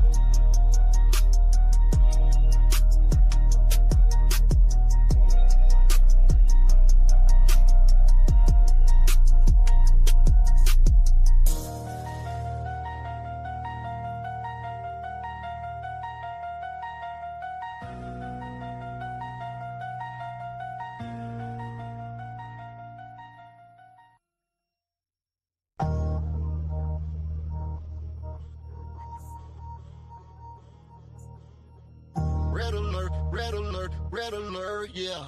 Got the dirt on my soul, no grandstanding.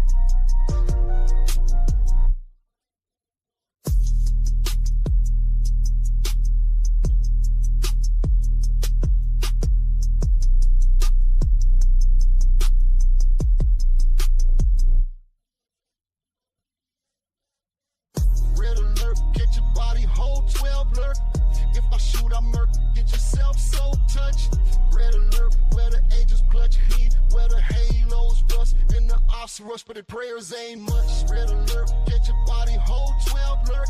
If I shoot, I murk, get yourself so touched. Red alert, where the angels clutch heat, where the halos bust. And the ops rush, but the prayers ain't much.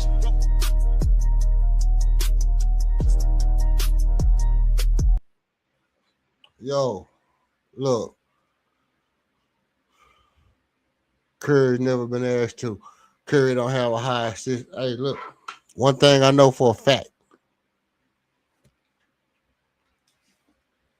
Curry was prepared to do whatever he could do, whatever he had to do when he came in the league.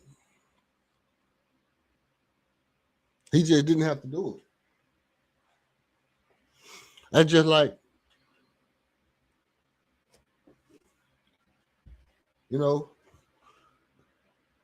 I believe KD could have been anything. He has been. KD has been everything that he's had to be in the league so far up until right now. The only thing that KD needs to be right now in the league, guess what it is? I mean, not this year. Not this year. And I know, see, people be listening, man. I think I be tripping because I be talking to LC, and LC always think that when I say this, I mean like right now. But I do mean it needs to be on the table. And I'm pretty sure it is. But KD need to be looking at coming off the bench. KD need to be looking at coming off the bench. Because if you're shooting 18 shots a game, and we would never really ask KD to shoot 26 shots a game or 27 shots a game. You wouldn't really expect KD to shoot 26, 27 shots a game. Guess what? You're fitting into a system, and that system really kind of means we're only going to give you a certain amount of shots a game, which is not really a number one. Like when people say KD, you can't win with KD, what they never say is this. What they never say is you can't win if your number one option has a cap of 22 shots. If his cap shooting caps out at around 22, 23 shots, I don't think you can win like that. I think your star player has to be able on any given night to get you 25 shots, 26 shots.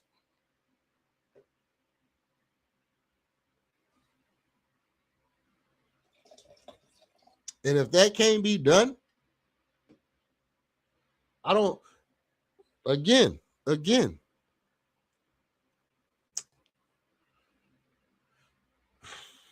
it's like selling real estate. But you doing a commission. You're not really you working for somebody else, you get a commission. But I'm going to pay you a salary. But I'm basing your salary on a commission. It's just not going to add up. It's not going to add up right. If I'm paying you a salary, I'm expecting you to be able. If you're a manager that gets a salary, I'm expecting you to work overtime some days for no extra. I'm expecting you to, you getting paid a salary. My guys who working 40 hours a week, you might see them on 2 shifts because you might be working 52 hours a week. I might get you up to around, 90, 93, 94 hours on a schedule. Easy. Because you're getting a salary. That's the point of me giving you a salary.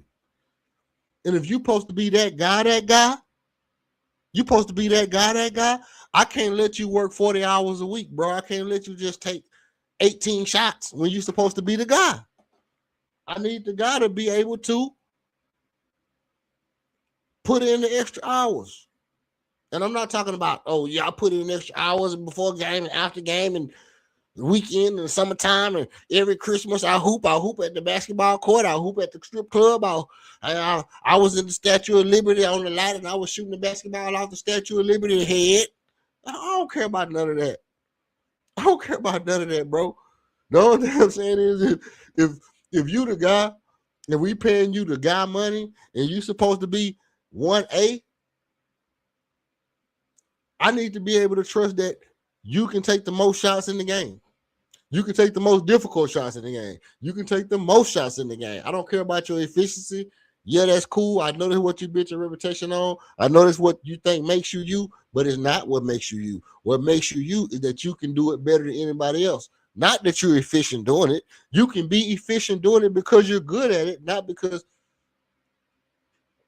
I'm limited at it.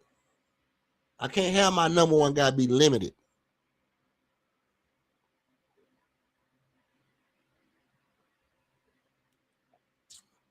So I don't know if that's a Stone thing. I don't know if that's a Coach Ime Udoka thing. I don't know if that's a Timothy Fertitta thing. I think it's a Kevin Durrant thing. I think it's a Kevin Durrant thing. I think Kevin Durrant, because I've heard Ime say, like people talk about Ime Udoka's coaching or whatever, and people have said, you know, Ime should do this, Ime should do it. I've heard Ime say, we like to get guys the ball where they like to operate from. So he's orchestrating the offense based off of where these guys are best at playing from. And if Kevin Durant is best at the mid-range, he's giving Kevin Durant mid-range shots because that's what he's best, what he's comfortable at. And in my mind's eye, I'm like, some of the best coaches are going to put you where you're not comfortable at. They're going to push you into an area that might not necessarily be where you're exactly comfortable at, but it might be where you're better than everybody else at. Giving him the ball as a ball handler was the exact same thing as saying, take more threes. You might be better at taking mid-range jumpers and better than everybody else, but we kind of need you to handle the ball. So come handle the ball. Well, how about just saying, yeah, you good at mid-range jumper, but we kind of need you to shoot more threes. Those are my only legitimate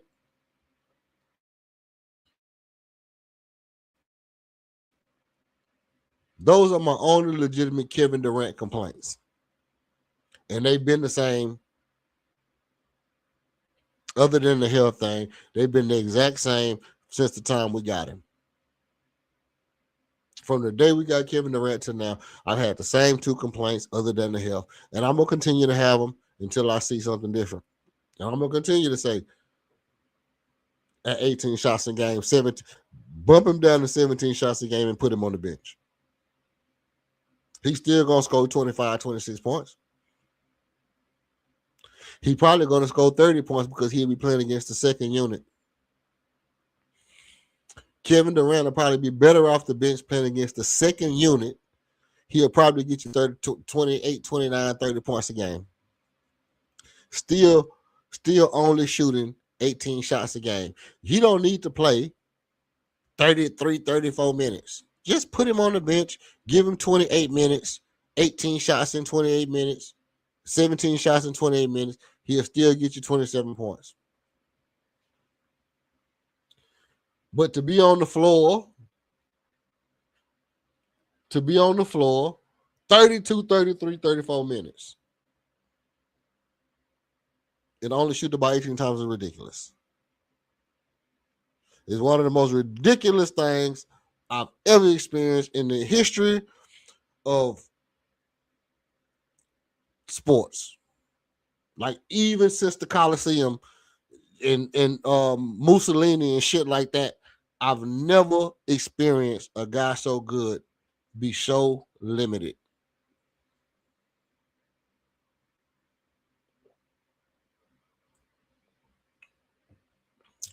So who was the primary playmaker last year? Primary playmaker last year was obviously it was Albert Shangoon. He was the primary playmaker last year. He was the best playmaker last year. I mean, Armin Thompson did a good job too. But keep it a bean. Keep it a bean. Kobe Bean. KD only gonna get. I don't listen. I don't even. You right about that. You right about that. I don't even care about the assist, bro. My whole point is damn the assist. I don't even want KD to have to pass the ball. I want KD to come in and bust shots, lick shots at boys, man. No, I didn't want. No, you're not listening to what I'm saying. I'm saying KD shouldn't have ever passed the ball 10 times. He should have never passed the ball 10 times to where he could have 9 or 10 assists. 9 or 10 turnovers. He should have never passed the ball enough times to have 10 turnovers. I don't give a damn. I don't get no dams, book. Hold on, man. I've been gone for a long time, haven't I? I've been gone for a long time. Hey, look. Allow me to reintroduce myself. Hey, y'all, for y'all who don't know me, please hit the like and subscribe. This is Houston Rockets Red Alert. Untamed, untapped, unfiltered, and whatever. Me, myself, personally, I gives no damn about what his role was last year. I get what his role was last year. My thing is, I cannot logically understand if it's easier to snipe than to pass the ball. How the greatest scorer ever pass the ball instead of snipe. This is what you got to make me understand. You got to make me understand.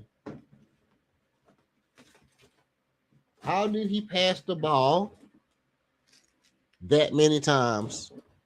How did he pass the ball enough to have 10 turnovers? How did you have 10 turnovers when it was easy for you to snipe? When all you had to do was turn and fire.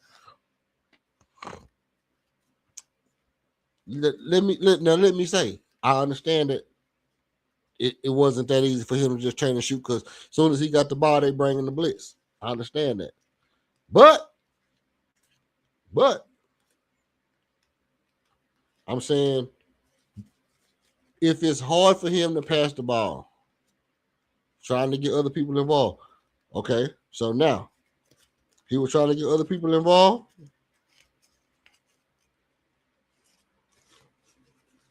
Was he? Do you think he was successful at trying to get other people involved? Was KD successful at that?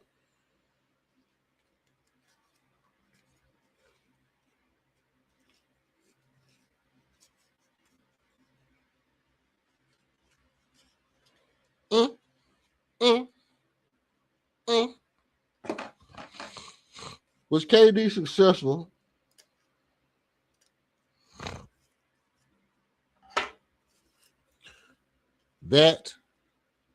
that's not having him snipe? But was he successful at getting other people the ball? I'm just asking. All I want to know is if he was successful at getting other people the ball. If you tell me he was successful at getting other people the ball, hey, I can't really even argue with you about it if that's how you feel. Okay, no, he wasn't successful at getting other people the ball. Do you think he would have been successful by recognizing that he couldn't do something and just turning and shooting that bitch from where he was at? Do you think he could have been successful at shooting the ball instead of passing it? Is what I'm saying.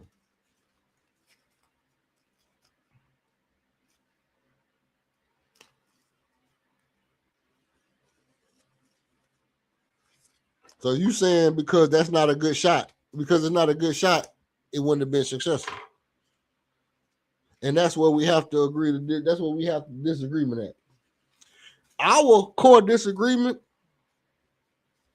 is going to be right there. My 100% belief, bro, as an ignorant dude, as just an ignorant dude, that, and if somebody say, if KD was to clip this and say you don't know basketball and you ignorant and you an ignorant dude from the hood who don't know shit, I'd be like, okay. Because my core belief as an ignorant dude is that if it's easier for you to shoot that shit from wherever you was at than it was for you to pass that shit. And you are the greatest scorer of all times.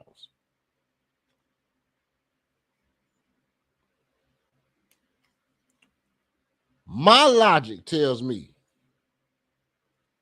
that somewhere along the line, the decision you made was wrong.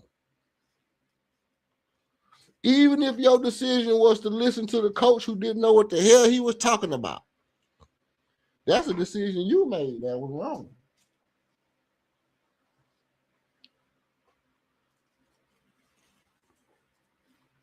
And that's kind of what we gotta just call it like we see it. I'm not gonna even be mad at him about it. I'm just gonna say, hey, look, I get it. You faced every day with the, do you make the right decision? Are you a selfish basketball? Everybody want to be the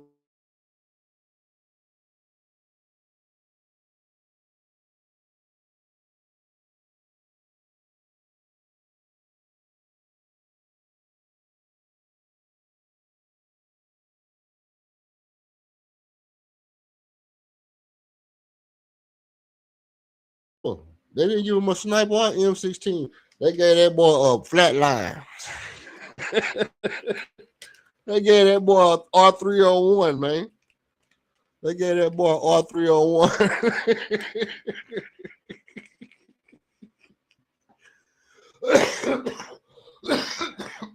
Excuse me.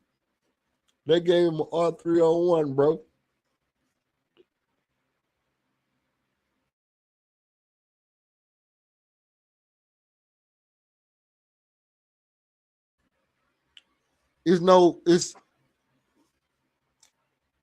Bro, I'm just saying, it's just hard for me to ever comprehend it.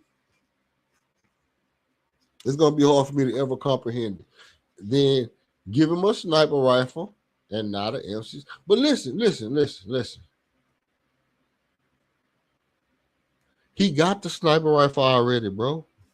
But if you saying that if you saying to me that it's on email to say, hey, look, we want you to shoot the ball more than we want you to pass it.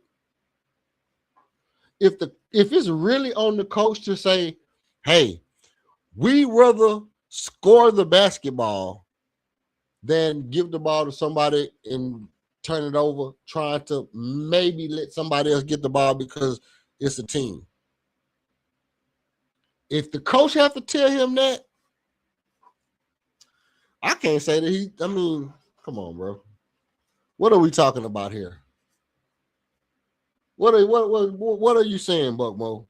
Are you saying to me that the coach has to go to the greatest scorer of all times and say, hey, you know what? Now I'm gonna do my best to try to add substance to what I believe you insinuating, you implying. The coach got to go to Kevin Durrant and give him a sniper. So in my mind, I'm taking it as you saying The coach has to go to Kevin Durrant and say, "Hey, Kevin,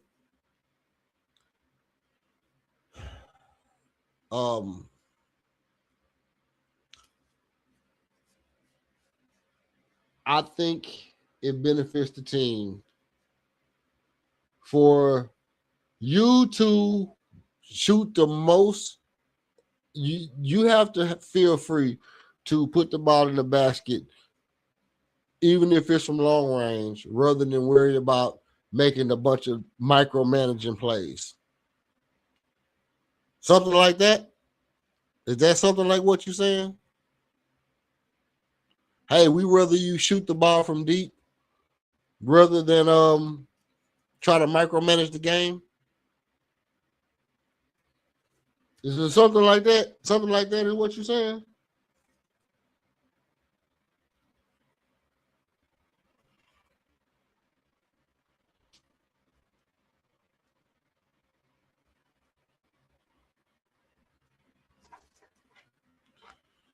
You take his sniper rifle and give him an M16 and tell him to do the same thing.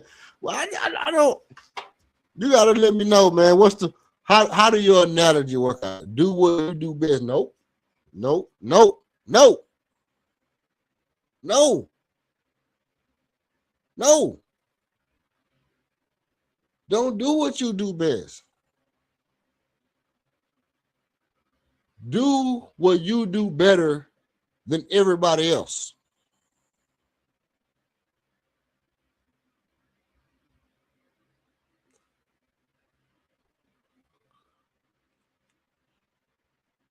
And yes, it amounts to do what you do best. But like you said earlier, you got to give context to it. The context is we are a subpar three-point shooting team. Is Kevin Durant a subpar three-point shooter?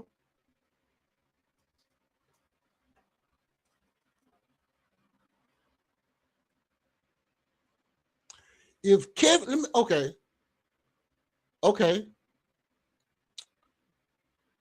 Kevin Durant shoot 40% from three.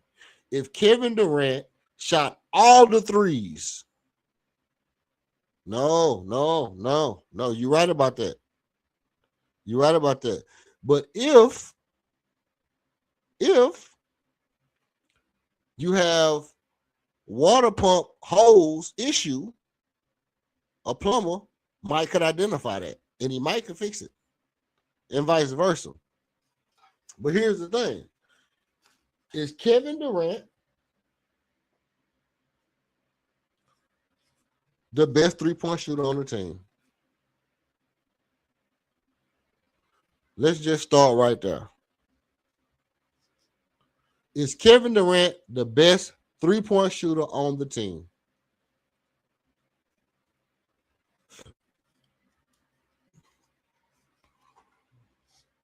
That's where we literally got to start right there. Because only if we start right there can we get to the crux of what I'm saying. I'm not knocking Kevin Durant for being a good player or a bad player or this or that. I'm not saying none of that. All I'm looking at is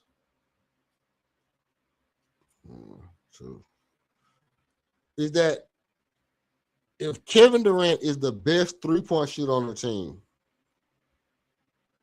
can he shoot less threes than anybody on the team?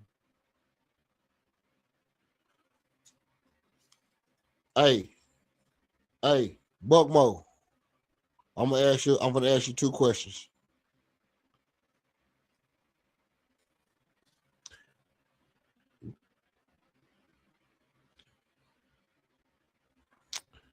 You get in a fight. No, let's say this. You and two of your partners get in a fight with three dudes.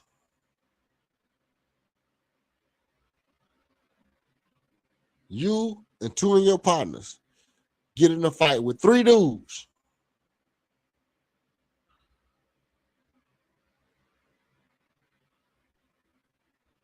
You are the best fighter. You throw less punches than all your partners put together. And y'all get y'all ass kicked. Do that make sense? Do it make sense? Okay, let me give you another analogy.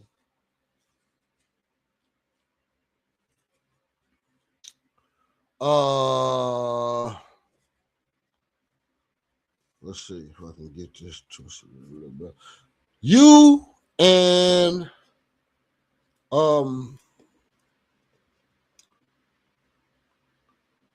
I mean, it's simple, bro. I mean, I almost can't even keep making up analogies for it.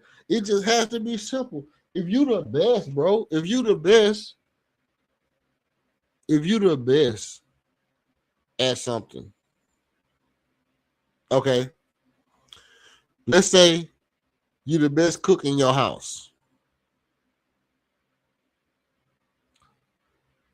You only cook. You the best cook in your house. You only cook one time a week, but the kids is throwing out food 4-5 times a week, and you wasting food because the kids don't like the food. Your wife burning up the spaghetti, your wife burning up the rice, your wife have cooking the pork chops, ain't no salt on them, the kids throwing the food away. You the best cook, but you're only cooking one time a week. Do it make sense?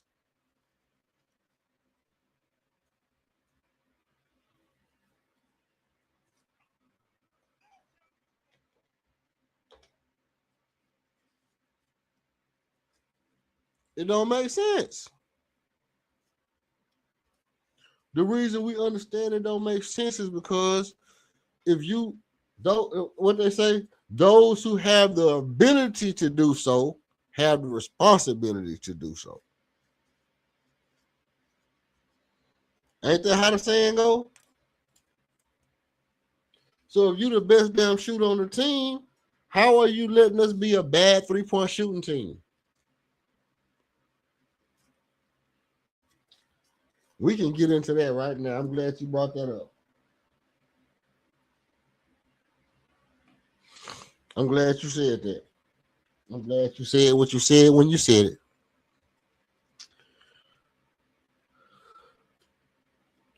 Do you think Alper Sengun is a bad 3-point shooter? Do you think Alper Sengun is a bad shooter in general? Because Torrey shot decent. Jabari shot good. Reed shot well. Your center, who is a center, by the way, do you think Alper Sengun shot bad?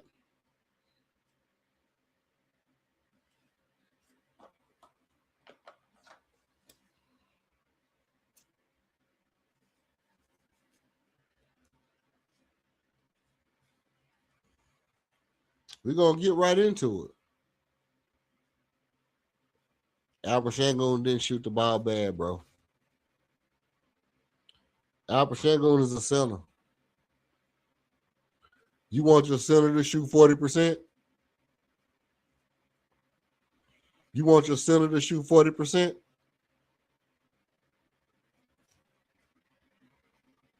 Tari Eason.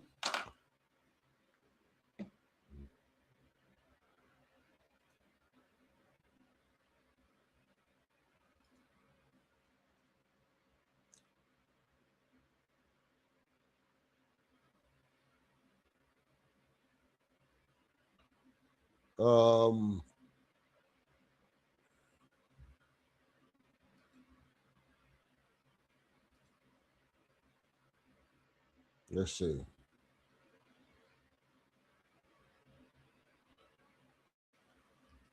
Okay. Jabari shot 36.3% from 3. That good? Is it good?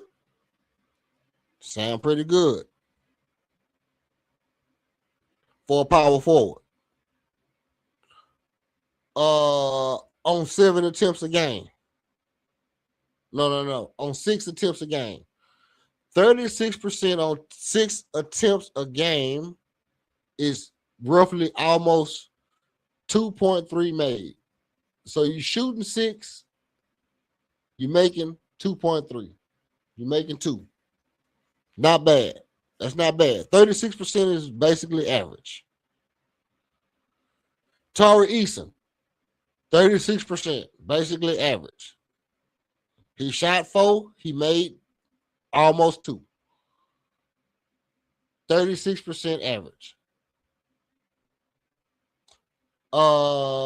Reed Shepard, 39% average.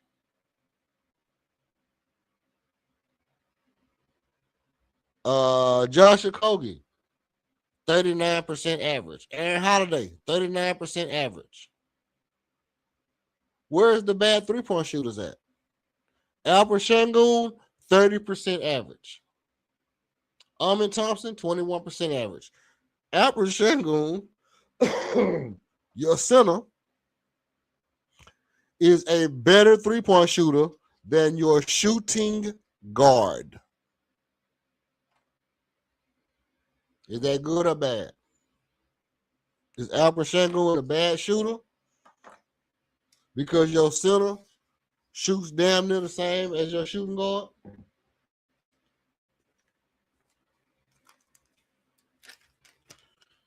You could probably say,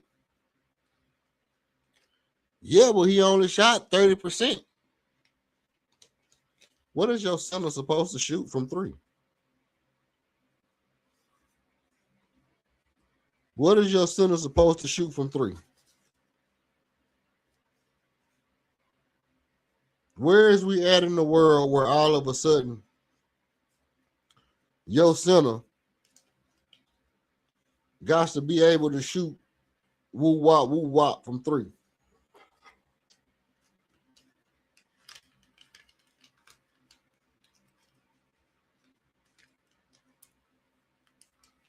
Because I don't remember the part where center's requirement was to shoot 30, 34, 35%. God dang, Vernon Maxwell shot 33, 30%.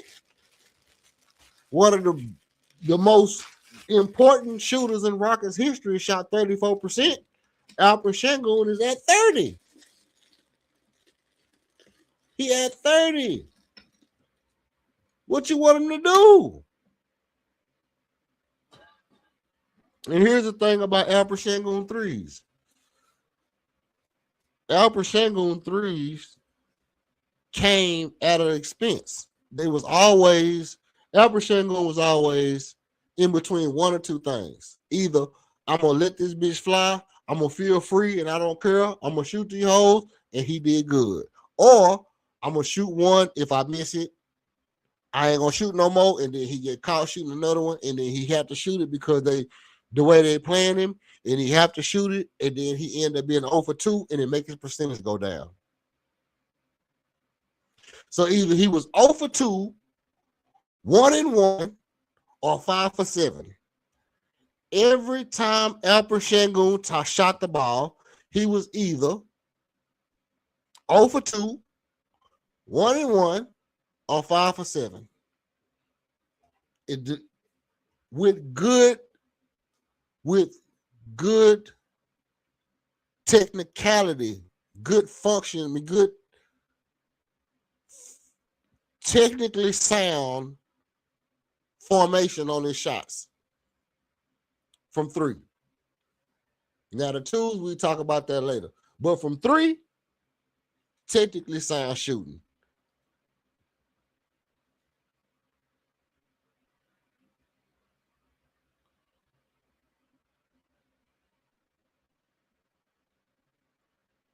What number's looking bad?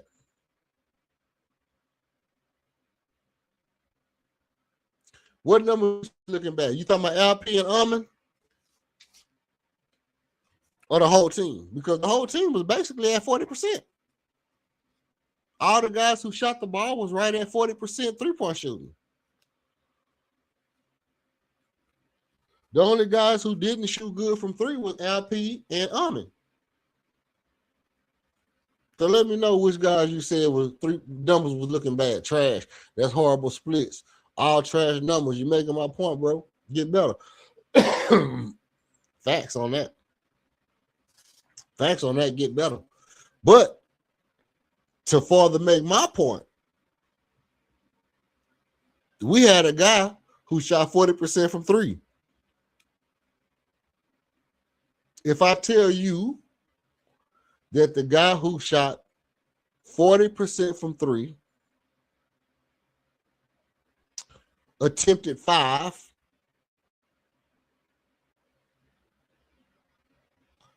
and Jabari, who shot 36, attempted 6,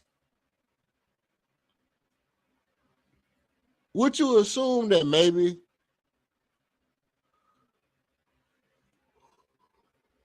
the guy who attempted 5 maybe should attempt 8, maybe should attempt 9?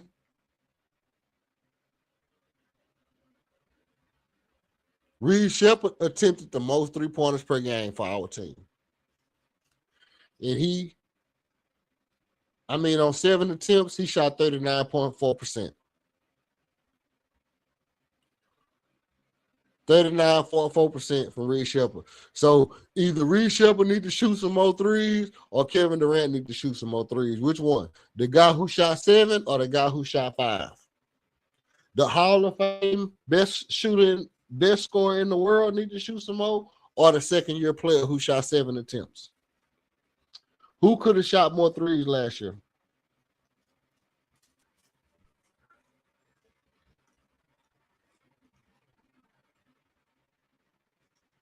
And to be totally honest, Kevin Durant shot more threes than what I thought. I thought he was around 5, 3, 4 or 5 tops. I never thought he was at 5.8.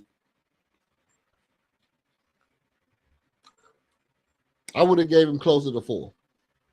To be honest, I would have gave him 3 point something, 4 threes a game. 5 ain't horrible. I have to admit, I underestimated how many he took. But yet and still, I'm not gonna cry and say he couldn't have took more. Still, I still wouldn't have been mad if he'd have took more than Reed Shepard, because you Kevin Durant and Reed Shepard is Reed Shepard. Reed Shepard is Reed Shepard. He's not Kevin Durant. So, Kevin Bleeping Durant. Y'all know my name, right? Easy Money Sniper. Easy Money Sniper should have been Easy Money Sniping more than Reed Shepard.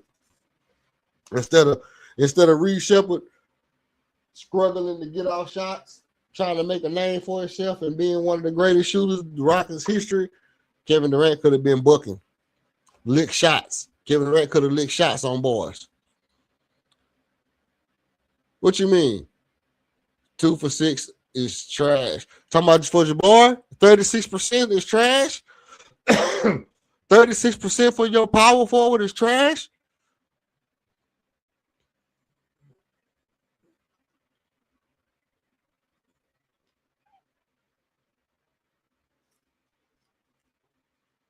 Bro,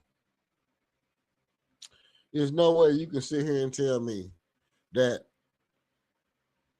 36% from your power forward is trash, bro. Buck Mo, you want to come up here and defend yourself, bro?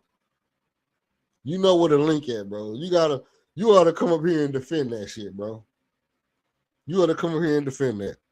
There's no way you gonna tell the fans. You gonna tell the people. You're gonna tell the people that 36.x, Y, and Z percentage from the field is trash. I can't back you on that one, bro. I can back you on just about everything you said so far. But when you say 36% from your power forward is trash. On 6 point. Let me see how many. So Jabari basically 6.3 attempts, shooting 36% on 6 attempts.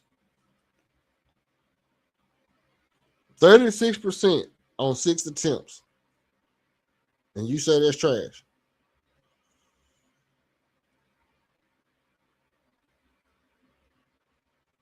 I don't know, bro. I don't know. I don't know if I can go with you on that one, bro.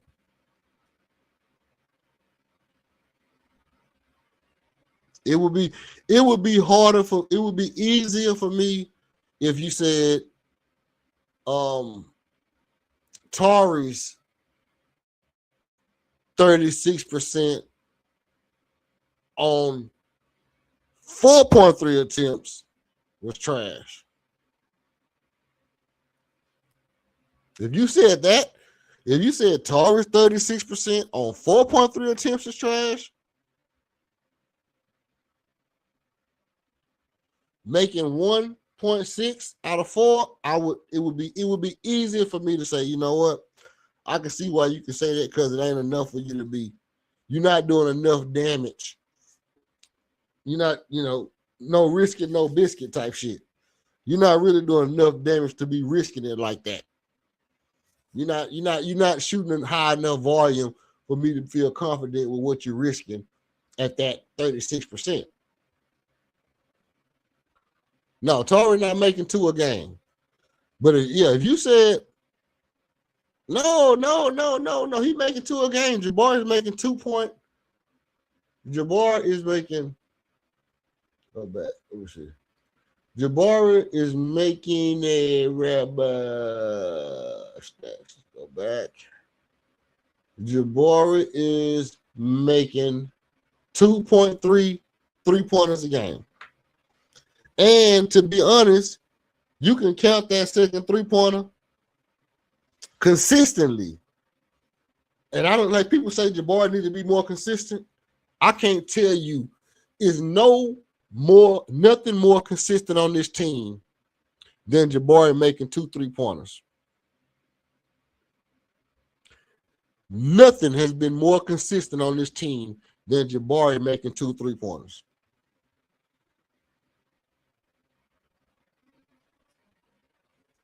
Tell me I'm lying.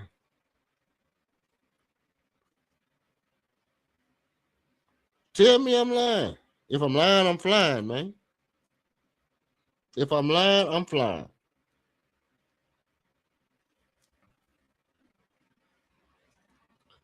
Well, you better get the flap in your ears then, nigga, cuz. Nah, I'm telling you the truth. Jabari making them 2 3-pointers, it'd be an automatic for me. I can almost guarantee you that when I play my bets, Jabari for 2 3-pointers is a woo. Might make your head blow off.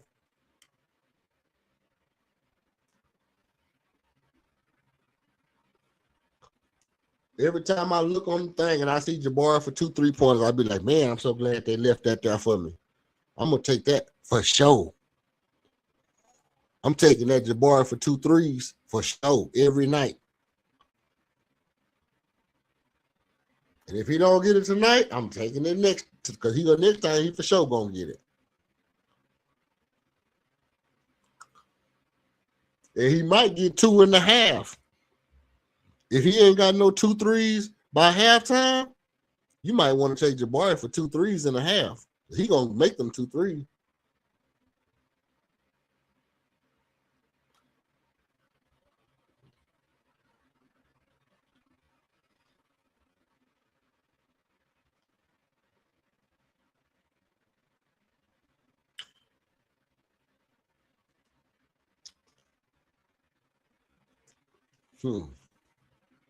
Al Pachenko making 1.8 attempts a game.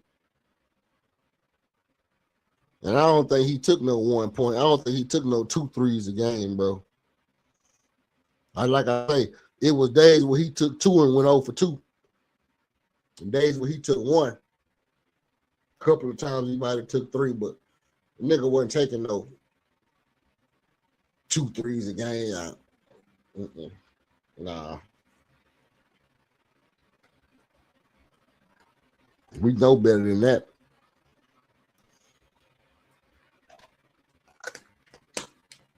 You can smell what the Rockets cooking on that.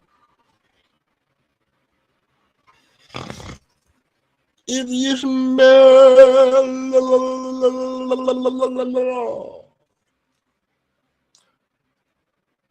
let's see.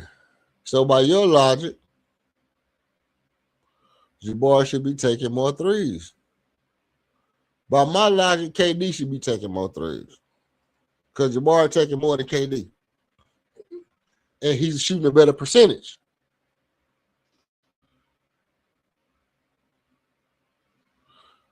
By my logic, Jabbar taking 6.3 and KD taking 5.8.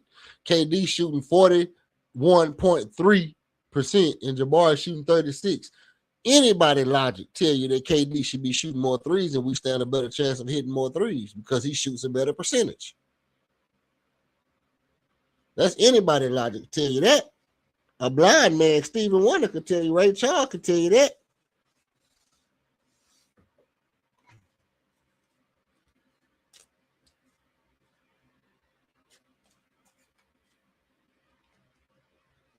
Now you see where I'm getting it in? You see where I'm coming from with that?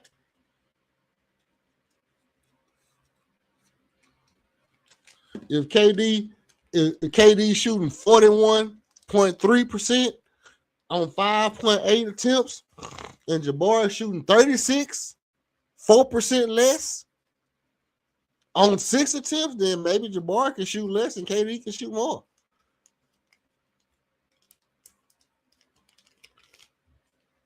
Get KD up to 6.3. Keep Jabari at 6.3, but get KD up there where he at. That's all I'm saying. Jabari don't even got to shoot less. KD just got to shoot more. Period.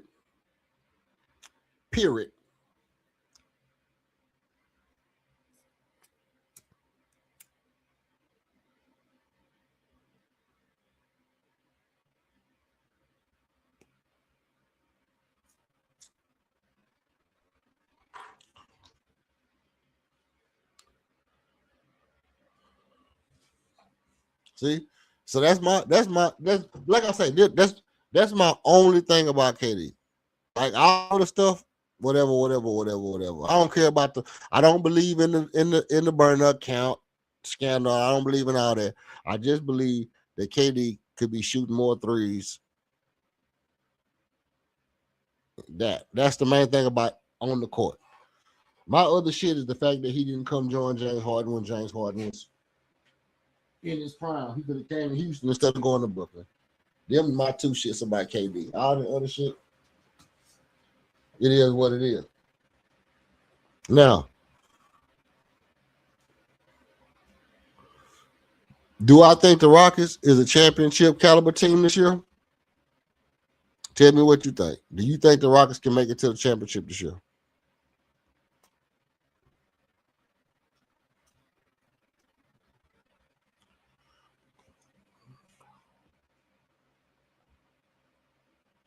Again, I looked for the script. I mean, I looked for the audio earlier.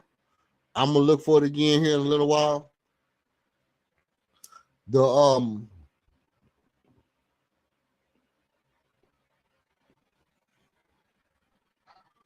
Kevin Durrant audio saying that small guards can't win with small guards. Obviously, Jalen Brunson won, so it kind of didn't age well.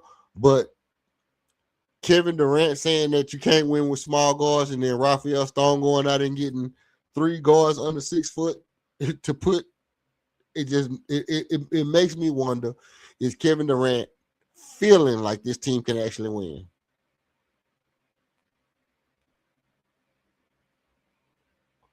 If I'm Kevin Durrant, do I feel like this team can win? I already said you can't win with small guards.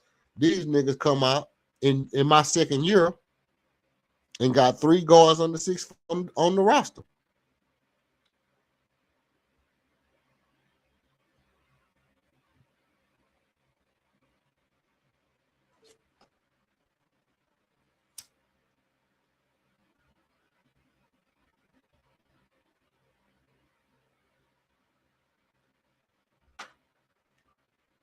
So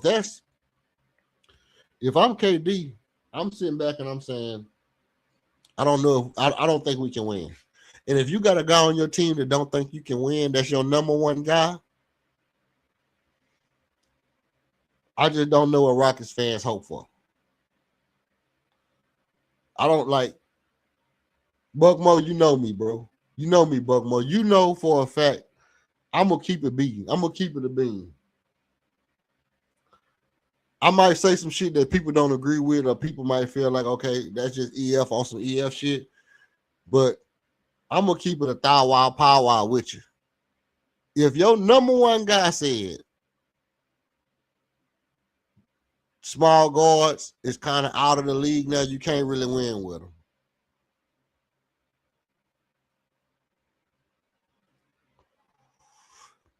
Your starting point guard is a small guy. The guy that you hung your hat on last year was a 6'2" shooting guard playing point guard. I think he's going to be a great point guard, by the way. Steph Curry is a point guard. People don't cry about him being a shooting guard. Then they went out and signed another 6-foot white point guard. They drafted a 5'11" point guard. 4 point guards under 6 foot on the team. And Kevin Durant, 365 days ago, just said you can't win with small point guards. Is Kevin Durant sitting on the bench? I mean, sitting at home right now, every day he goes sit on the bench. Is he sitting there like, we can't win the championship with this team? We got 4 small point guards.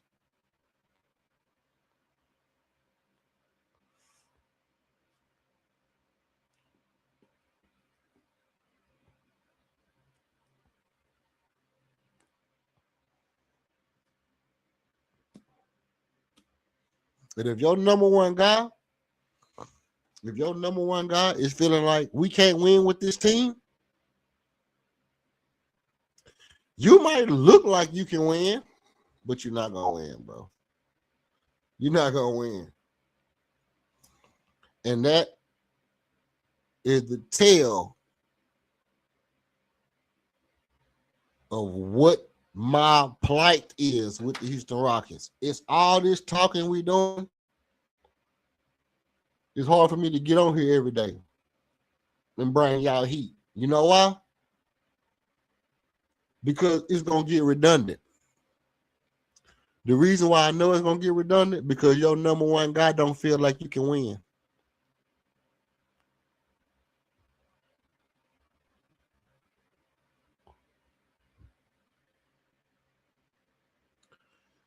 If Alper Sengun is not the number one guy on this team, if Alper Sengun is not the number one guy on this team, or Armin Thompson is not the number one guy on this team, my plight is that we doing all this talking for nothing.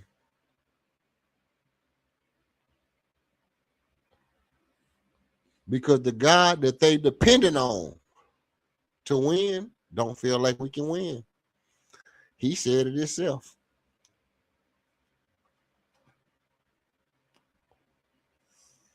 He don't got that confidence that y'all got in Fred VanVleet. Fred VanVleet, entire leg hinge situation. The end running on the basketball court is one of the most important things you're going to do. 50% of your ability to do that, blown out of proportion.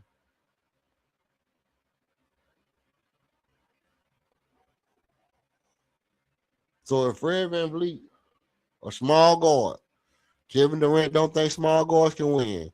Your small guard that Kevin Durant don't think that he can win also got a bad knee. You go out and get 3 more small guards to add to the one that Kevin Durant don't feel like can win. Put them on the team. Is Kevin Durant gonna feel like they can win? Nope. So your number one guy don't feel like you can win. What you gonna do?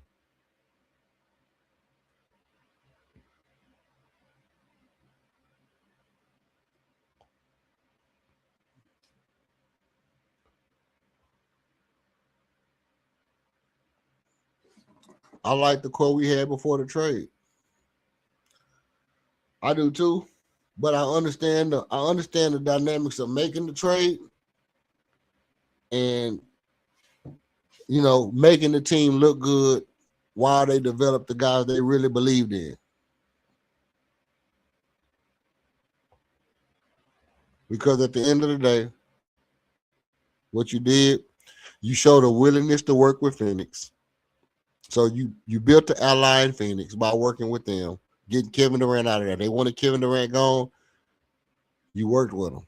So you showed that I'll be easy with you. I'm not going to try to, I give you Jalen Green, I give you Dylan Brooks, I give you the draft. That's a great pickup because they got Kamal Maliwatch. Y'all know I was high on Kamal Maliwatch last year. They got Kamal Maliwatch. He's shooting threes. He's 7'2". He a Sudanese. That boy Yongi. They got him. They got Jalen Green. They got Dylan Brooks. We showed that we'll work with them. I think that kind of helps Raphael Stone show that he not trying to be a shark. He just want fair business. He just want fair business.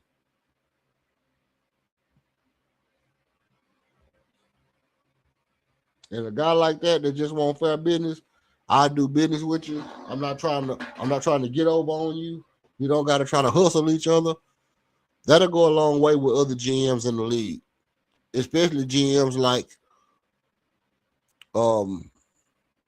Sam Presti over in OKC and the guy in San Antonio, all those guys.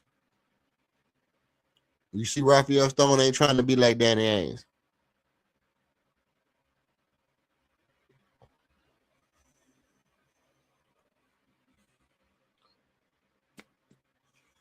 They got a co-star. Alper Sengun is a co-star. But if you want to make your center better, you know how you make your center better? You know how you make your center better? By shooting threes. By catching and shooting.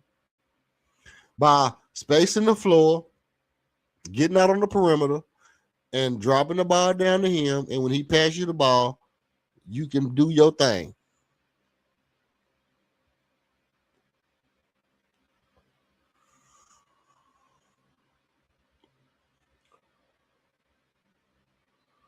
Alper Sengun averaging 20 points and 9 rebounds or whatever it is.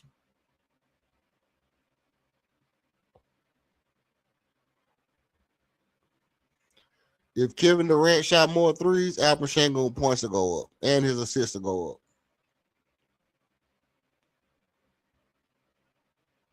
Because he would be in a position to catch the ball and shoot the ball from 3 rather than trying to get it into the mid-range where Alper Sengun has to try to operate.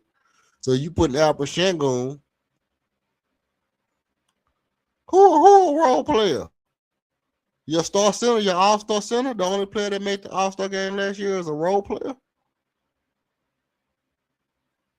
How is your all-star player a role player?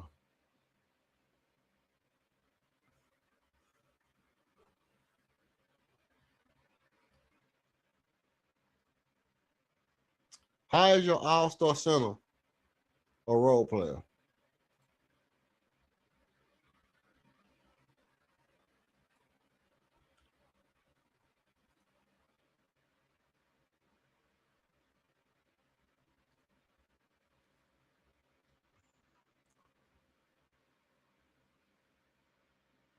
He a top 5 center in the league, though.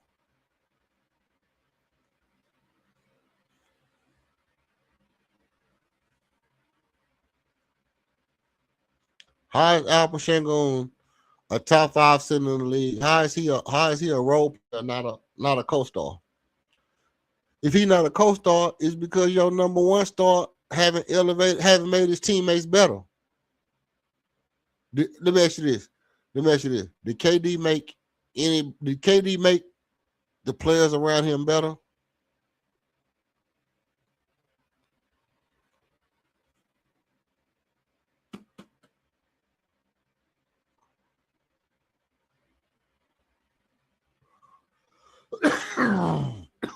Excuse me.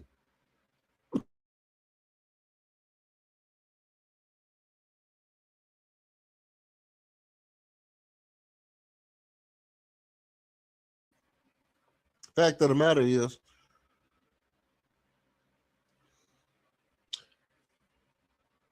Wimby wasn't the center last year. He didn't start at center.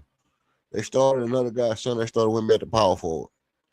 So in the old format, you got Nikola Jokic at center. Who's the second best center in the West? Who's the second all-star center in the West behind Jokic? Rudy Gobert? Rudy Gobert?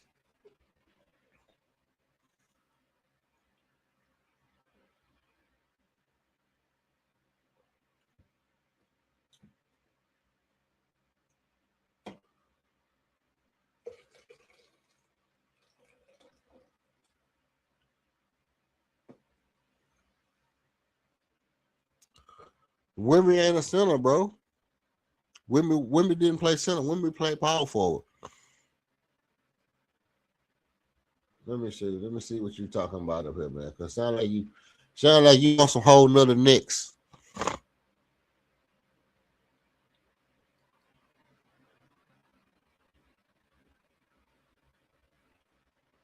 Let's see. But if you go out here, let's see what a pico. Okay, bang. Depth chart.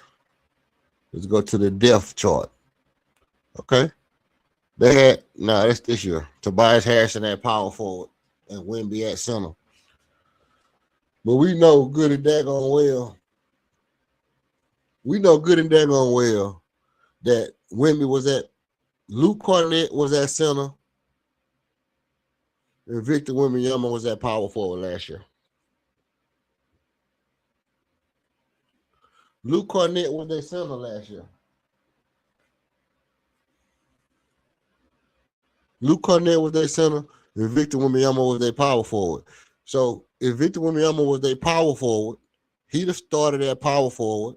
Jokic would have been the center. Who would have been their backup center? Who was the second best center in the West last year? It's gonna be Rudy or it's gonna be LP.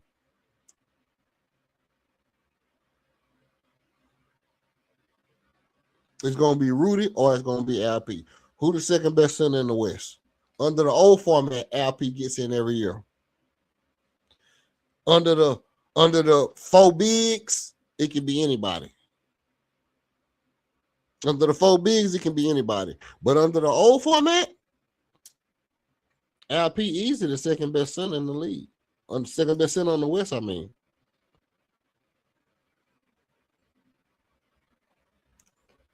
Now this year, under the old format, it'll be Victor and Nikola Jokic. And LP probably won't make it.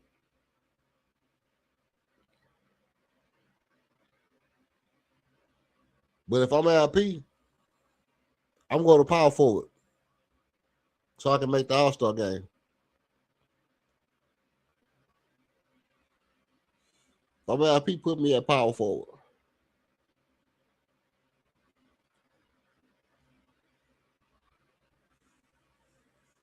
Yeah, if I'm LP, I'm going to the coach. I'm saying, hey, we listen Jabari at center, so he ain't gonna make the All-Star game no way.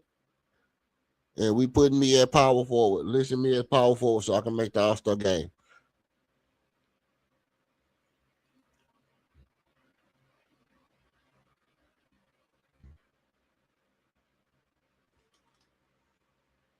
Man, Wimby ain't no center, bro. I mean, I guess defensively he is kind of a center, but Wimby a damn small forward, dog. Let's be real.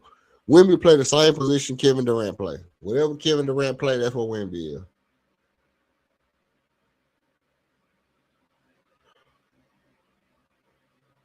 Hey, I ain't gonna even hold you. If I'm LP and Wimby gonna be center, hell yeah, I'm going to the coaches and list me as a power forward for the year. And I'm gonna be straight up. I'm gonna be like, look,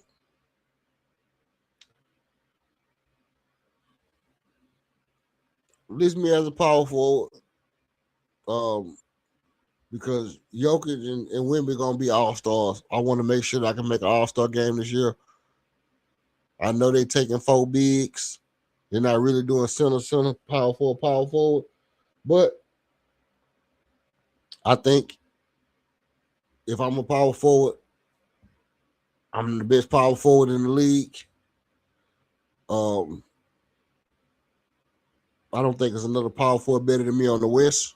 So put me at power forward.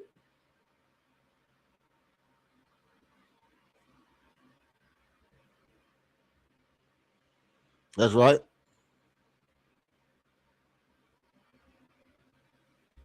That's right. I am gonna be him. I'm gonna be the best power forward in the West. Who a better power forward? If Alpers ain't gonna play power forward, who a better power forward?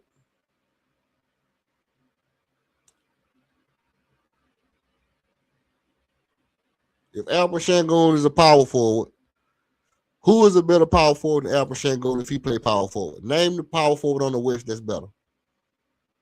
It's not one.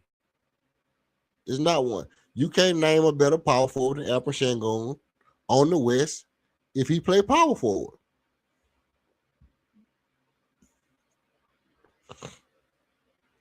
But yeah, if you want to say Wimby a power forward, then Wimby better. But then that makes Alper Shangoon the second best center in the West and the second best power forward in the West.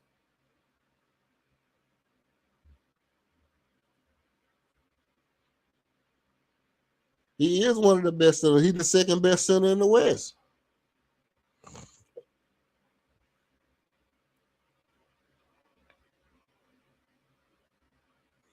What I'm saying, exactly. I'm saying if I can't be top 2 center and they vote in All-Star games by that, then just put me at power forward. List me as a power forward so I can make it to the All-Star game. I'm still gonna do the same shit.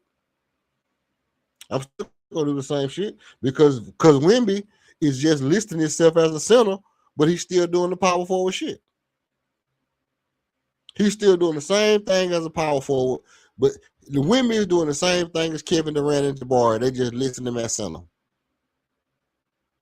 So why can't I do the same thing as God dog me? What's his name? Julius Randle. Why come LP can't be listed as the same thing as Julius Randle? Do the same thing I do now, but just list me as Julius Randle.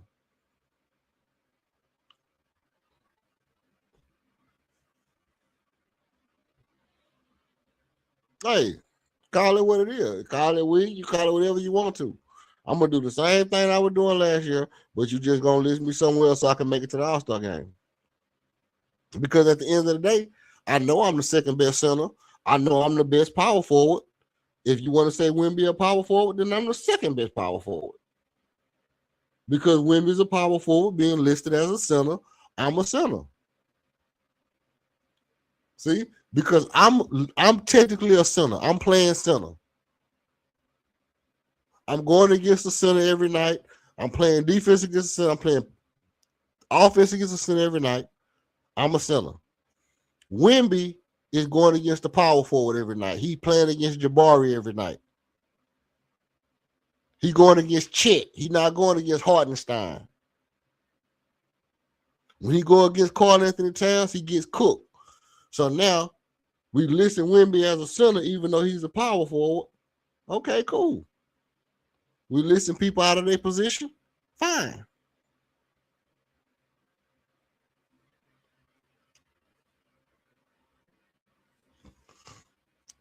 Guess what? I don't want LP to up his numbers to 25. I want LP to be a consistent 20, 21 points per game, 10 rebounds a game. That's cool. What I need is for Amen Thompson to up his attempts. I need Amen Thompson to up his attempts to 24, 25 a game. That'll get him to 25 points a game because he scores. He shoots 60% from the field, 59.4, if I'm right. 59.4, 59.5, 59.6% from the field. I need Amen Thompson to take more attempts, get him up to 23, 24 attempts a game, so Amen can be 25 points a game. I ain't worried about Al. Listen, to me, LP don't have to be the number one scorer on this team. He shouldn't be. Amen should be the number one scorer on the team. Amen should be averaging. Actually, Amen should be the number two scorer on the team. Kevin Durrant should average 26 points a game. Amen should average 24 points a game. LP should average 20 points a game. Jabari should average 16, 17 points a game. Tar should average 13, 12 points a game. Reed should average 12, 13 points a game. Marcus Smart needs to average 9. Fred needs to average like 9. Hey, we up there. Now we up at around 100. We up at around 100 and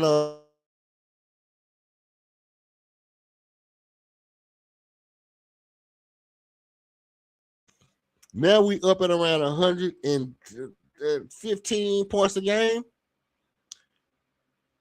We up at 115 points a game, and I live with that.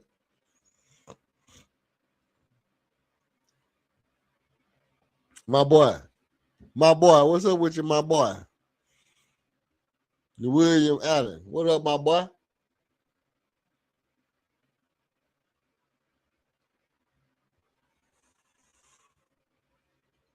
Man, you ain't never make me understand. Is he the greatest person, the greatest player to ever play in a Rockets jersey? Or is he the greatest Rockets player as far as, like you saying, out of his whole career, he the best player of any player that has ever played for the Rockets? Or are you saying that as a Rocket, he's the best player? That's what I'm trying to figure out. I'm basically trying to figure out which one of the two is your point. I stayed up a whole night trying to figure that out one day. I was sitting up in the corner of my room. I was like in the corner of my room, just sitting up in there, just looking. I was up in the corner of my room, just looking at the wall, saying, is he saying that KD is the best player overall that has ever worn a Rockets jersey? Or is he saying that as a Rocket, KD has been the best ever of any Rocket while he was wearing the Rocket jersey? I couldn't figure it out. I need to know. Let me know so I can rest my mind. I can ease my mind when I sleep at night.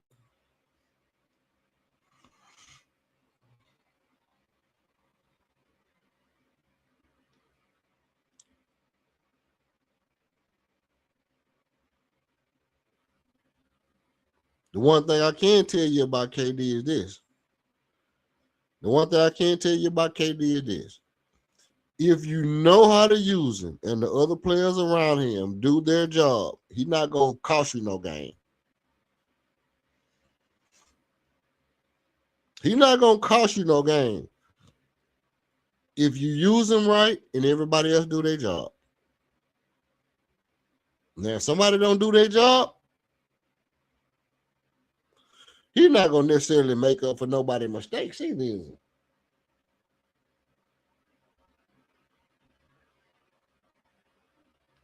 I think that's the big difference between some players and other players is some players they compensate for a myriad of flaws. Like LeBron. LeBron tips the scale as it pertains to a myriad of inopportune occasions throughout the course of a game.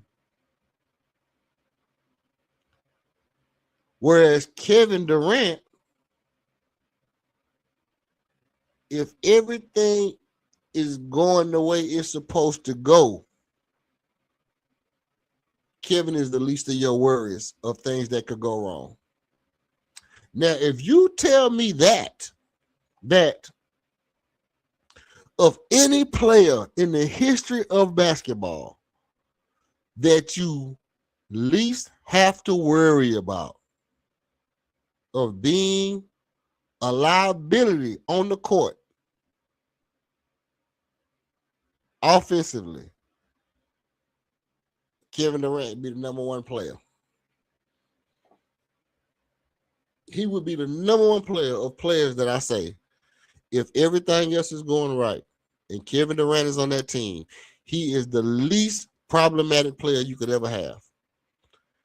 But if shit is going wrong on that court and Kevin Durant is on that team, he becomes as problematic as anybody else on that team. It's total opposite of a LeBron James. Tell me I'm lying. If I'm lying, I'm flying. Tell me I'm lying. How you got more? How you got more, Holly?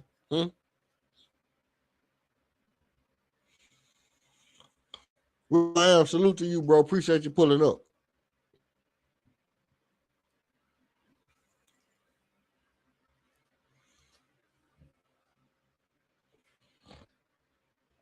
Hey, it's crazy that they just be sending y'all my notifications after I've been on for 5, 6, 7 hours. They be sending y'all my notifications mad late, bro. They should bing. They should hit y'all immediately when I jump on. They should have hit y'all 5 hours ago and let y'all know that I was on. Not that I'm getting off because, today my off day, so I kind of got time today to look at my wrist. I got time today.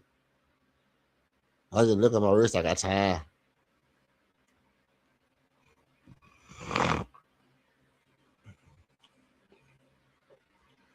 I can just leave this up here. You know what I can do? I can leave this up here like this for long enough.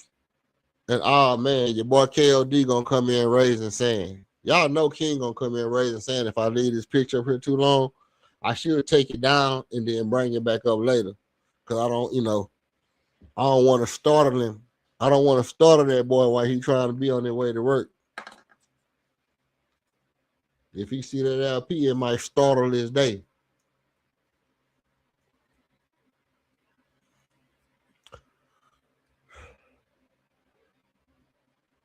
Do you think that if 100% healthy, is this Rocket team a contender? Matter of fact,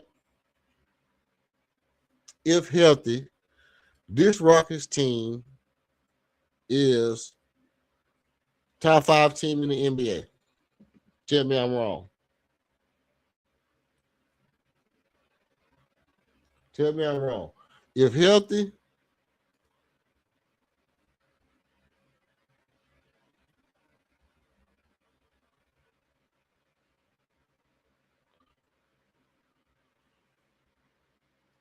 if healthy, this Rockets team is a top 5 team in the NBA.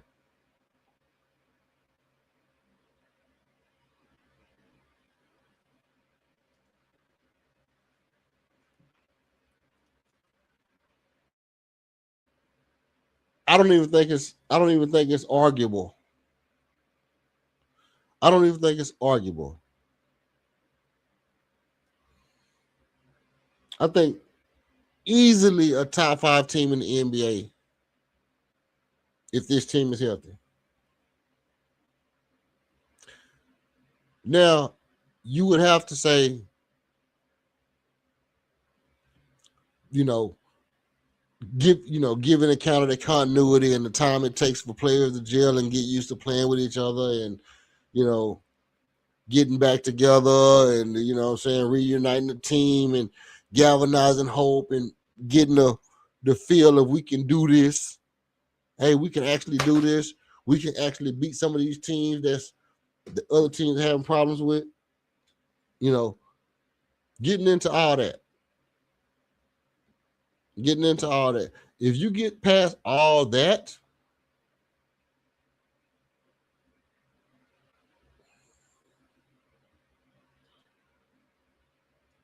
once you get past all that, then you'll get to the point to where it's like, okay, I believe this team can actually do it. Now, if by the same token, if you can't build that continuity, then you have to make an adjustment quickly. You have to be willing to go out on a limb fast and say, you know what? This ain't gonna work. We need to make moves. This ain't gonna work. We need to make moves, and we need to make them fast. You understand me?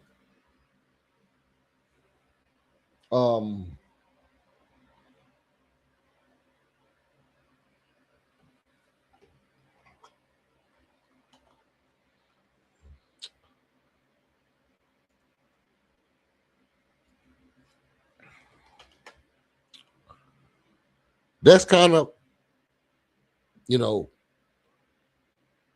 one of my biggest concerns. Like I say, one of my biggest concerns is the whole, how it pans out with the small guards. Number one player don't feel like you can win. How long it's going to take the continuity of players to get to where they start to feel like they can win with each other? Is guys who's supposed to be what they supposed to be, are they being that? The guys who's supposed to take major steps, are they taking major steps? It's so much goes in to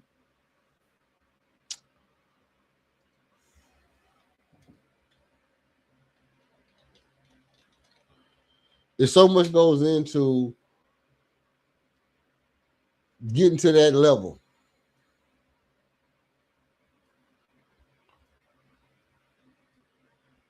And I don't know if the Rockets are where they need to be yet. I don't necessarily know if they're going to get to where they need to be. I don't necessarily know if they're going to get to where they need to be.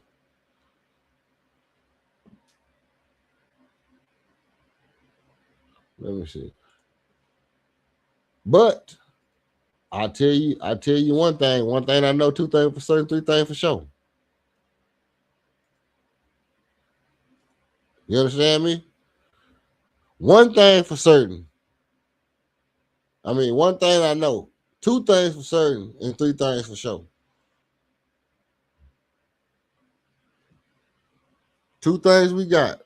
We got 2 young stars on our team that people say can't shoot. So we know that's certain. 3 things for sure. We got 3 guards under 6 foot. We got 3 guards under 6 foot. And Kevin Durrant said you can't win with small guards. That's for sure. You understand me?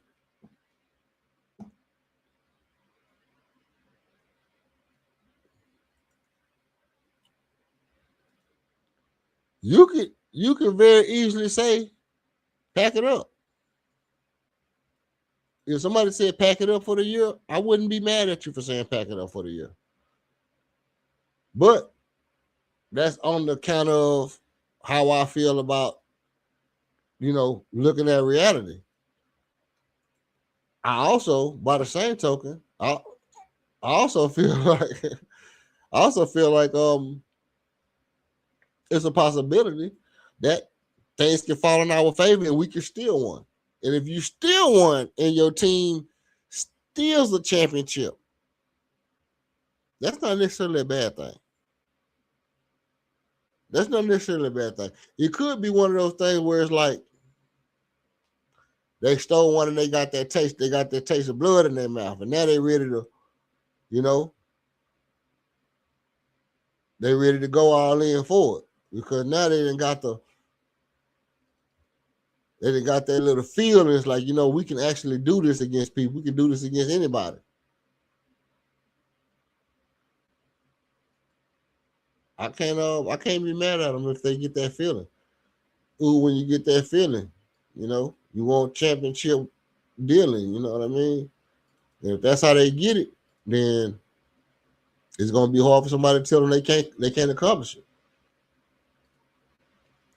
I myself personally, I would be like, if you get it and you really wasn't supposed to have it, you might be a little bit like, hey, well, we can if we sneak in there, if we just able to sneak in the back door, we might bing, bing, bing, and then we could come out of there with something, we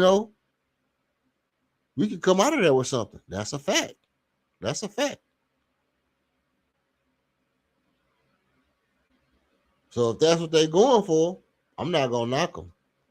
I'm not gonna knock them if that's what they're going for. I'm just looking at it and saying that's not necessarily the tail of the tape. That's not necessarily like, okay, you can do this every year. You can't necessarily sneak in there every year and hope that somebody don't be looking at you. Somebody gonna see your ass. You try to sneak in there a bunch of times. Somebody gonna be looking right at your doggy's ass. They're gonna be looking right at you. And when you come in that back door, they're gonna be looking. They're gonna be like, oh, here they come with this right here shit again. Or they try to sneak in on us. They try to sneak in. They got Kevin Durrant. They try to sneak and get them one. Nah, you can't sneak and get you one. And they're gonna be ready to fold you up. But now I think also that the way it's playing out is people not even expecting us right now. Because of the way we played last year, people are looking at us like, okay, we don't got to worry about them. So we could catch them with a bing bing and then be in that thing. We can catch them with a bing bing and they would never even see us coming. They don't have no anticipation of us popping up on them. So that's always a possibility.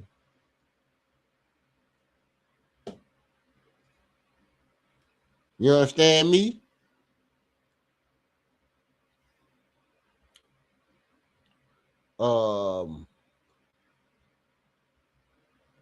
Let me check. Hey, look, everybody, man, when you come in, look, I appreciate y'all pulling up on me. William Allen, Buck Moe, boys that been regular. Appreciate y'all pulling up on me. We ain't stopping yet, man. I just want to let everybody know you coming in, hit the like and hit the subscribe. I appreciate it. Every show needs a sparking for us. You are it. Also, the link is also in the chat. If you want to come up, you want to get your take off, you think the Houston Rockets is not a top 5 team, you can come up here and tell me why you feel that way. You want to get it off your chest. You think we are the top 5 team, you can come here and tell me why I'm right. You know what I mean? LP, you want to talk about LP? You want to talk about Sean Padula? You want to talk about Rafael Cortez or whatever his name is? Feel free to come up and get your takes off. We talking our Rockets. We're gonna be here for a while, bro. I appreciate everybody putting up on me. If show needs spark for us, you are it. And if it seems like I'm out of control right now, like I'm about to spaz, that's not true.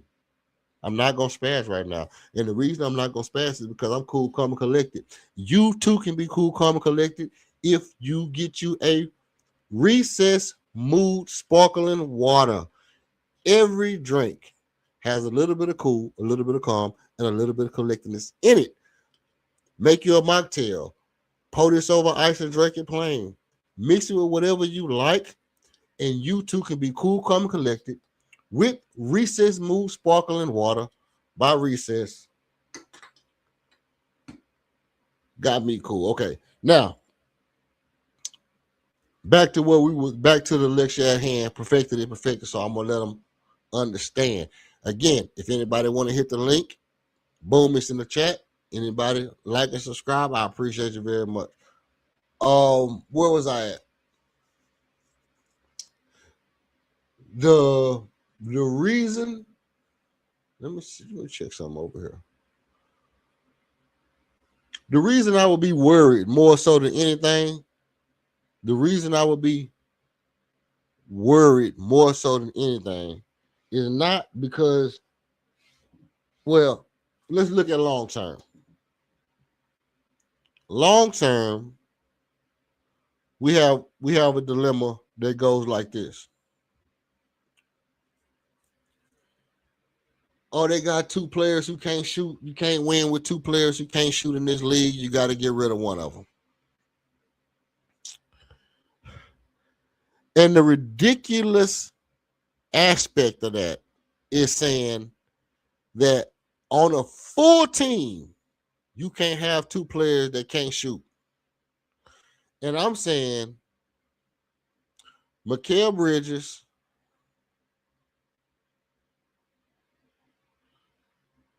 Josh Hart, I mean, obviously, Anunoby shot the ball well, but you also had what's your boy name? The big man, the one that finger got hurt. That's three players on the starting lineup. That's not shooters. Obviously, Mikal Bridges is a better shooter than Ahmed or LP, but he's not known for being a good three-point shooter. Josh Hart, not a great three-point shooter either. And the big man that they had, not a great three-point shooter either. But they won a championship. But they won based on continuity. Their team chemistry was up. And if your team chemistry is high, you can win. If your team chemistry is low, you're going to have a problem winning. Am I right? Am I wrong? But if the narrative, if the industry is able to sow seeds of discontent and imbalance or seeds of doubt, false hope, or whatever the case may be, if the industry is able to sow seeds that makes Raphael Stone feel like he's going to lose his job if he don't pull the trigger on trading Alper Sengun. If you traded Jalen Green, if you trade LP and Ahmed and Reed, one thing I can tell you is if they traded Steve Nash and Dirk won them a championship. But if they'd have kept Steve Nash and Dirk on that team and figured out a way to make them play together, all that Tim Duncan and Kobe Bryant shit, hey, all I can tell you is kiss my ass. Tell me Tim Duncan and Dirk Nowitzki wouldn't have been a nice team. You tell me Tim Duncan and Dirk Nowitzki wouldn't have been a good team. Huh? You try to tell me Tim Duncan and Dirk Nowitzki wouldn't have been a great team, but they traded Tim. They traded Steve. I mean, yeah, they traded not Tim Duncan and Dirk Nowitzki, Steve Nash and Dirk Nowitzki. You try to tell me that Steve Nash and Dirk Nowitzki wouldn't have been a great team, but they traded Steve Nash turn the reins over to Dirk. It took Dirk a long time to get the championship. He got it done. Steve never got it done. But imagine if they'd have kept Steve Nash on that team with Dirk Nowitzki and built around them two players. But they both need the ball. We got a buddy. Dirk Nowitzki play basketball. Steve Nash play basketball. Kept them two players on the same team. Same thing with Armin and LP. LP can play basketball. Armin can play basketball. Keep them two team on the players. Get you three shooters. Get you three shooters. Put Armin at his right position. Put Armin in the small forward. Get you a shooting guard and a point guard that can shoot the ball. Keep Jabari. Or get you keep Jabari. Jabari is going to be very good at that position for what you need. He physical, he athletic, he young, and he can shoot. You know, and he can shoot, and he's smart, and he clutch. So you can keep Jabari, keep LP. I mean, you got Reed Shepherd. Could you eventually find a player better than Reed Shepherd? Maybe. Because Reed, on the other hand side, is not Steve Nash. But he is a catch and shoot shooter, which is what you need. What you really need is for Reed Shepherd to be a good catch and shoot shooter. Because you don't need Reed to create. You need the ball to be moving. You need Albert Sengun to be playing more of a Draymond role, or Armin to be playing more of a Draymond role. Because here's the thing. Draymond initiates the offense, but you never see Draymond doing hang dribble crossovers and driving, and you never see Draymond doing no Fred VanVleet special shit. He just get the ball at the top, read the defense, make the pass. But what is the difference? The difference is the defense is moving. I mean, the offense is moving the defense. And Draymond knows where the offense is going to move the defense to, and he knows how to read it. You never see Draymond breaking down the defense with dribbles. Catch the ball in one spot. He might face up if you don't get on him. But most of the time, he got his back, catch the ball with his back to the basket, look over his shoulder like he going to go one way. The ball going to move. He going to orchestrate where he want to position his pump fake over here, go that way, and either go strong side or weak side while the defense is moving because the offense is rotating. And Draymond was able to do that. You think Armin can't do that? You don't think Armin can do what Draymond does? Now, I'm not saying Armin is as smart as Draymond, but Draymond wasn't as smart as Draymond when he started doing what he started doing. And I'm not saying Reed Shepherd is as good a shooter as Steph Curry, but I'm also saying that, for example, if Reed Shepherd did the exact same thing Curry did, and Kevin Durrant does the exact same thing Clay does in the offense, and Armin does the exact same thing Iguodala does, or Moses Moody does, and Albert Sengun does the same thing that Draymond does. The offense would look totally different. Obviously, Iguodala is a better shooter than Armin. So is Harrison Barnes, but Gary Payton Jr. II is not. So miss me with that. Moses Moody was not. So miss me with that as well.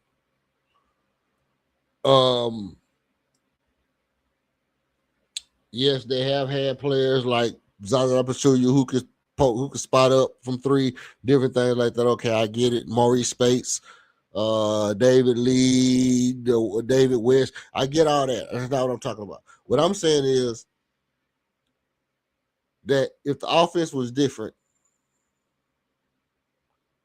we got players that can be utilized in a different way.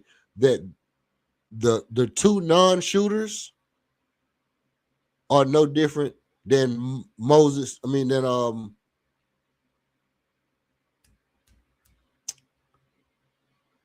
what's his name on the center for the Warriors?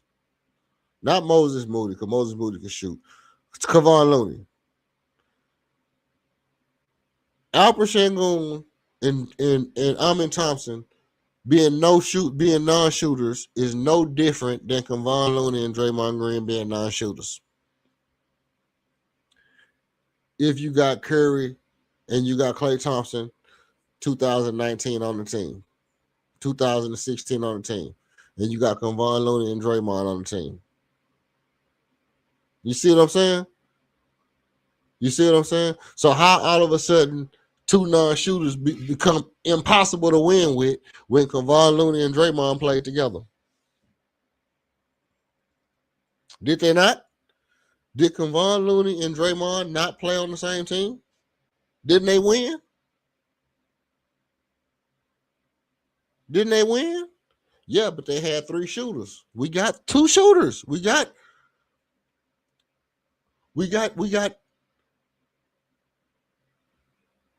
because those are powerful incentives and not your wing players. But listen, Kevon Looney and Draymond is no different than Armin and LP. They're not our wing players. Armin is playing the dunker spot like Kevon Looney. LP controls the offense like Draymond. So I say it again. LP controls the offense like Draymond. Not in the same way, but they both orchestrate the offense. Kevon Looney plays in a dunker spot like Armin. Two non-shooters. It's the same. It's the same. It's the exact same dynamic. If you put LP in Draymond's spot, LP is our point center. Just call him a power forward for now. And say LP is our Draymond. And Armin is our in the dunker spot like Kevon Looney. Because we're not talking about defense, we're talking about offense. Kevon Looney was in the dunker spot like Armin. And LP is orchestrating the offense out of the high post like Draymond. It's the same dynamic. Two non-shooters.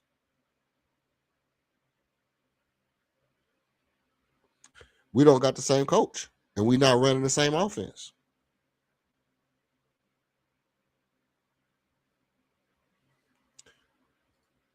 See, this is where you're wrong at. It's positionless basketball. I just made a correlation between two dynamics of what players' skill set and potential would allow them to do. But the reason you don't get the results is because we don't got the same coach and the same offense. And what I'm saying is we have similar type skill sets on our team already. So two non-shooters not being able to win is a false narrative. But two non-shooters not being able to win is a false narrative. Am I right? Am I wrong? Can you win with two non-shooters, or is that a false narrative? That's all I need to know. All I need to know is, can you win with two non-shooters? Or is that a false narrative?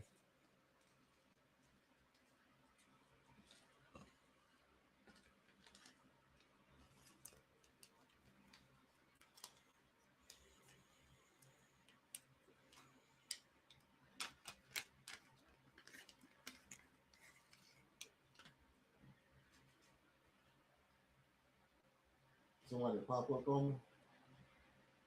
I thought somebody popped up on me over here.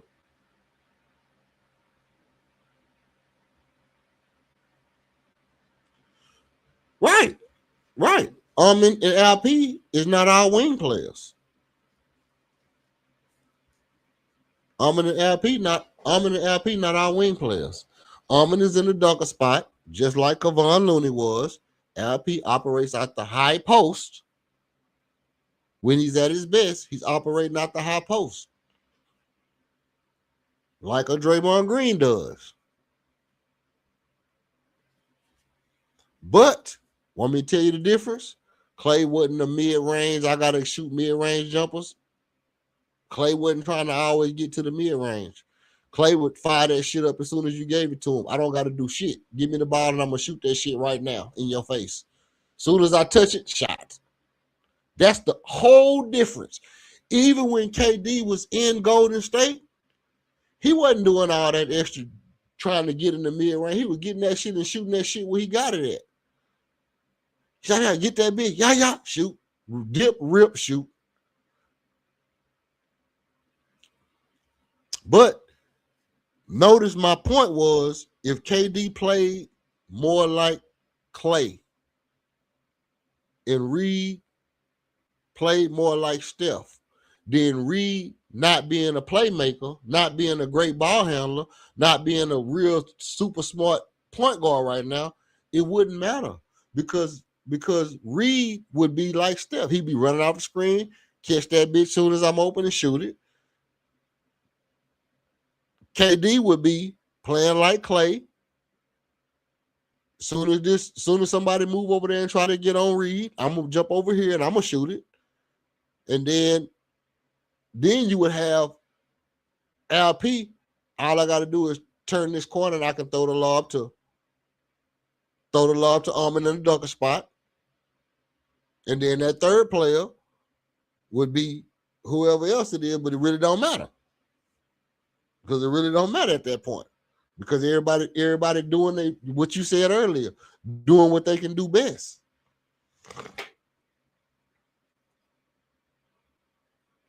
Everybody doing what they can do best.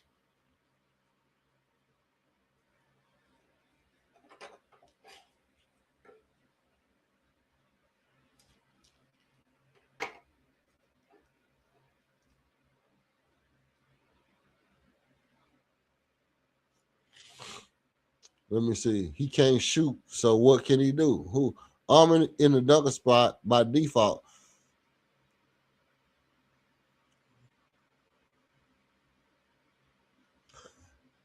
Armin averaged 21 points this year. Really averaged 18 points this year.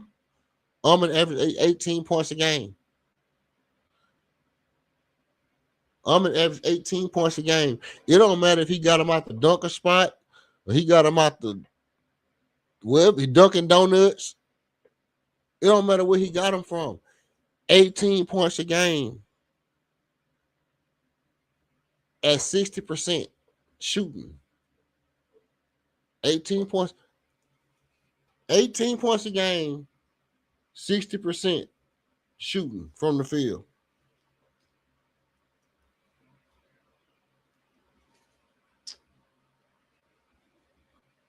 I mean, bro.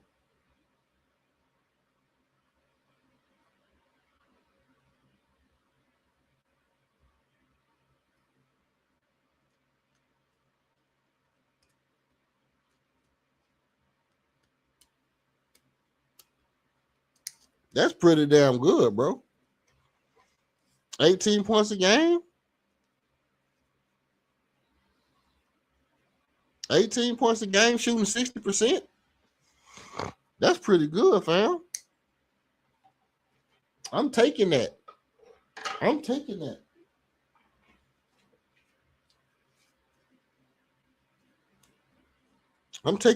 I'm looking at that and I'm saying, how do we maximize? I don't need you to shoot threes. Okay. So we say, hey, Shaq shoot 20% from threes. We can't win with Shaq and Dennis Rodman. Would you say that? Right now, if I say, hey, look, I got a team. I'm starting it right now. It got Shaq and Dennis Rodman on it. Can you win? Can you win with Shaq and Dennis Rodman? I'm giving you a team. I'm giving you a team. Listen, I'm giving you a team. The team is going to start with Shaq and Dennis Rodman. Can you win?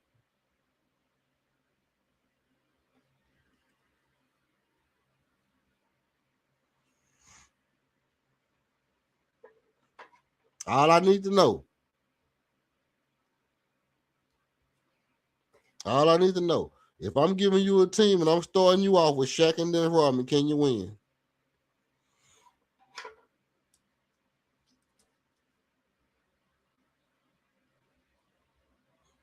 You ain't answered the question though.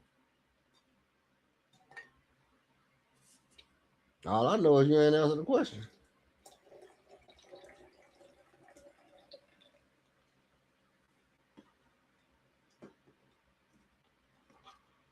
You can win. Okay, cool. Boom.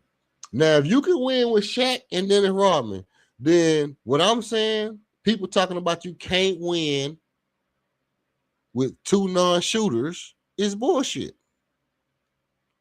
So the idea that you have to trade Armin, you have to, but the other one averaged 2 points.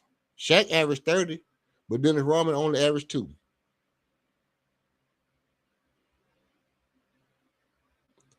But Dennis Rodman only averaged 2. So if you want to do the math, I can do the math for you. Armin averaged 18, LP averaged 19. You can say actually LP averaged 20. You can go ahead and say 20. Might have been 21. So that's 30 points right there. That's 29 points right there. 38 points. My bad. I'm tripping.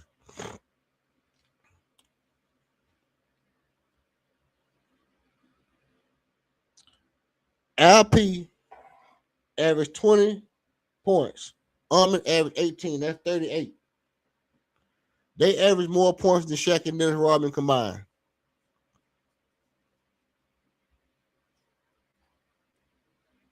Am I lying? The Armin and LP average more than Shaq and Dennis Rodman combined? Yeah. That's what I'm telling you. If LP and Armin average more than Shaq and LP, you can win with two guys who can't shoot.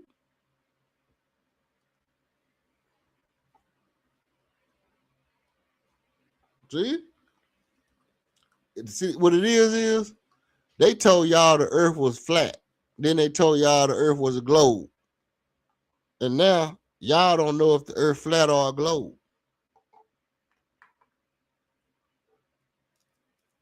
Y'all just listen to whatever they say, and then y'all will say, like, whatever they tell y'all, that's what y'all think.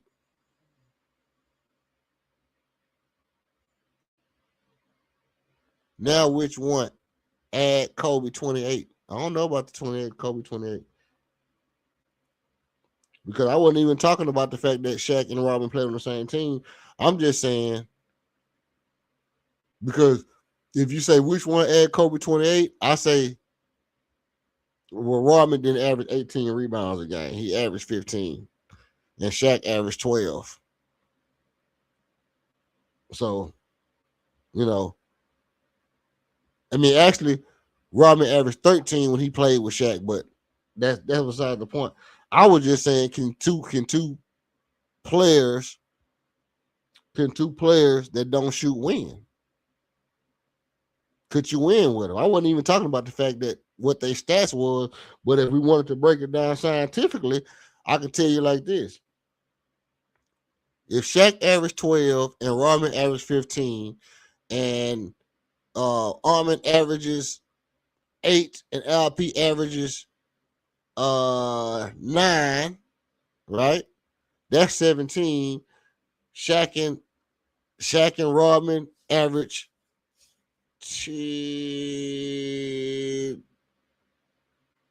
close to 30, 27, something like that, right?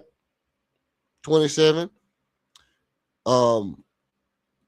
That's 10 less. That's 10 less rebounds. But it's also coming from Armin, like you said, whatever, So the rebound is not even what we're talking about. We're not even really talking about the rebounds and who getting the rebound. I'm saying, can you compensate? Can you find a way to put up points if you got two guys who can't shoot? That's it. Yes, because one of them can go out and score 30. We don't need LP to score 30 because Armin to get you 18. So we only need LP to get you. It come into play, but it don't change the truth. Like how many rebounds and stuff, all that don't matter is if you can win with two great players.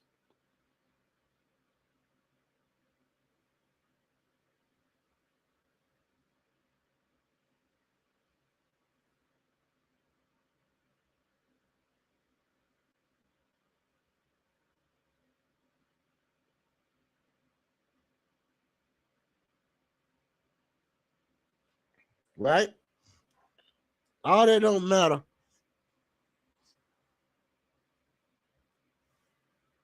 Okay. It don't. It mean right, but here's the thing. Now this is where we agree at. They're not great players right now. They're not great players right now. They're not great players right now. But the question is it worth it?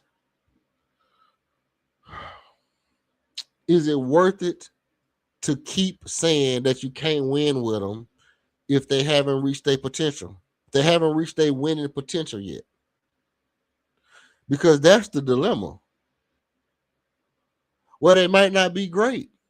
They might not be great. They might both be A minus. They might both be B plus.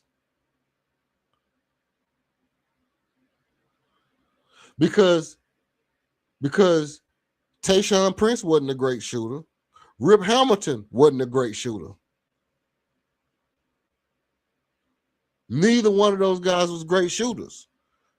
But what happened was they was good enough at what they did to make up for the fact that they wasn't great three-point shooters.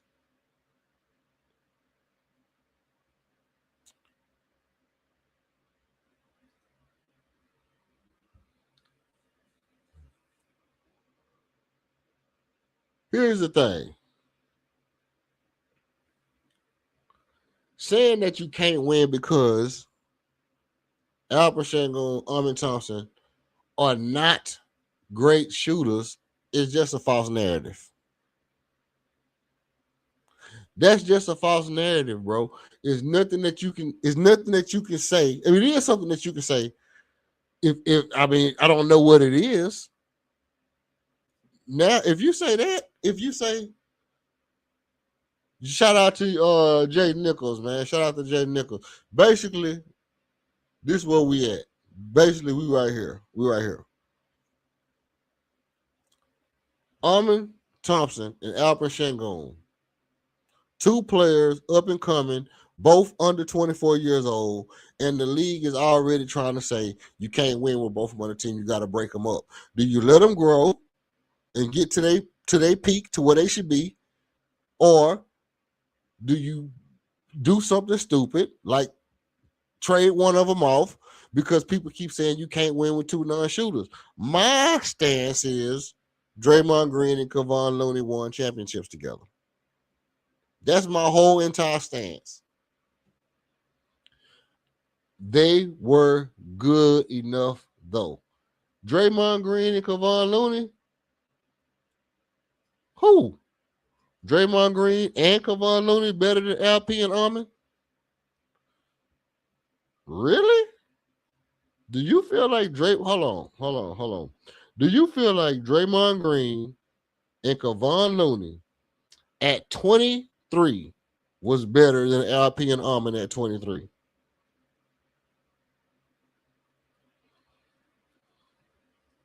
let's backtrack this thing a little bit. Let me take this back. Let's backtrack this thing a smidgen or two.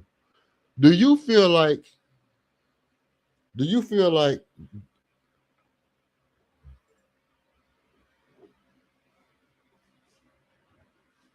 right? You right. Oh, you said Rip Hamilton and Tayshaun Prince. Okay. Yeah, true. Rip Hamilton and Tayshaun Prince, you know, they was up and coming star. I don't think Tayshaun Prince, when they realized how good he was gonna be, I don't think he was really no different than Armin. I think he right on the same kind of precipice as Armin, you know. And it was like, dang, this dude can be our franchise guy. We can build around him. His defense and how he plays is good. We can build around him.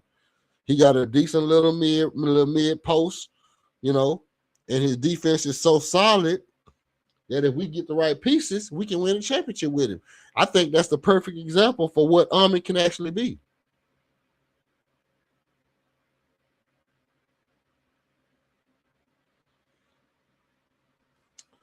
Right? So in my mind's eye,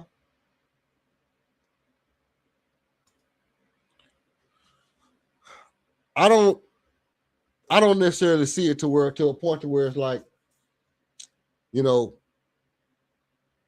Draymond Green, Kevon Looney at 23, 24 was better than Alper Şengün and Amin Thompson. Now, if you said, well, hey, Amin and LP are making Steph and Clay money, then what I would tell you was, if that's your argument, if you say Amin and LP are making Steph and Clay money, what I would say is, well, Reed Shepherd has to make Draymond money. And we need a shooter that makes Kevon Looney money. That's all I'm gonna say. We need a Luke Kennard, Gary Bird, you know, priced shooter.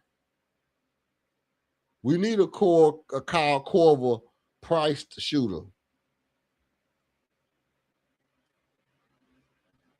You see what I'm saying?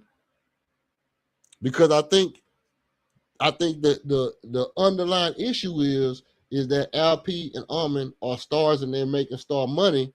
So it's harder to look at it and say, you know, how can we build a team around these two guys when they are both our stars and neither one of your main stars can shoot? Okay, I get that. But all you telling me is what I already know. Raphael Stone has to do a great job. And in my mind's eye,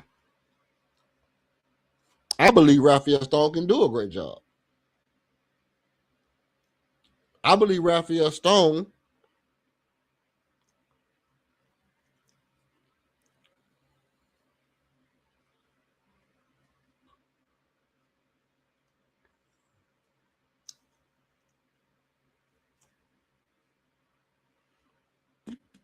hey,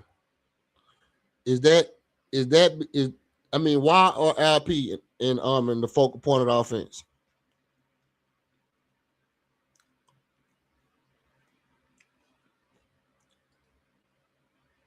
That's right. That's right. That's right. I need to get that on my soundboard. I need to get that on my soundboard. But why is Looney and Green not the focal point of the offense and LP and Armin are the focal point of the offense?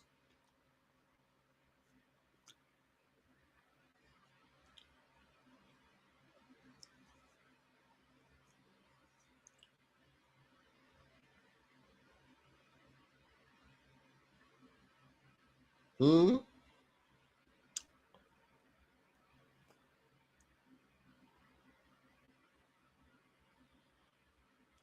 Yes, you can, bro. One of them shooting 60%. One of your guys shot 15 shots a game and shot 60% last year. You want to give him 5 more shots? He shot 60%.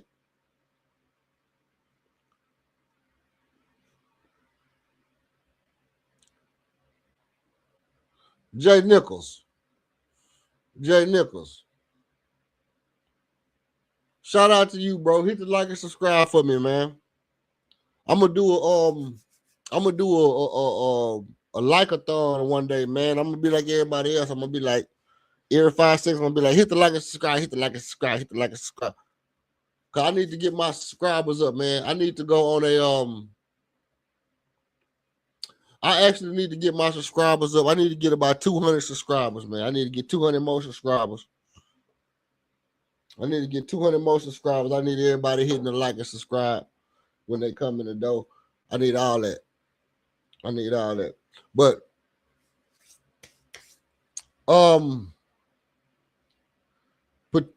exactly.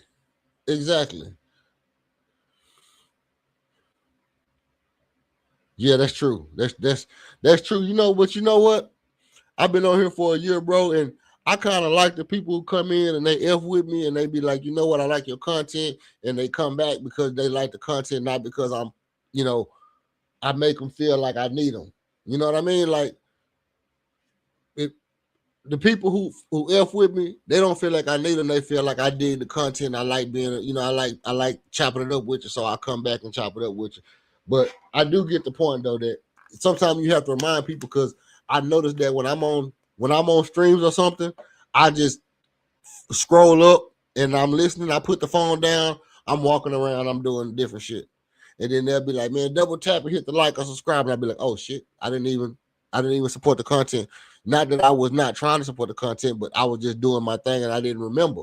So I do get the urgency, the sense to say, hit the like and subscribe if you come in. You know what I mean? I appreciate it. Every show needs a spark, and for us, you are it. I do get that. Also, I'd be remiss to say that if it seems like I'm doing a good job, it's because I'm cool, calm, and collected. And the reason I'm cool, calm, and collected is because I just finished my second Recess Mood Sparkling Water by Recess Mood. You can get your Recess Mood Sparkling Water that has calming effects and infused with calming agents in it. And you can get those at takearecess.com. You can get those Recess Mood Sparkling Waters at takearecess.com. Right now, I'm digging the grapefruit tangerine. That's my personal best right now at this time. And if it seems like I'm cool, if I'm calm and I need to be collected, you might want to say, "Hey, EF, get yourself a Recess. Get yourself a Recess Mood Sparkling Water so you can get your cool back." All right.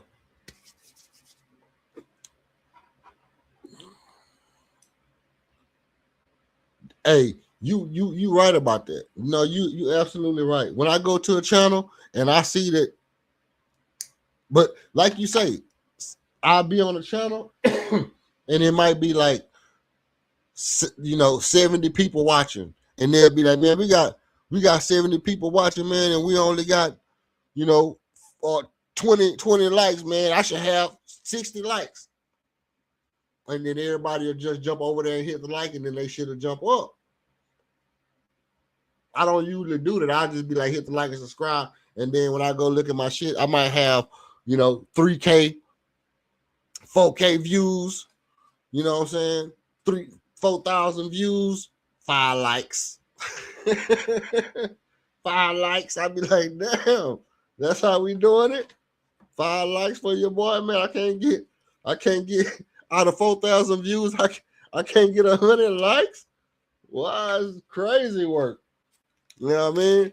But obviously, I appreciate anything. I appreciate the comments in the chat, hype video. I don't even know if you can hype my videos. I don't even know about none of that. But I appreciate all that, man.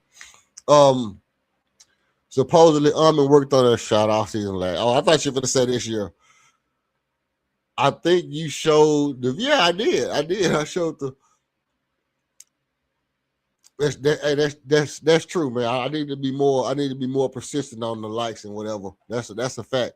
I did show the video, but you know what? Here's the thing. His shot looked better. His shot looked better. Not that he was more a better, he wasn't necessarily a better shooter. I think he was a little bit better than he was the year before. Didn't get to where he needed to be, but I saw improvement in his shot. I saw improvement in Armand's shot last year. I saw improvement in Armand's shot, man. You can't say the dude didn't improve from the first year to the second year. He did. And that's all you want, man. All you want is your main guy. His shot looked trash. He don't extend all the way on his shot. He got the little gooseneck. He got the little gooseneck shot. And he don't fully extend. I get it. He need to go work with lethal shooter. Actually, he has a shot like who shoots like that? He kind of got a shot like it's all. If I was gonna say a good shooter that shot like him, I would probably tell him to get with a Scottie Pippen. I would probably tell Armand to get with a Scottie Pippen and work on his shot, because Scottie's shot kind of was, had the elbow not fully extended as well. So if I was Armand, I would be getting with a player like Scottie Pippen and finding out what did he do to make his shot better over time without fully extending his shot, fully exchanging the shot up. And I would believe that Scottie would say maybe take some backboard shots when you in close. I'm always gonna say use the backboard, bro. I'm all about that, using that backboard and not making the game harder than what it needs to be. So that's kind of my take on the shooting thing. But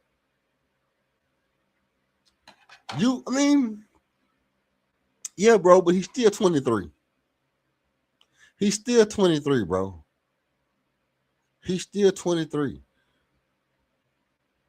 He's 23 and LP's 24. Backyard, hey, listen. So many players would be better if they just used the backboard. So many players would be better if they just used the backboard.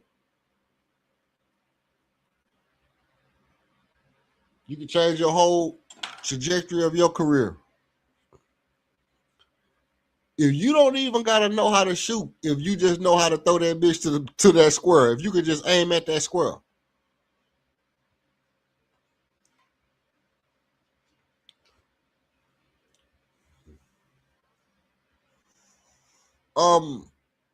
But again, do you put the development on the players on do you put the development on the players on the players? Do you think KD could have made the guys better? Do you think Stone, needs to pull guys aside and say you need to work on XYZ, or is that for Ime to do the Phil Jackson and give guys books to read about the art of war? What do y'all think is missing with the development of these guys? Armand has been getting better, and LP's been getting better every year. I think this is my whole thing. I think some Rockets fans, they just be too high strong. Some Rockets fans just be too high strong, bro. I can't really say it no other way.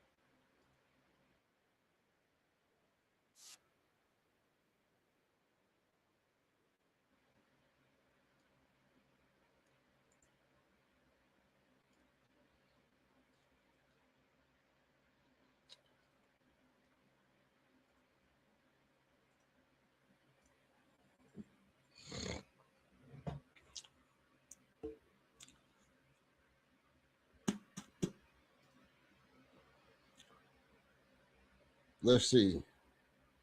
LP has been stagnant. LP was tired. I mean, LP obviously played in the Euro League. He came out. He played great in the Euro League. He played decent in the playoff the year before. He played great in the Euro League. He played well at the beginning of the year. And somewhere in the middle of the season, he didn't play as well. He didn't have his legs under him. A lot of times he didn't look like he was in shape or whatever. He tried hard, but he wasn't able to do some stuff. Maybe he's ass. Maybe he was tired. You pick your reason for why you think that is. A lot of y'all understand my position about why LP looked the way he looked last year. I don't think he was stagnant. I think LP has a technically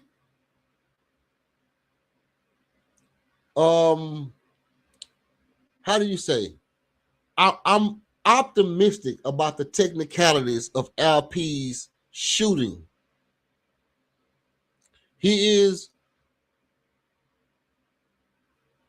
how do you say, sound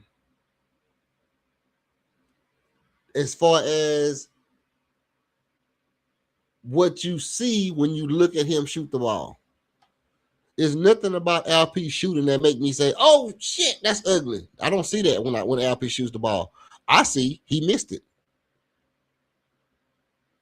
And in my mind, most people say LP missed it. You know, he need to get better.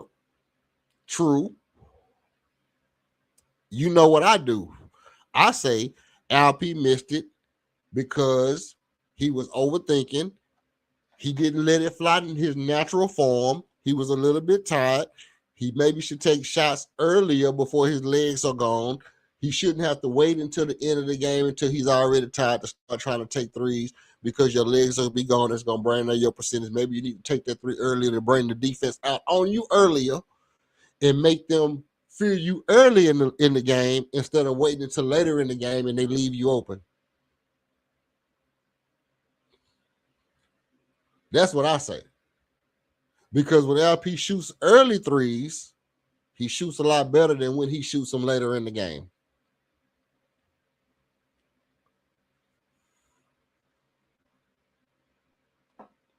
Now, am I lying? Well, we can wait to see. When LP shoot threes early in the game, he tends to shoot better than when he waits till later in the game before he has his first shot.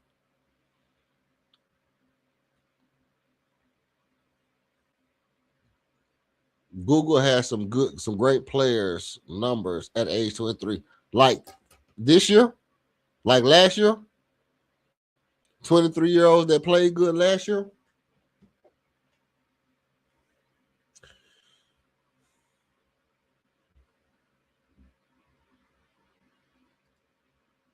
Because I need to know who they was. Who was the guys who played great last year at 23? And was any of them all-stars? Did we get any all-stars last year? That was at the age of 23?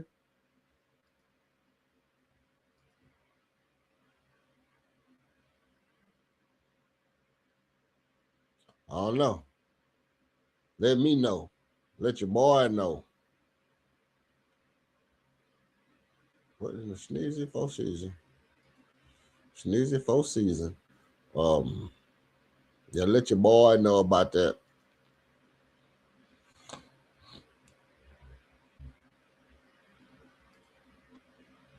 What?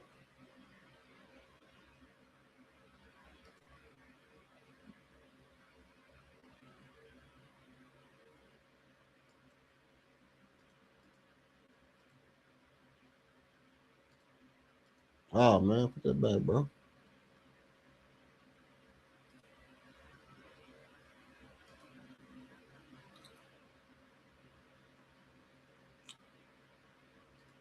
Wow.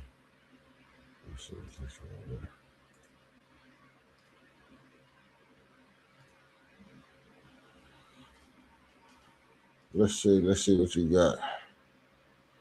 Let's see what you got. What was Shaq numbers? Oh man, you talking about all-time great players.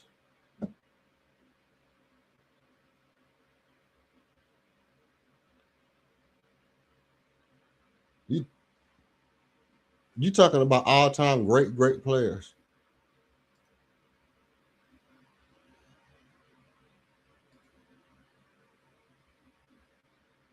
And I mean, if we keeping it a bean, I'm not saying that Albert Shangoon is gonna be Shaq or KD. I'm saying Armin has that type of potential, but it won't be scoring, it'll be all around game. Armin has all around game, you know, second leading scorer, best defender in the league type potential. I don't expect Armin to be your best scorer, but I think 22, 23 points a game. And I think in his prime, Armin should be scoring 24, 25 points a game. In his prime, Armin should be scoring 24, 25 points a game. In his prime.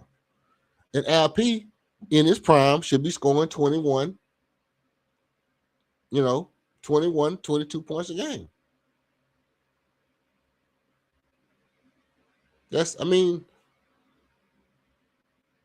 What's the big deal? What's the big deal? I think that's feasible. I think that's feasible.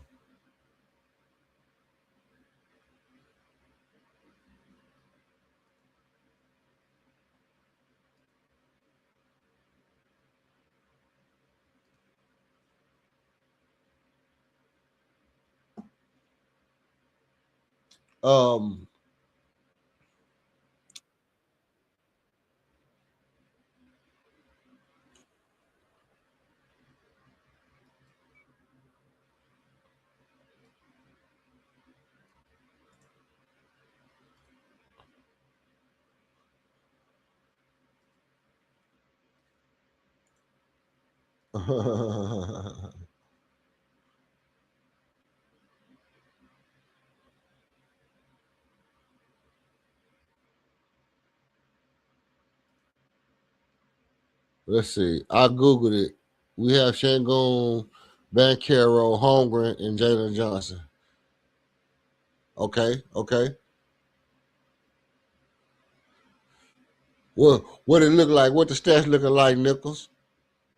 Tell me what the stats looking like. By the way, Nichols, let me tell you something. I don't know if you know, but the link is always up in the chat. If you ever want to come up and talk, you ever want to come up, get it off your chest, tell me I said some bullshit, tell Buckmo he being obnoxious in the chat. Feel free, bro.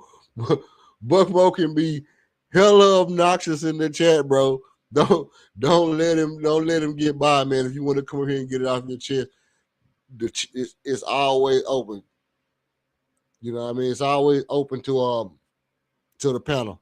Now, Shangoon kind of got the green light. Shangoon got the green light, and Armin got the green light. I think either one of them can shoot when they want to. I don't think there's nothing stopping them from shooting whatever they want to shoot other than their own confidence and knowing that if they miss, it's going to cost the team to lose. But I think that hurts LP. I think LP, it don't hurt Armin because Armin ain't going to make it whether he think he can make it or not. But I think LP overthinks his shot sometimes, especially on the three-point shot. He can overthink it, and that could cause him to miss shots.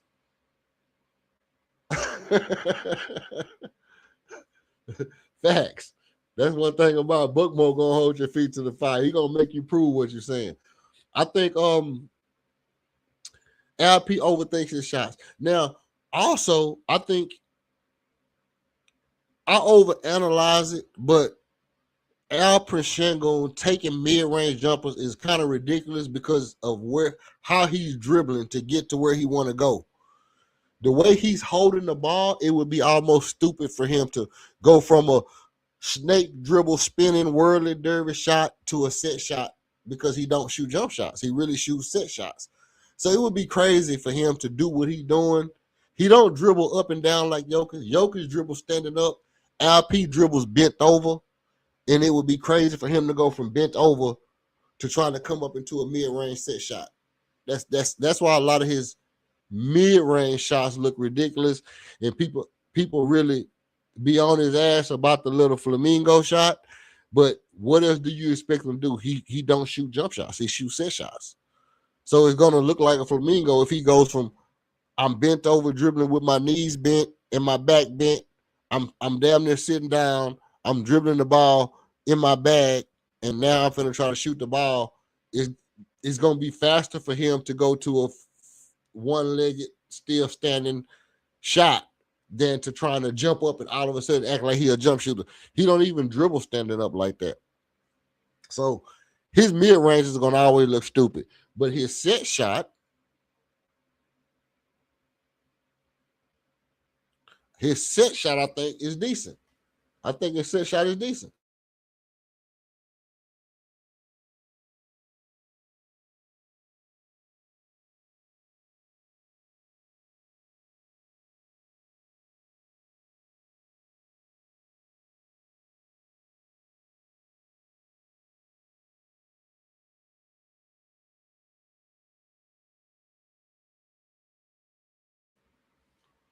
That's how I see it.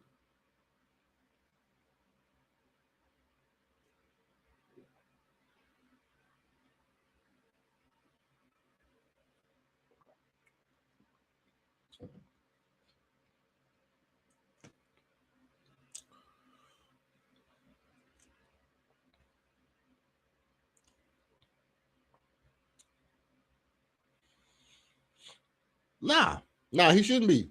Alperen Sengun should absolutely not be at 25 points a game.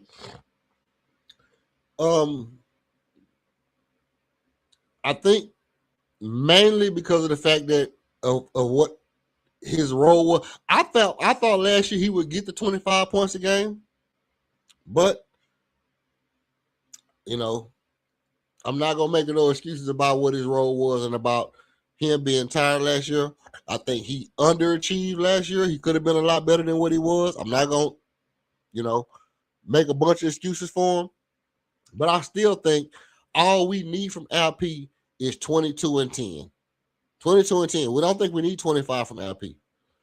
I don't think we need 25 from LP because of the simple fact that Amen Thompson shoots 60% from the field.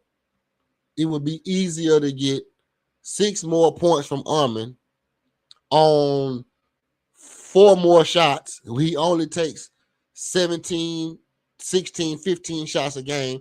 If we get Amen up to 23 shots a game at 60%, Amen can make a jump from 18 to 24, 25 easier than LP can go to 25 shot and 25 points a game.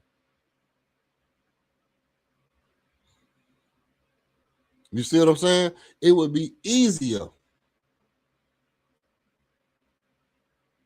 He had 30% right now from 3 and averaging 20 points a game. Yeah, you're talking about Alfie. Right. Alfred shooting 30% from 3. I mean, what you want your center to shoot? You want your center to shoot 40? He's not gonna shoot. He's not gonna give you 40 right now. And then again, like I was saying earlier, a lot of his 3-point percentage is I'm 0 for 2. I'm 0 for 2. I'm 1 and 1. I'm 1 and 1. 5 for 7. So when he shot volume threes, he shot good. When he shot more than 4, percentage was usually better. Whenever he shot 5 or more threes, Alperen Sengun usually shot a better percent. He usually shot pretty good when he shot 5 or more threes. That's just the facts.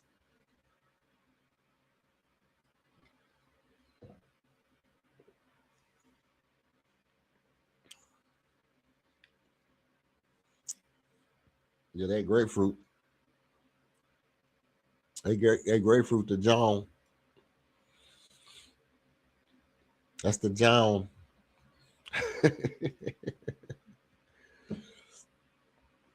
I want LP to be better. I do too. I want LP to be better in the paint. But again, I think he'll be better in the paint when he is not as confined to the paint. What I mean is when guys not automatically knowing he has to go to the paint, it'll be easier for him to be effective in the paint because nobody can tell me when LP get to attacking that he not excited. When LP is attacking and he's being aggressive, he's super exciting to watch. Super exciting to watch. The biggest problem with Alperen Sengun is when he has to do anything in the mid-range, he has to shoot in the mid-range, that's when it gets scary. But going to the basket and attacking downhill, whirly, dervishing, crossing guys over, yink, yink, yink, double yanks, all that, Alperen Sengun is good.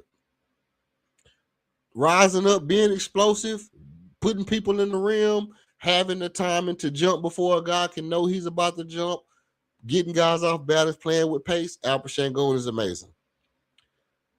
Yeah, sometimes he misses bunnies around the rim. I think everybody do that sometimes.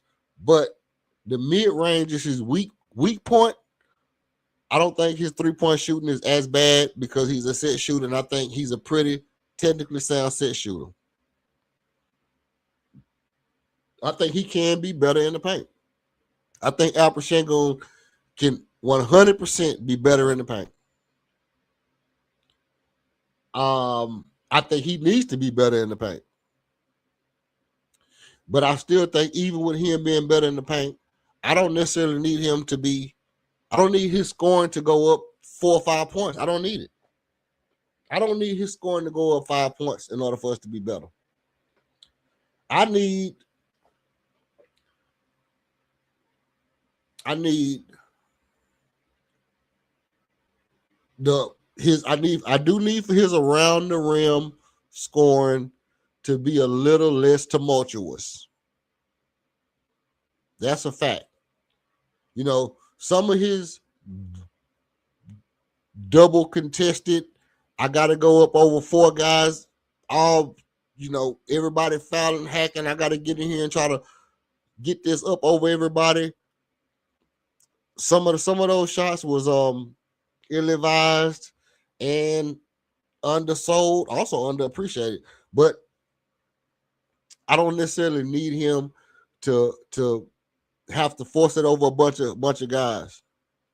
Hey, shout out to you, Jay Nichols, man. Appreciate you stopping by, man. Appreciate the subscribe. I appreciate the like. You're a real one. Shout out to you. Next time, man, don't be scared to jump on the panel.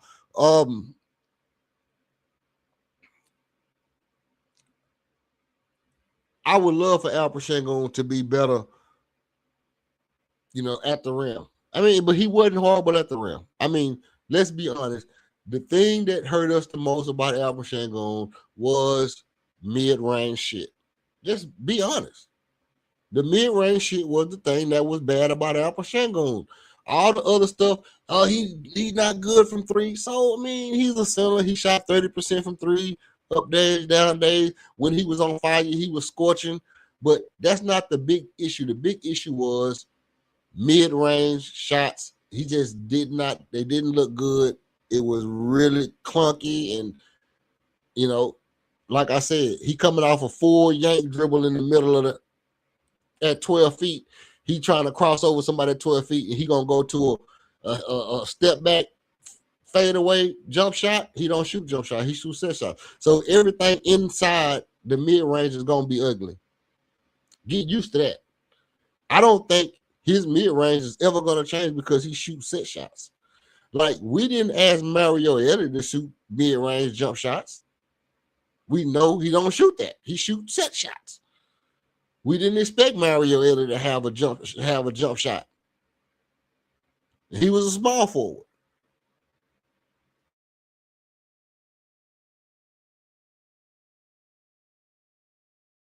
So some mid-range stuff from LP is just going to be ugly if he has to take it. We don't want him to have to take that. I don't want him to have to take that. I want some of those mid-range shots that we complain about LP can't make. I want Jabari to get those. Kevin Durant's going to take the ones he's going to take. But I also want Armin to take more shots. I need Armin to take. Armin shoots the highest percentage on the team. He shoots 60% from the field goal. I need Armin to take more shots. And you might say, you're not adding context. That's not in context. Armin is not a good shooter. Armin is not a good shooter. Why? Well, 60%, I don't care how you parse it. If he's hitting 60%, if he gets the ball in the basket from field goal range at a 60% clip, and he shoots 16 shots a game, my question has to be, if I get him up to 19 or 20 shots a game, does he still get the ball in the basket at a 60% clip? If he does, it makes our team that much more dangerous. It makes our team that much more dangerous. You understand? That's where we keep coming into the conflict at, is that it's not really, to me, it's not really a matter of it's not really a matter of, I don't expect, whether I expect Armin or LP to make a huge jump and then all of a sudden be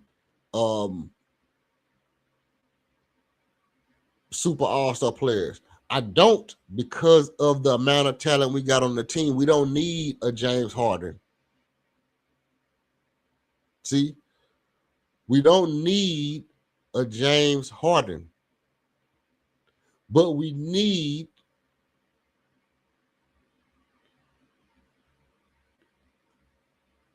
the same amount of productivity in comparison. So we need Armin to put out James Harden productivity without James Harden offense. What am I saying? I mean, I need you to carry the load. I need I need you to feel like the team is on your back. Defensively, you need to be to the league where James Harden was offensively. And you need to still be at least what you are right now offensively.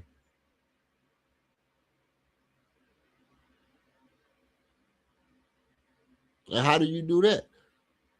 Take a couple more shots, be tenacious on defense. You don't have to have the ball as much. You're going to be in some dunker spots. You're going to be zooming down here. Do the same. Do what you did last year. How your boy say, do what you do. You do you, but you do you. You be him. You do what you did last year, but do it this year without having to try to be Fred VanVleet while you're doing it.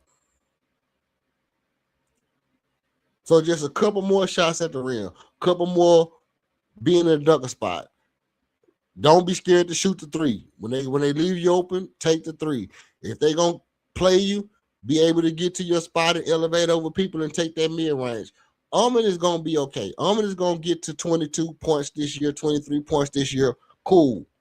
LP going to be around 21 points. Cool. And as long as Armin and LP continue to grow together at 21, 22, 23 points a game from those two players, if they can continue to do that, and to be totally honest, this is my problem with trading Jalen Green. Because if you had Jalen Green putting up 21 points, LP putting up 21 points, and Armin putting up 21 points, that's 60 points from 3 guys. That's looking very good. That is a very, very well-rounded team. That's a lot. That would be a lot like that Detroit Pistons team. Obviously, you know, Jalen Green would be Rip Hamilton. Armin Thompson would be Tayshaun Prince. Albert Shangun would be Rasheed Wallace. So what are you missing? You missing a Chauncey Billups who can get you 15 points and shoot good from 3. That would kind of be in Reed Shepard's wheelhouse. And you missing lockdown defender at power forward. Well, Jabari's not that. I mean, at center. Jabari's not that. But he is a lockdown defender at the power forward position. Not lockdown. Not like DPOY lockdown. But for his versatility, you know, he's not being Wallace. No kind of which way I skin it. I ain't gonna even sell y'all that wolf ticket. He not no Ben Wallace, no matter how I peel it.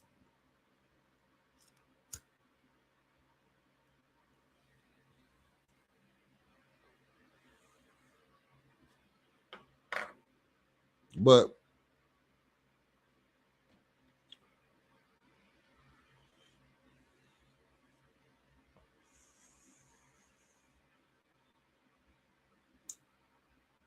let's see.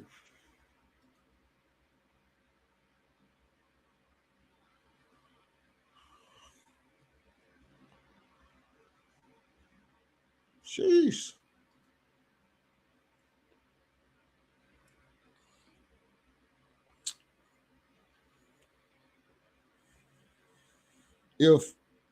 If all else fails,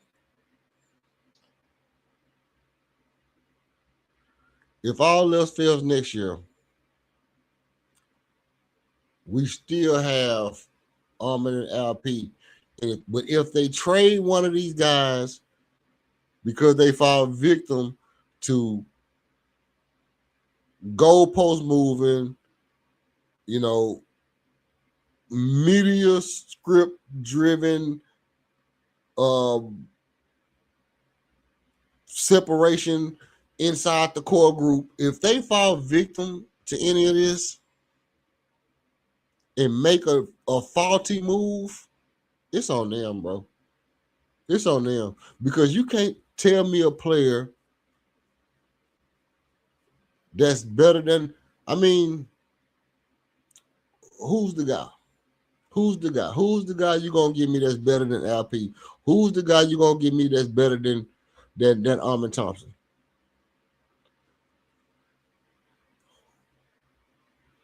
Because you have to be able to show me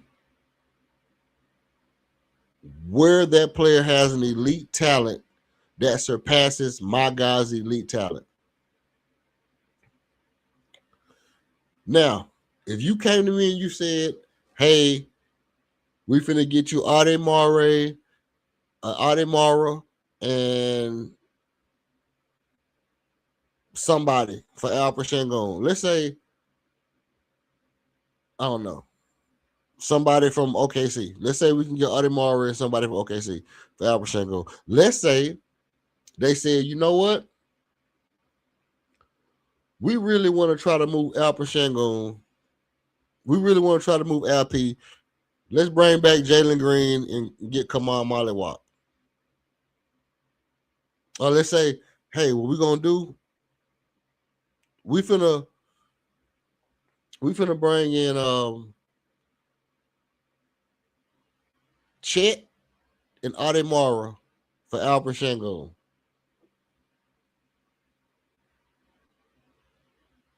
Let's say this is the thinking. Let's say OKC say, you know what? Chet got his ass smashed last year. We'll be willing to give up Chet, and we'll be willing to give up Ademara for LP. Right now. Guess what? Done and done. Done and done. You can give me Chet Holmgren and Ademara for Alper Shangon, and I'll do it with my eyes closed. I do it with no hands.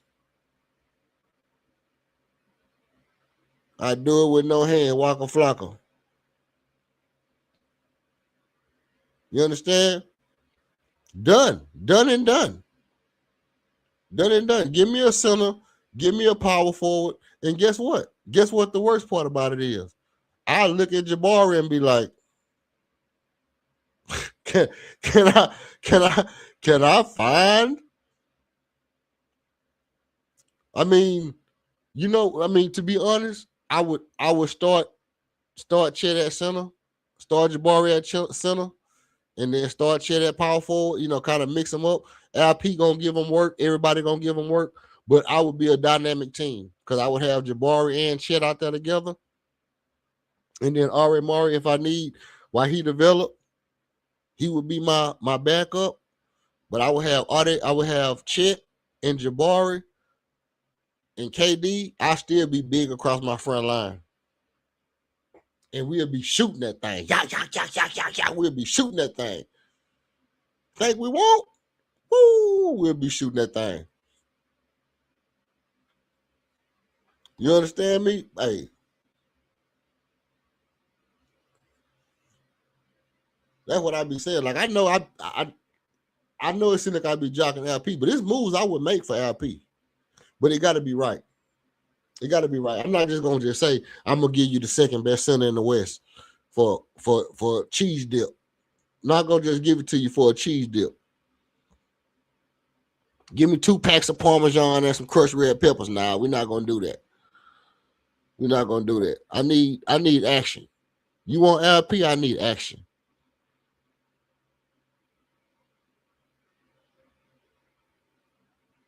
And I hope the Rockets are thinking the same way. I need action. If you want LP, I need action.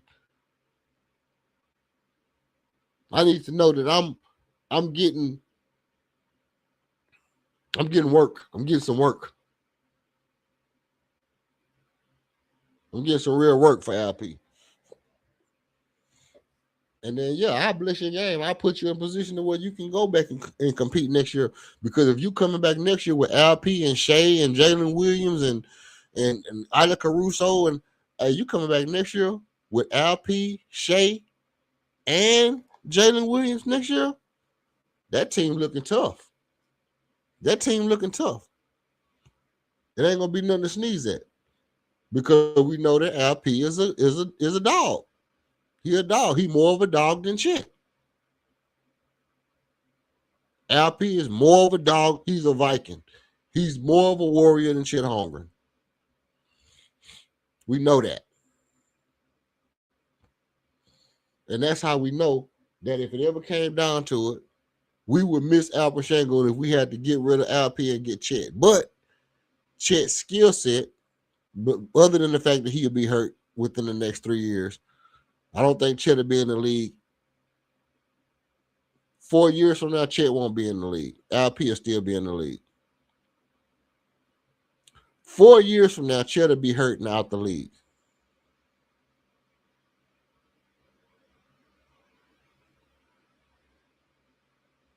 It's more likely that Chet is hurt and gone in 4 years than it is that he's in the league and being successful. But for these 3-4 years that he there, we're going to ball out with it.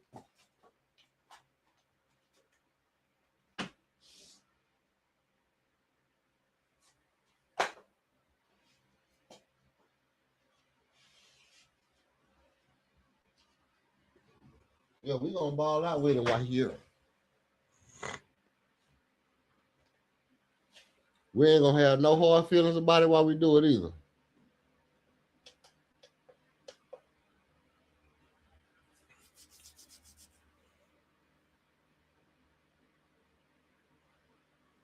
I mean, LP in shape. He played 2 years basketball directly in a row. He played 2 complete years of basketball nonstop.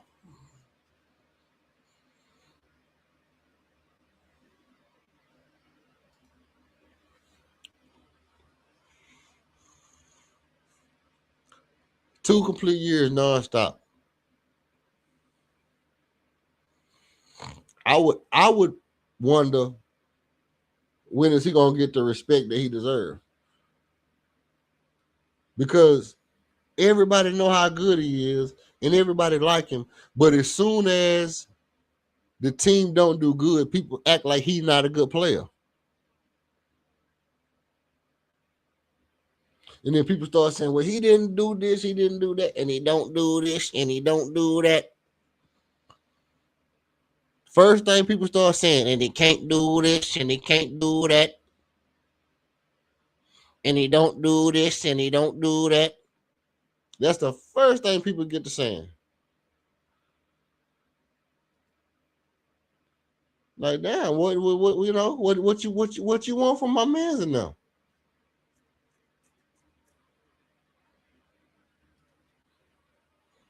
What you want from my man's and him? He doing everything he can do.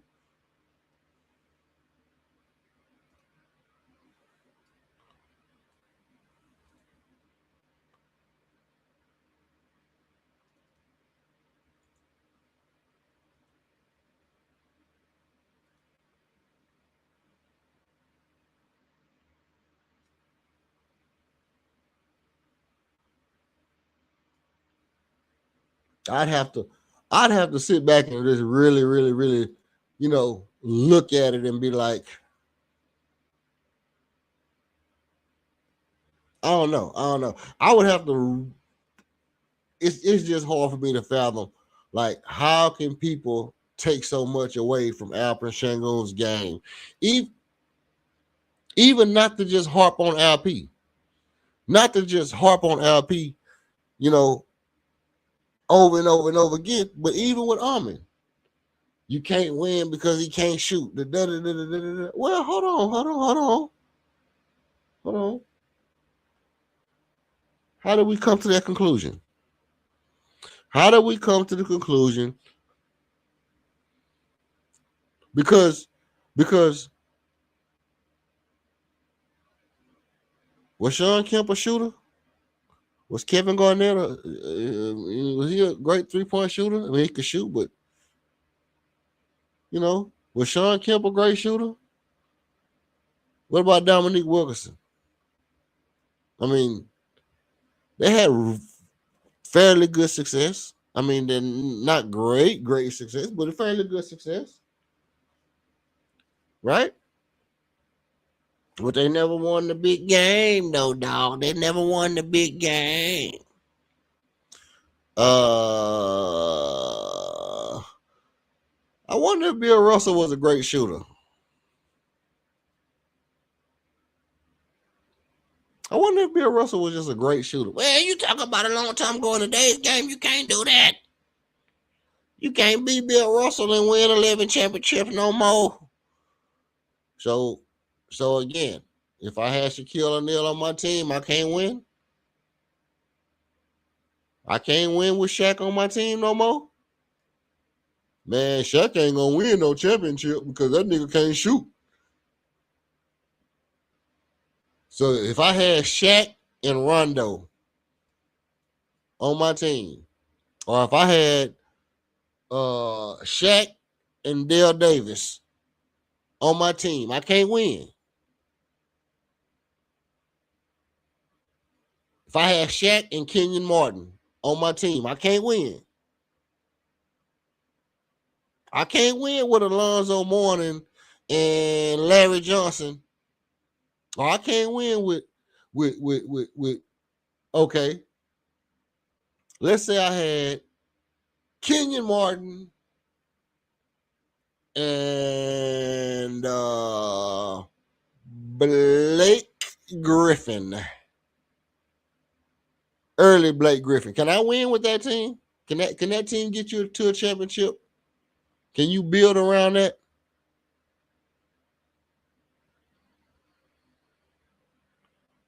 If you build a team around them that can shoot, if you run an offense that allows the other guys to shoot. Because here's the thing, Buckmo. The point I'm telling you is we have on our current roster right now, on our current Houston Rockets squad right now, we had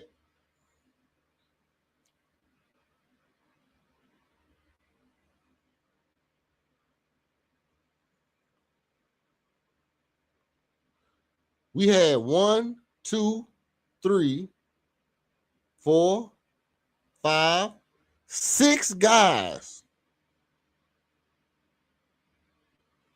who shot above average last year from 3.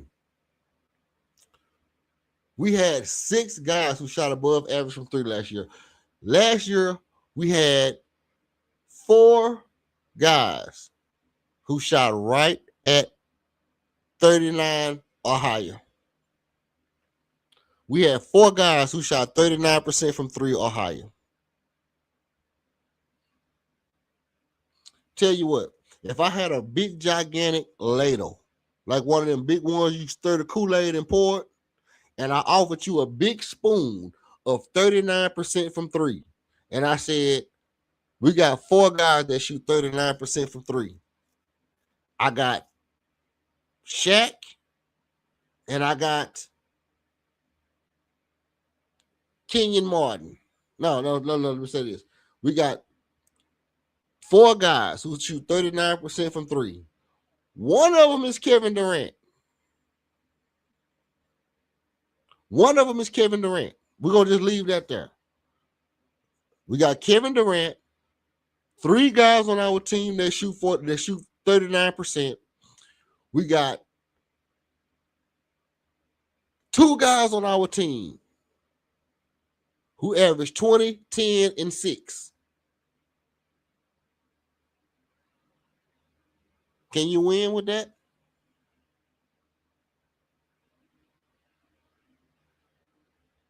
You should be able to win with that, just on paper. Just on paper.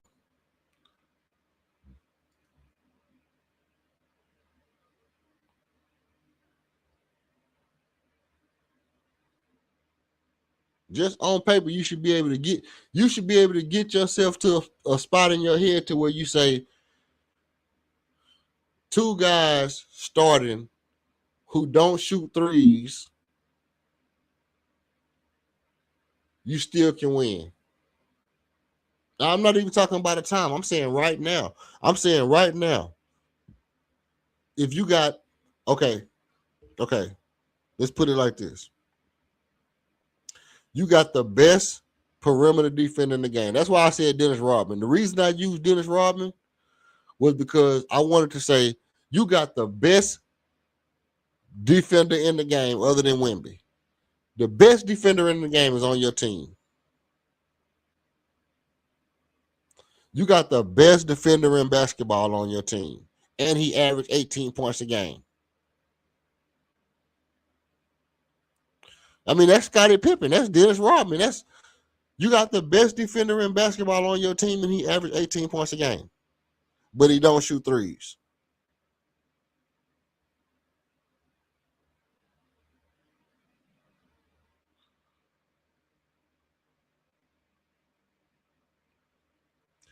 You got a top 5 center in your team, a center, but he don't shoot threes. But he's 3rd highest in assists, 3rd highest in scoring, 4th highest in rebounds, 3rd highest in blocks and whatever else. He's technically a top 5 center in the league, but he don't shoot threes. Okay, they're not a good 3-point shooting team. I mean, you can say they're not a good 3-point shooting team, but you got 4 guys who shot damn near 40%. You got 5 guys on your team who shot almost 40%.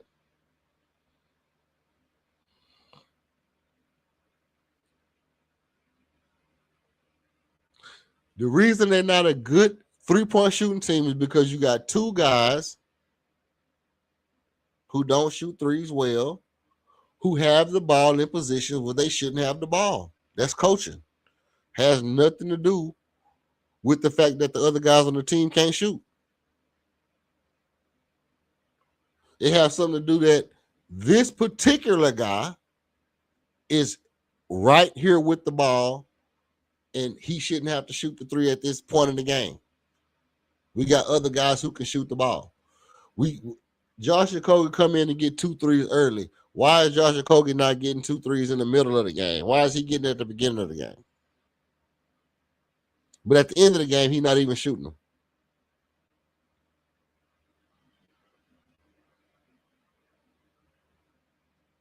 But Amin is. Make it make sense. Make it make sense. So it's not as much as Alper Şengün can't shoot a set shot 3 because we've seen him make a bunch of threes. But if he goes out early and he misses one, and then you put him in the situation where he has to take one later, he's gonna miss that one too, 9 times out of 10. If he goes out early and he makes one, and then he misses one, he's not gonna take a third or a fourth. So he's stuck at 50%. He's not going to go out and take a third or fourth. But if he takes one, makes one, he takes another, makes another one, and he goes on to shoot 4 or 5, he's going to make 5 out of 7, 5 out of 6, 5 out of 9. He's going to make a high percent if he gets over the mental hump. Amin is just different. Amin just can't shoot right now. He'll learn how to shoot later. I see a lot of stuff wrong with Amin's shot. He might not never be a good 3-point shooter. He don't extend. His shot is not really made to shoot 3, but then again, he worked hard enough. He might be able to get better. Who knows? Amin might not be able to never shoot right. But, yeah, they do take you down to 21st. I mean,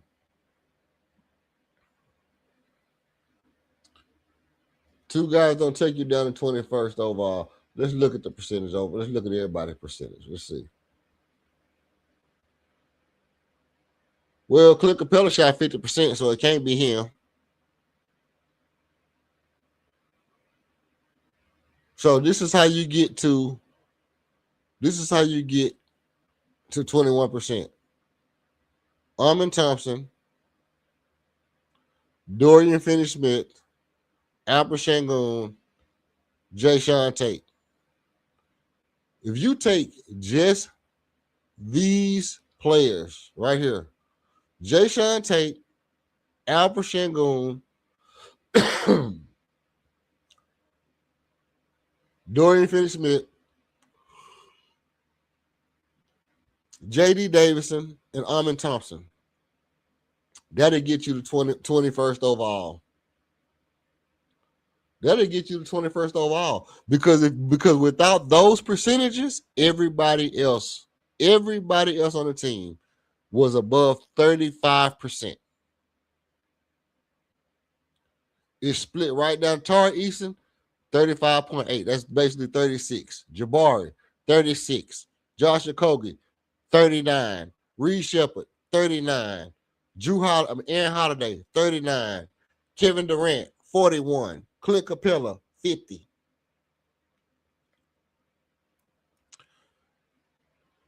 That's not bad. Is that bad?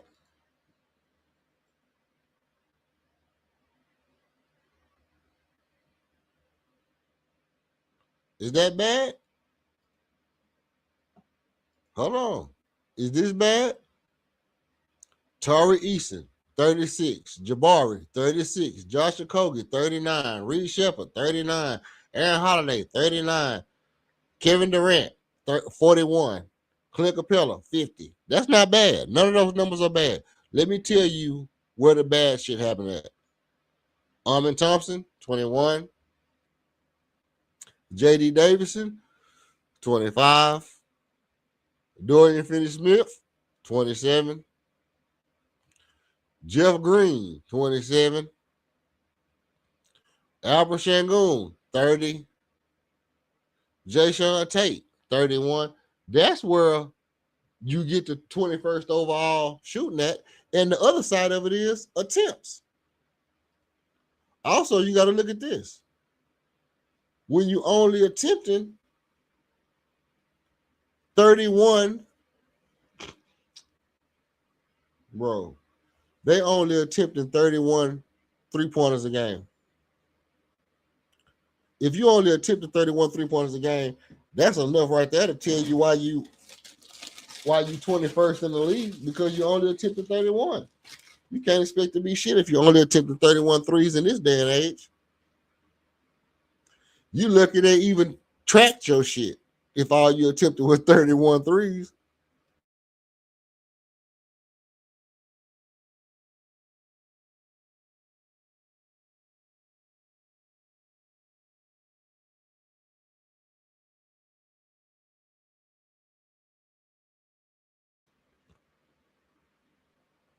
I don't even understand. I mean, you just got to get better guys in the starting rotation. But Fred being back, Fred shooting 40, it bring a little something back to the starting lineup. So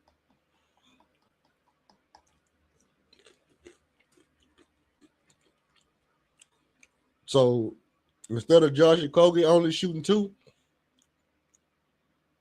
Fred gonna be in the starting lineup shooting 4-5. 4-5. That'll bring us up. Fred shooting 4-5 threes, 6 threes a game. That'll bring us up. All right. Now, with that being said, I need to take me a little restroom break. I'll be back. Let me hit you with a little bit of this.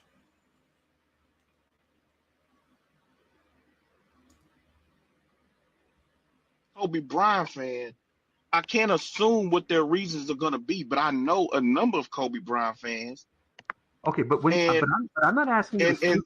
I'm not asking you to speak to everyone or assume everything. I'm saying whichever Kobe Bryant fans you talk to, you interact with, you type to, whatever, when they tell you where they rank Michael Jordan and they tell you why, you should be able to think, wow, that's the same stuff that Michael Jordan fans say. In other words, what I'm saying to you, guy, those people that you call Kobe Bryant fans and LeBron James fans or Steph Curry fans or whatever, they're all Michael Jordan fans. In fact, the majority of the NBA world picks Michael Jordan. It's over 70%. So you're saying that there are no objective Michael Jordan people who speak on Michael Jordan? And not only that, anybody who has Michael Jordan number 1 and their reasons overlap with quote unquote Jordan fans, they're automatically a Jordan fan. Not only are they automatically Jordan fans, but if I'm wrong, let's say I'm wrong. This is some ridiculous shit, bro. See, that's an example, folks, of a Michael Jordan fan. I'm trying to answer the guy, and he laughs and goes, "This is ridiculous shit." He's just dumb. You can just tell he's stupid. He doesn't even know my answers. Listen to what I'm saying to you. I'm saying to you, those people, when they rank Michael Jordan that high, and they have their reasons, you're thinking they're being objective. It's all an opinion. They've done research and all that. It's not that. They're doing the same things that Michael Jordan fans do because they're the same people. Most NBA fans pick Michael Jordan. Do you get that? Okay. Shots fired out here. Both of y'all making good points, making good arguments. You know he hasn't made any good point. Nah, both of y'all made some good points. Good arguments. Come on. I He didn't give me one good point. He did a good job of laughing at me and ignoring my points and saying we laugh around here because we crack jokes. All right, you know what I mean? He wasn't joking around. He was being serious. No, he was. No, let me tell you something. All right. This is my guy. I can tell you off the bat he joking because you was making you were saying some funny stuff. You were saying some funny stuff. He wasn't laughing at you. He was laughing, No, but Red Rockets. The reason you say that is because you agree with him. Well, hold on. Let me tell you what I agree with. I'm gonna give you my spiel, and we can get back to the debate. Okay. It's a fire debate. All right. The reason that's the temperature over here.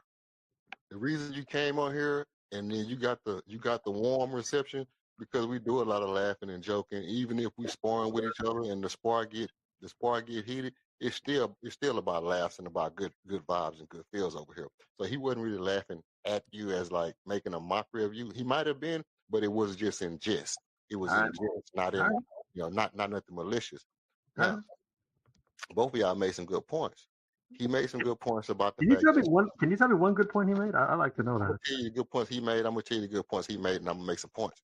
Okay. Right.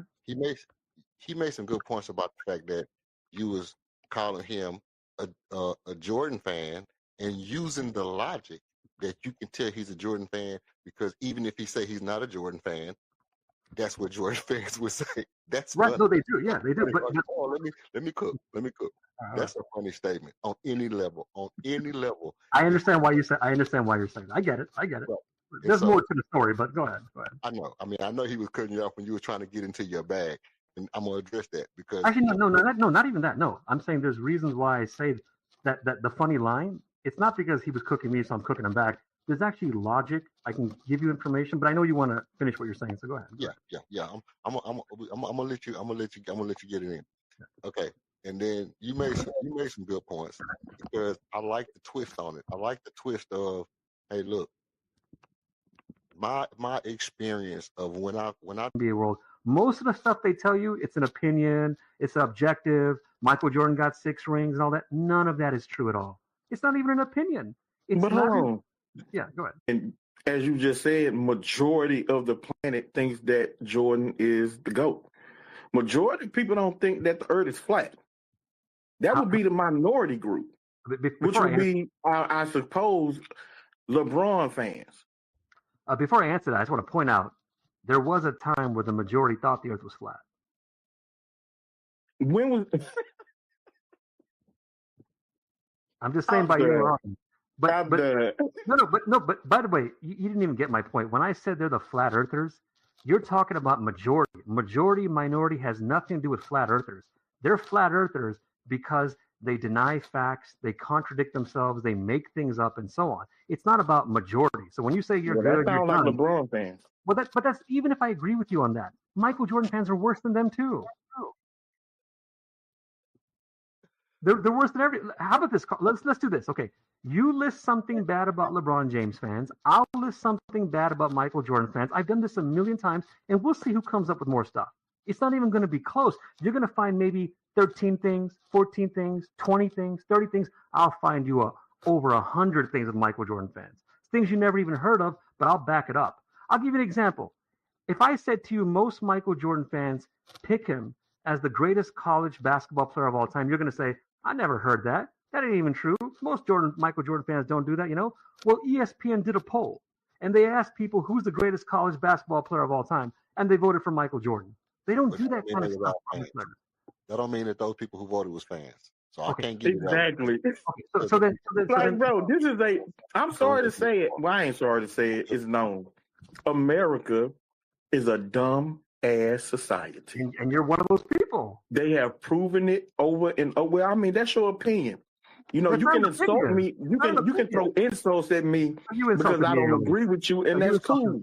Well, you insulted me earlier too. So let's. Well, no, I never called you out your name, brother. No, you said something. No, you didn't do that. But that's not the only insult. So you're insulting me because I don't agree with you. That's cool. See, this is cool. We ain't got to argue about it. Let me argue. But my point is that this society is a very dumb society. This is how Michael Jordan fans are, folks. They don't want to listen to anything. This is a very dumb society, and so gauging it by a poll done on ESPN does not prove your point. I never said it did. You're not listening again. I don't go by one thing. I told you I can list 100 things that they do that no one else does. At some point, guys. Just because you say it don't make it true. Hang on. At some point, you have to go by a pattern. If people keep doing the same things over and over and over, and no one else does it, at what point do you say, okay, you know what? They're different. If, in other words, let's talk about America. You want to talk about America? Let's talk about America. If America has a history of being mean to black people, being racist to black people, being unfair to black people and all that, at what point do you say, okay, white people in America are different from Japanese people? There's a difference, obviously. Yeah, I mean, I get the sentiment, but I think what we're looking at is, for one, the poll thing. You can't say that the people who took the poll was fans of basketball. You can't even say that they were fans of basketball because we don't even know if they was fans of basketball. Well, you got a contradiction, and that's an example. I'm not trying to connect you. All right, go ahead. Hold on. Here's the thing. Here's the problem. The problem is if you did a poll with the information you gave me. Now this is why I do this. This is why I'm the GOAT at this. You want to talk about the GOAT? I'm gonna show you who the GOAT is. Well, I'm pretty sure I'm more of a GOAT, but all right. Okay. Okay, this is why I'm If the you GOAT. go to my page, you'll check it out. I'm just playing. I don't, you know, Yeah, to be fair to you, I'm not. I don't think I'm the GOAT, but I'm just saying, if you go to my page, it's pretty popular. You know what I'm saying? listen, I mean, listen. I have no problem pulling up. I have no problem pulling up. But I'm gonna show you what the information you gave me was. ESPN did a poll. They asked 100 people. Not 100. Well, you said they asked. Yo. All right. I'm back, man. I'm back. Where was we at, man? See, that's how I know. Buckmo is a Jordan fan. We know that Buckmo is a Jordan fan because he have an inconsistency in his argument. Anytime you have an inconsistency in your argument, you're a Jordan fan. I gotta put my soundboard back together too. That's how I'm working on that to get my soundboard back together. So soundboard will be back together soon. We gearing up for the preseason, for all that good stuff. And the soundboard to be back is gonna be pop. Soundboard gonna be off the chain. Now, that being said, let's look at it in context. Let's say the Rockets only made 12. That's philosophy. That's basketball philosophy. You know, and here's the thing. I'm not gonna hold against a coach. If the coach says we want to take the most efficient shots we can take, I'm not gonna hold that against the coach. And if they win a substantial amount of games, I'm not gonna hold it against the coach because he did his job. He got him in position to win, put him in position to have good shots. And for the most part, a lot of the guys made their shots. Two guys that need to be better. What wasn't as good as they could have been. We know that Albert Shango and Armin Thompson could have been better shooters. We understand that. But I'm also not going to hold those two players accountable for the offense of the Houston Rockets. I'm not going to put that whole offense on those two guys. I'm not going to even say by no stretch of the imagination that you can't win with those two guys on your team because those two guys can't shoot threes. I think that's an inconsistency in ideology, and I don't believe that to be true. I don't care how many times somebody tell me that you can't win with two guys who's shooting threes, because you have to show me where those two guys shot enough threes to be a detriment to the team's offense.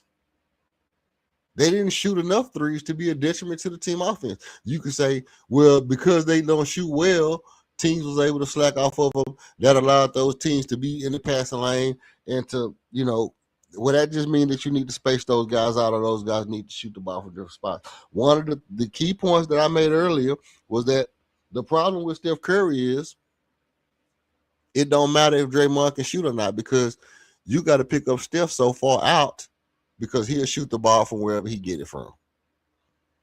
If you don't get on him, he going to shoot it from wherever he get it from. So that means you can't leave him open. You can't wait till he get the ball and then blitz him once he start dribbling. You can't do none of that, because as soon as he get the ball, if you're not up on him, he can pull it from right there. And Kevin Durant can do the same thing. He just don't do it. Kevin Durant could make you a liability for not picking him up early.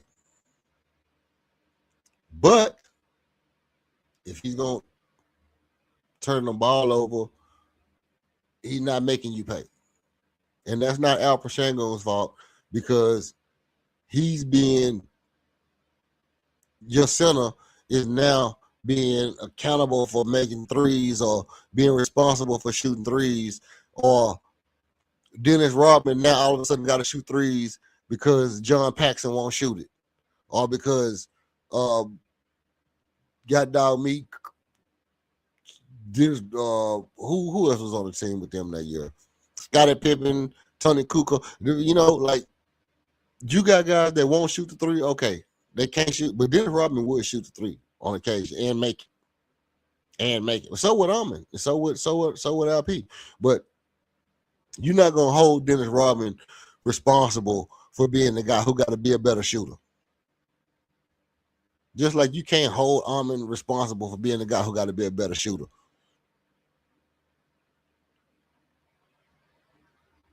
You can't just say, "Oh well, he can't," because here's my question. Here's my question: can Albert Shangon and Dennis Rodman win a championship together?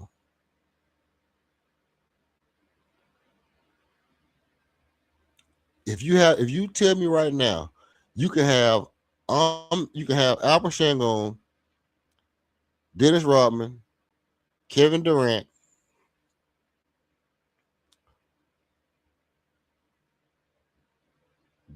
Reed Shepard, and I don't know. I don't know. Just a regular basic Mike Conley or somebody. Just say Fred VanVleet. You try to tell me you can't win with that team because Dennis Rodman don't shoot threes and LP don't shoot threes? No, I can't. I can't accept that. I can't accept it.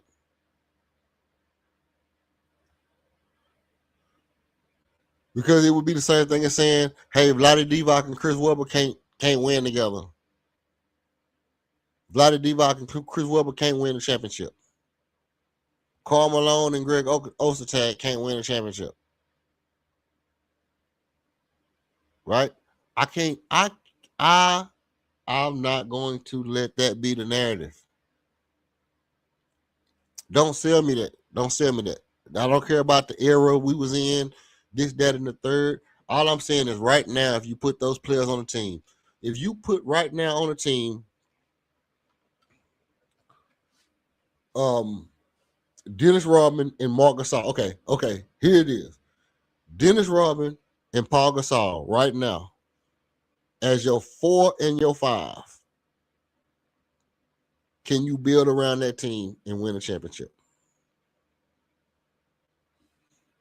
It's that simple.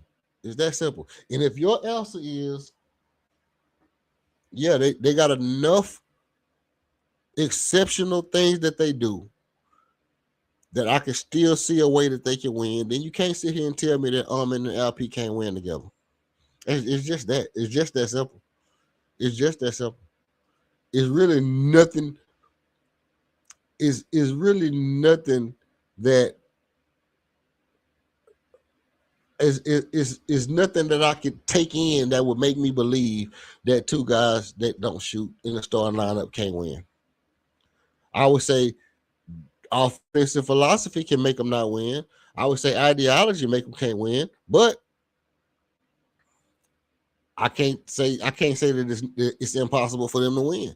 I just say they need better coaching, they need more continuity, and they need more time together.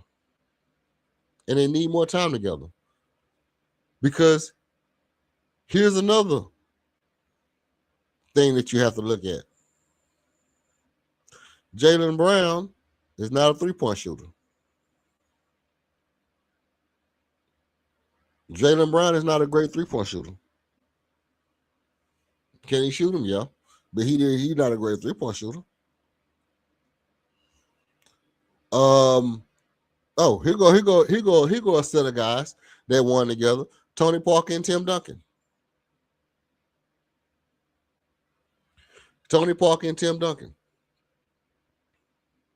Were they great three-point shooters? Or were they two non-shooters? I mean, obviously Tim Duncan's mid-range was impeccable. So I get that part. But I'm saying you can't just tell me automatically that two guys, you got two non-shooters. Add context. Add the context to it. What do you mean when you say two non-shooters?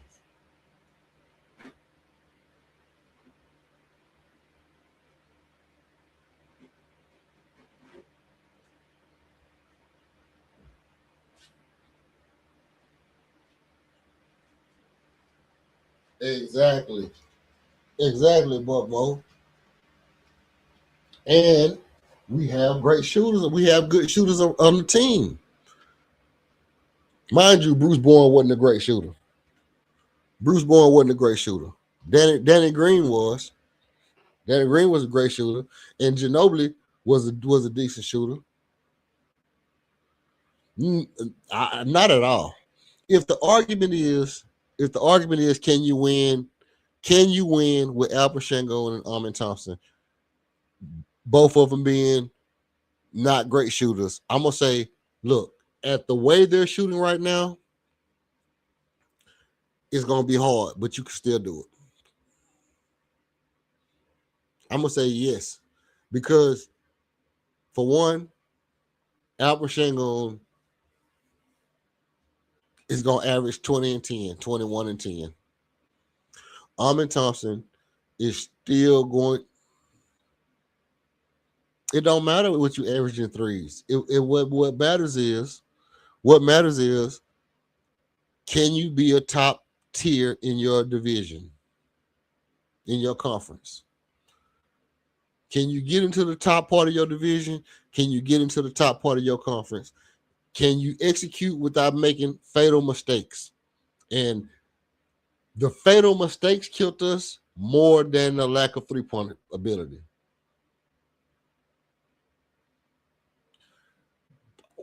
I can't necessarily agree with you, bro, because we was a fifth seed, we was a 5 seed, bro. We was a 5 seed in the West, and we could have been higher. We was a 5 seed, missing 2 of our top 7 players. We our backup center was gone, our starting point guard was gone, and we still made it to the 5 seed. I feel like we could have won. Now, it don't mean that I'm saying that because Fred VanVleet came back and his knee has been incapacitated and ultimately, reconstructed, that all of a sudden we're a better team. That's not necessarily what I'm saying. But I am saying that if Fred shoots, let's say Fred shoots 37, 38, 39%. Jabbar stays at 40%. KD stays at 40%. With Alp and Amin both doing what they did last year, I think we still can win. You did say 5. I thought you said 6 last year. Actually, I thought you said a 6 seed. I thought you were 6 seed Charlie. I thought last year you were 6 seed Charlie.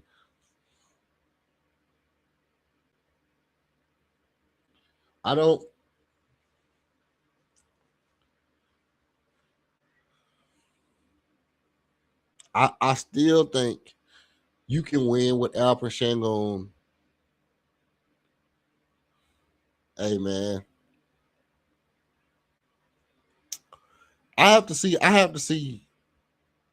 how healthy Fred is, but I'm going to give an extreme rope to this team because we got Marcus Smart. Because they solidified their backup point guard position with a guy that's an actual guy. They brought in a Dylan Brooks at point guard. We got Fred back, and we brought in another dog at the PG.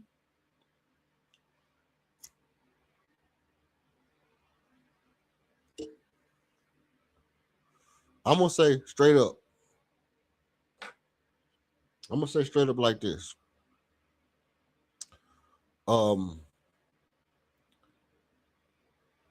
Marcus Smart, but a lot of y'all said Dylan Brooks was trash. And Dylan Brooks 9 points a game or whatever he averaged, 11, 12 points a game that he averaged when he played for Houston at shooting 40% was monumental to this team. And when we left, it hurt us because he was shooting 40% from 3. And I don't think Marcus Smart is going to shoot 40% from 3. But if he shoot 36% from 3 and plays good defense, and can really be a stabilizing force, anchoring, heading the snake on defense on that second unit, allowing Reed Shepard to be off ball. I tell you, that can make that second unit very dangerous. A lot of people said Dylan was trash when we got him, bro. A lot of people argued me down that we shouldn't get Dylan Brooks. A lot of people argued me down on their platforms. When I was jumping on other people's platforms, and I always give a shout out to everybody when I've been on your platform. I always give you a shout out. You know, shout out to everybody I've been on your platform, show up to my skill. Y'all let me come on there and chalk my talk. A lot of y'all was arguing me down about Dylan Brooks, and now y'all miss Dylan Brooks just like I said you would when we got rid of him. Because people said Dylan Brooks couldn't score, and I said Dylan Brooks would probably be one of our best shooting guards if we put him at shooting guard.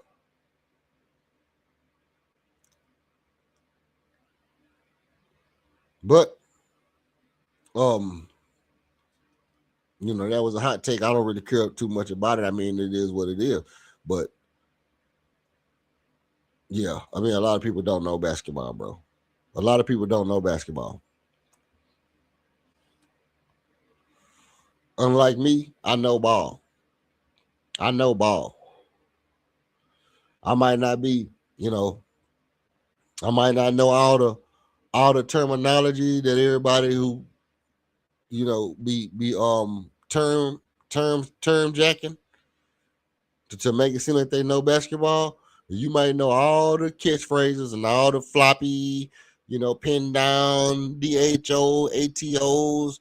You might know all the terminology or whatever, and can spit that shit and say that shit like your name Hubert Davis, goddamn. But at the end of the day, a lot of y'all told me that Dylan Brooks was washed. He wasn't a good pickup. He wasn't a good basketball player. Just like a lot of people arguing me down that Jalen Green was so trash and it was all his fault that he played the way he played. And then they say, well, Kevin Durrant only did the same thing that Jalen Green did because Fred VanVleet wasn't there. Well, Kevin Durant did the same shit Jalen Green did. Matter of fact, I would almost say Kevin Durant's one game was worse than Jalen Green's one game.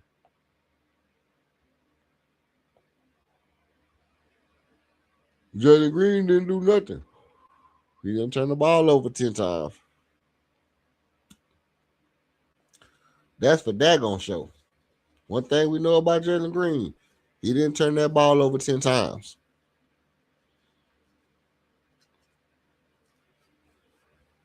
So you can say about what he didn't do, and he didn't rise to the occasion, but he didn't turn the ball over 10 times. You understand me? And if Fred VanVleet wasn't there, I still don't think Jalen Green would have turned the ball over 10 times.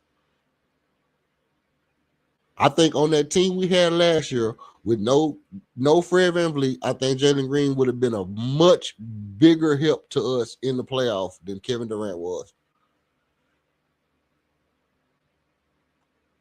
If you throw Jalen Green on that team we had last year in the playoff, I believe he's a bigger asset to this team than Kevin Durant was in the playoff last year. Now, that being said, do I think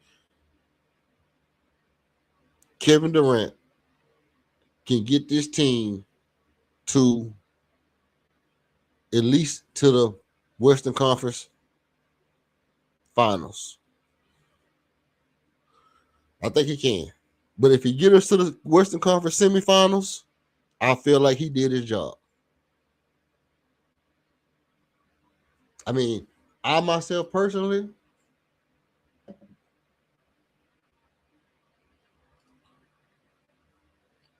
I feel like Western Conference semifinals is good enough because I don't really think we should beat OKC or San Antonio. I don't think we should beat those teams.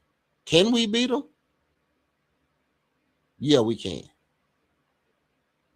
Yeah, we can. Because I expect Armin to take a leap this year. He just got a new contract. Again, like I said, when a guy gets a contract, a guy gets a raise, he gets responsibilities. I'm putting that responsibility on Armin this year. I'm expecting him to be a nightmare for everybody. Also, Also, Tari Eason. Tari working out with Meta World Peace. Hey, what you think about Tari working out with Meta World Peace? Hit the like button, hit the subscribe. Let's talk about it. Hit the like button, hit the subscribe. Talk about it.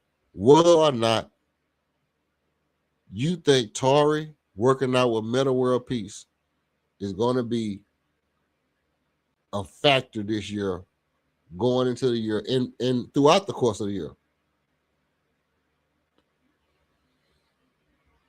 I mean, Tari is already a terror. You can't really teach being a dog, but I don't, Tari not a rah-rah dog, but as far as getting after it, and causing havoc and causing chaos, Tari one of them ones when it comes to causing chaos on the defense, and he working out with Meta World Peace. If he get a little bit of that, these my boys, I'm gonna ride for him. I'm gonna be a little bit more of an enforcer. That's how I'm gonna make my name. If he get a little bit of that in the system, hey, tell y'all right now, Tari can make some noise. Tari can make some noise, shooting 39%, and playing defense the way he played defense. And if he stay healthy, listen, if Tari stay healthy, play defense the way he known for playing defense, and continues to shoot the ball around 39%, hey, I'm telling you right now,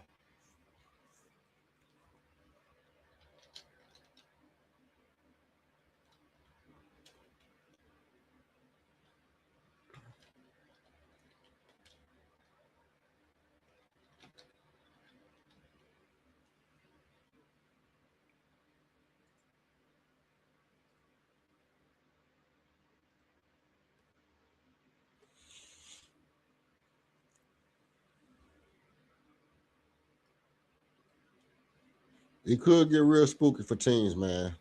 I'm gonna tell y'all right now, it could get real spooky for teams if everybody take a small step. If guys are healthy and everybody take a small step, watch out. Watch out next year, man. It's going to be a whole totally different year next year.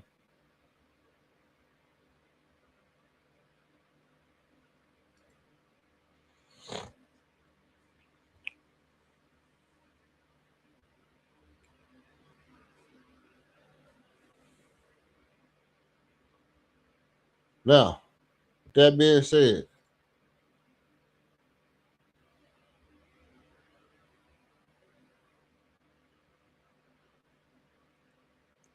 I had 83 views in the last hour.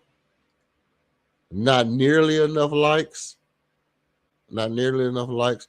I appreciate it, everybody, if you hit the like, man. I'm trying to get to I need to get my subscribers up, bro. So if you do me the kindest oblige of oblige me by hitting that like button. Also oblige me by subscribing, because going forward, whenever I jump on, you want to be here in the heat of the conversation, so that when things get jumping off, when we get to talking about it, stuff get real.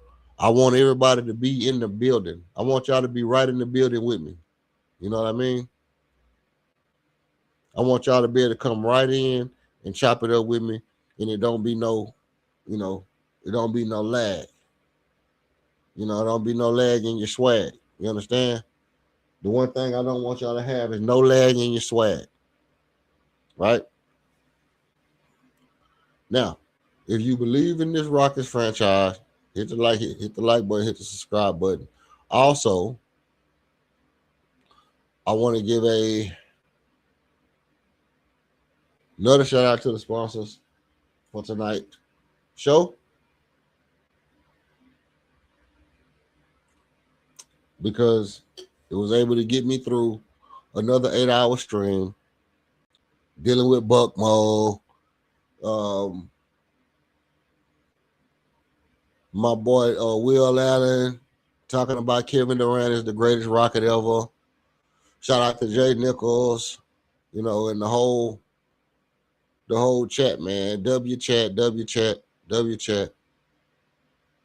Hype the video, like the video, all that stuff, hype it up. Time. Shout out to the boy Time, man, for putting up on me, keeping it the bean, keeping it the thigh wall, keeping it the power wall. That's how we do it. Shout out to everybody. And again, you can come on here and try to debate me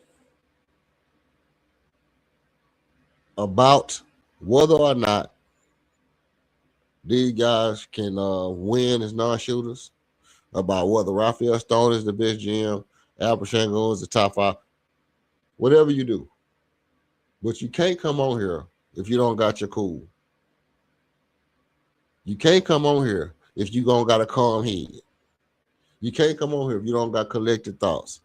And the easiest way to be cool, calm, and collected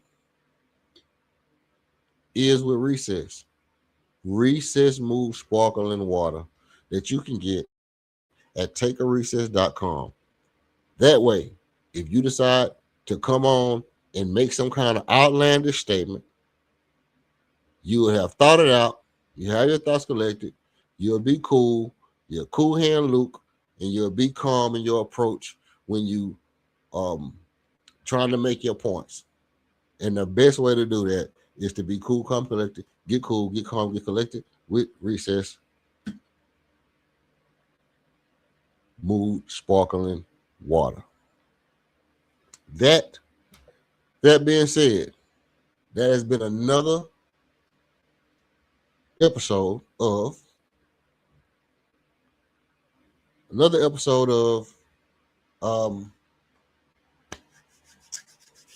Red Alert Houston Rockets.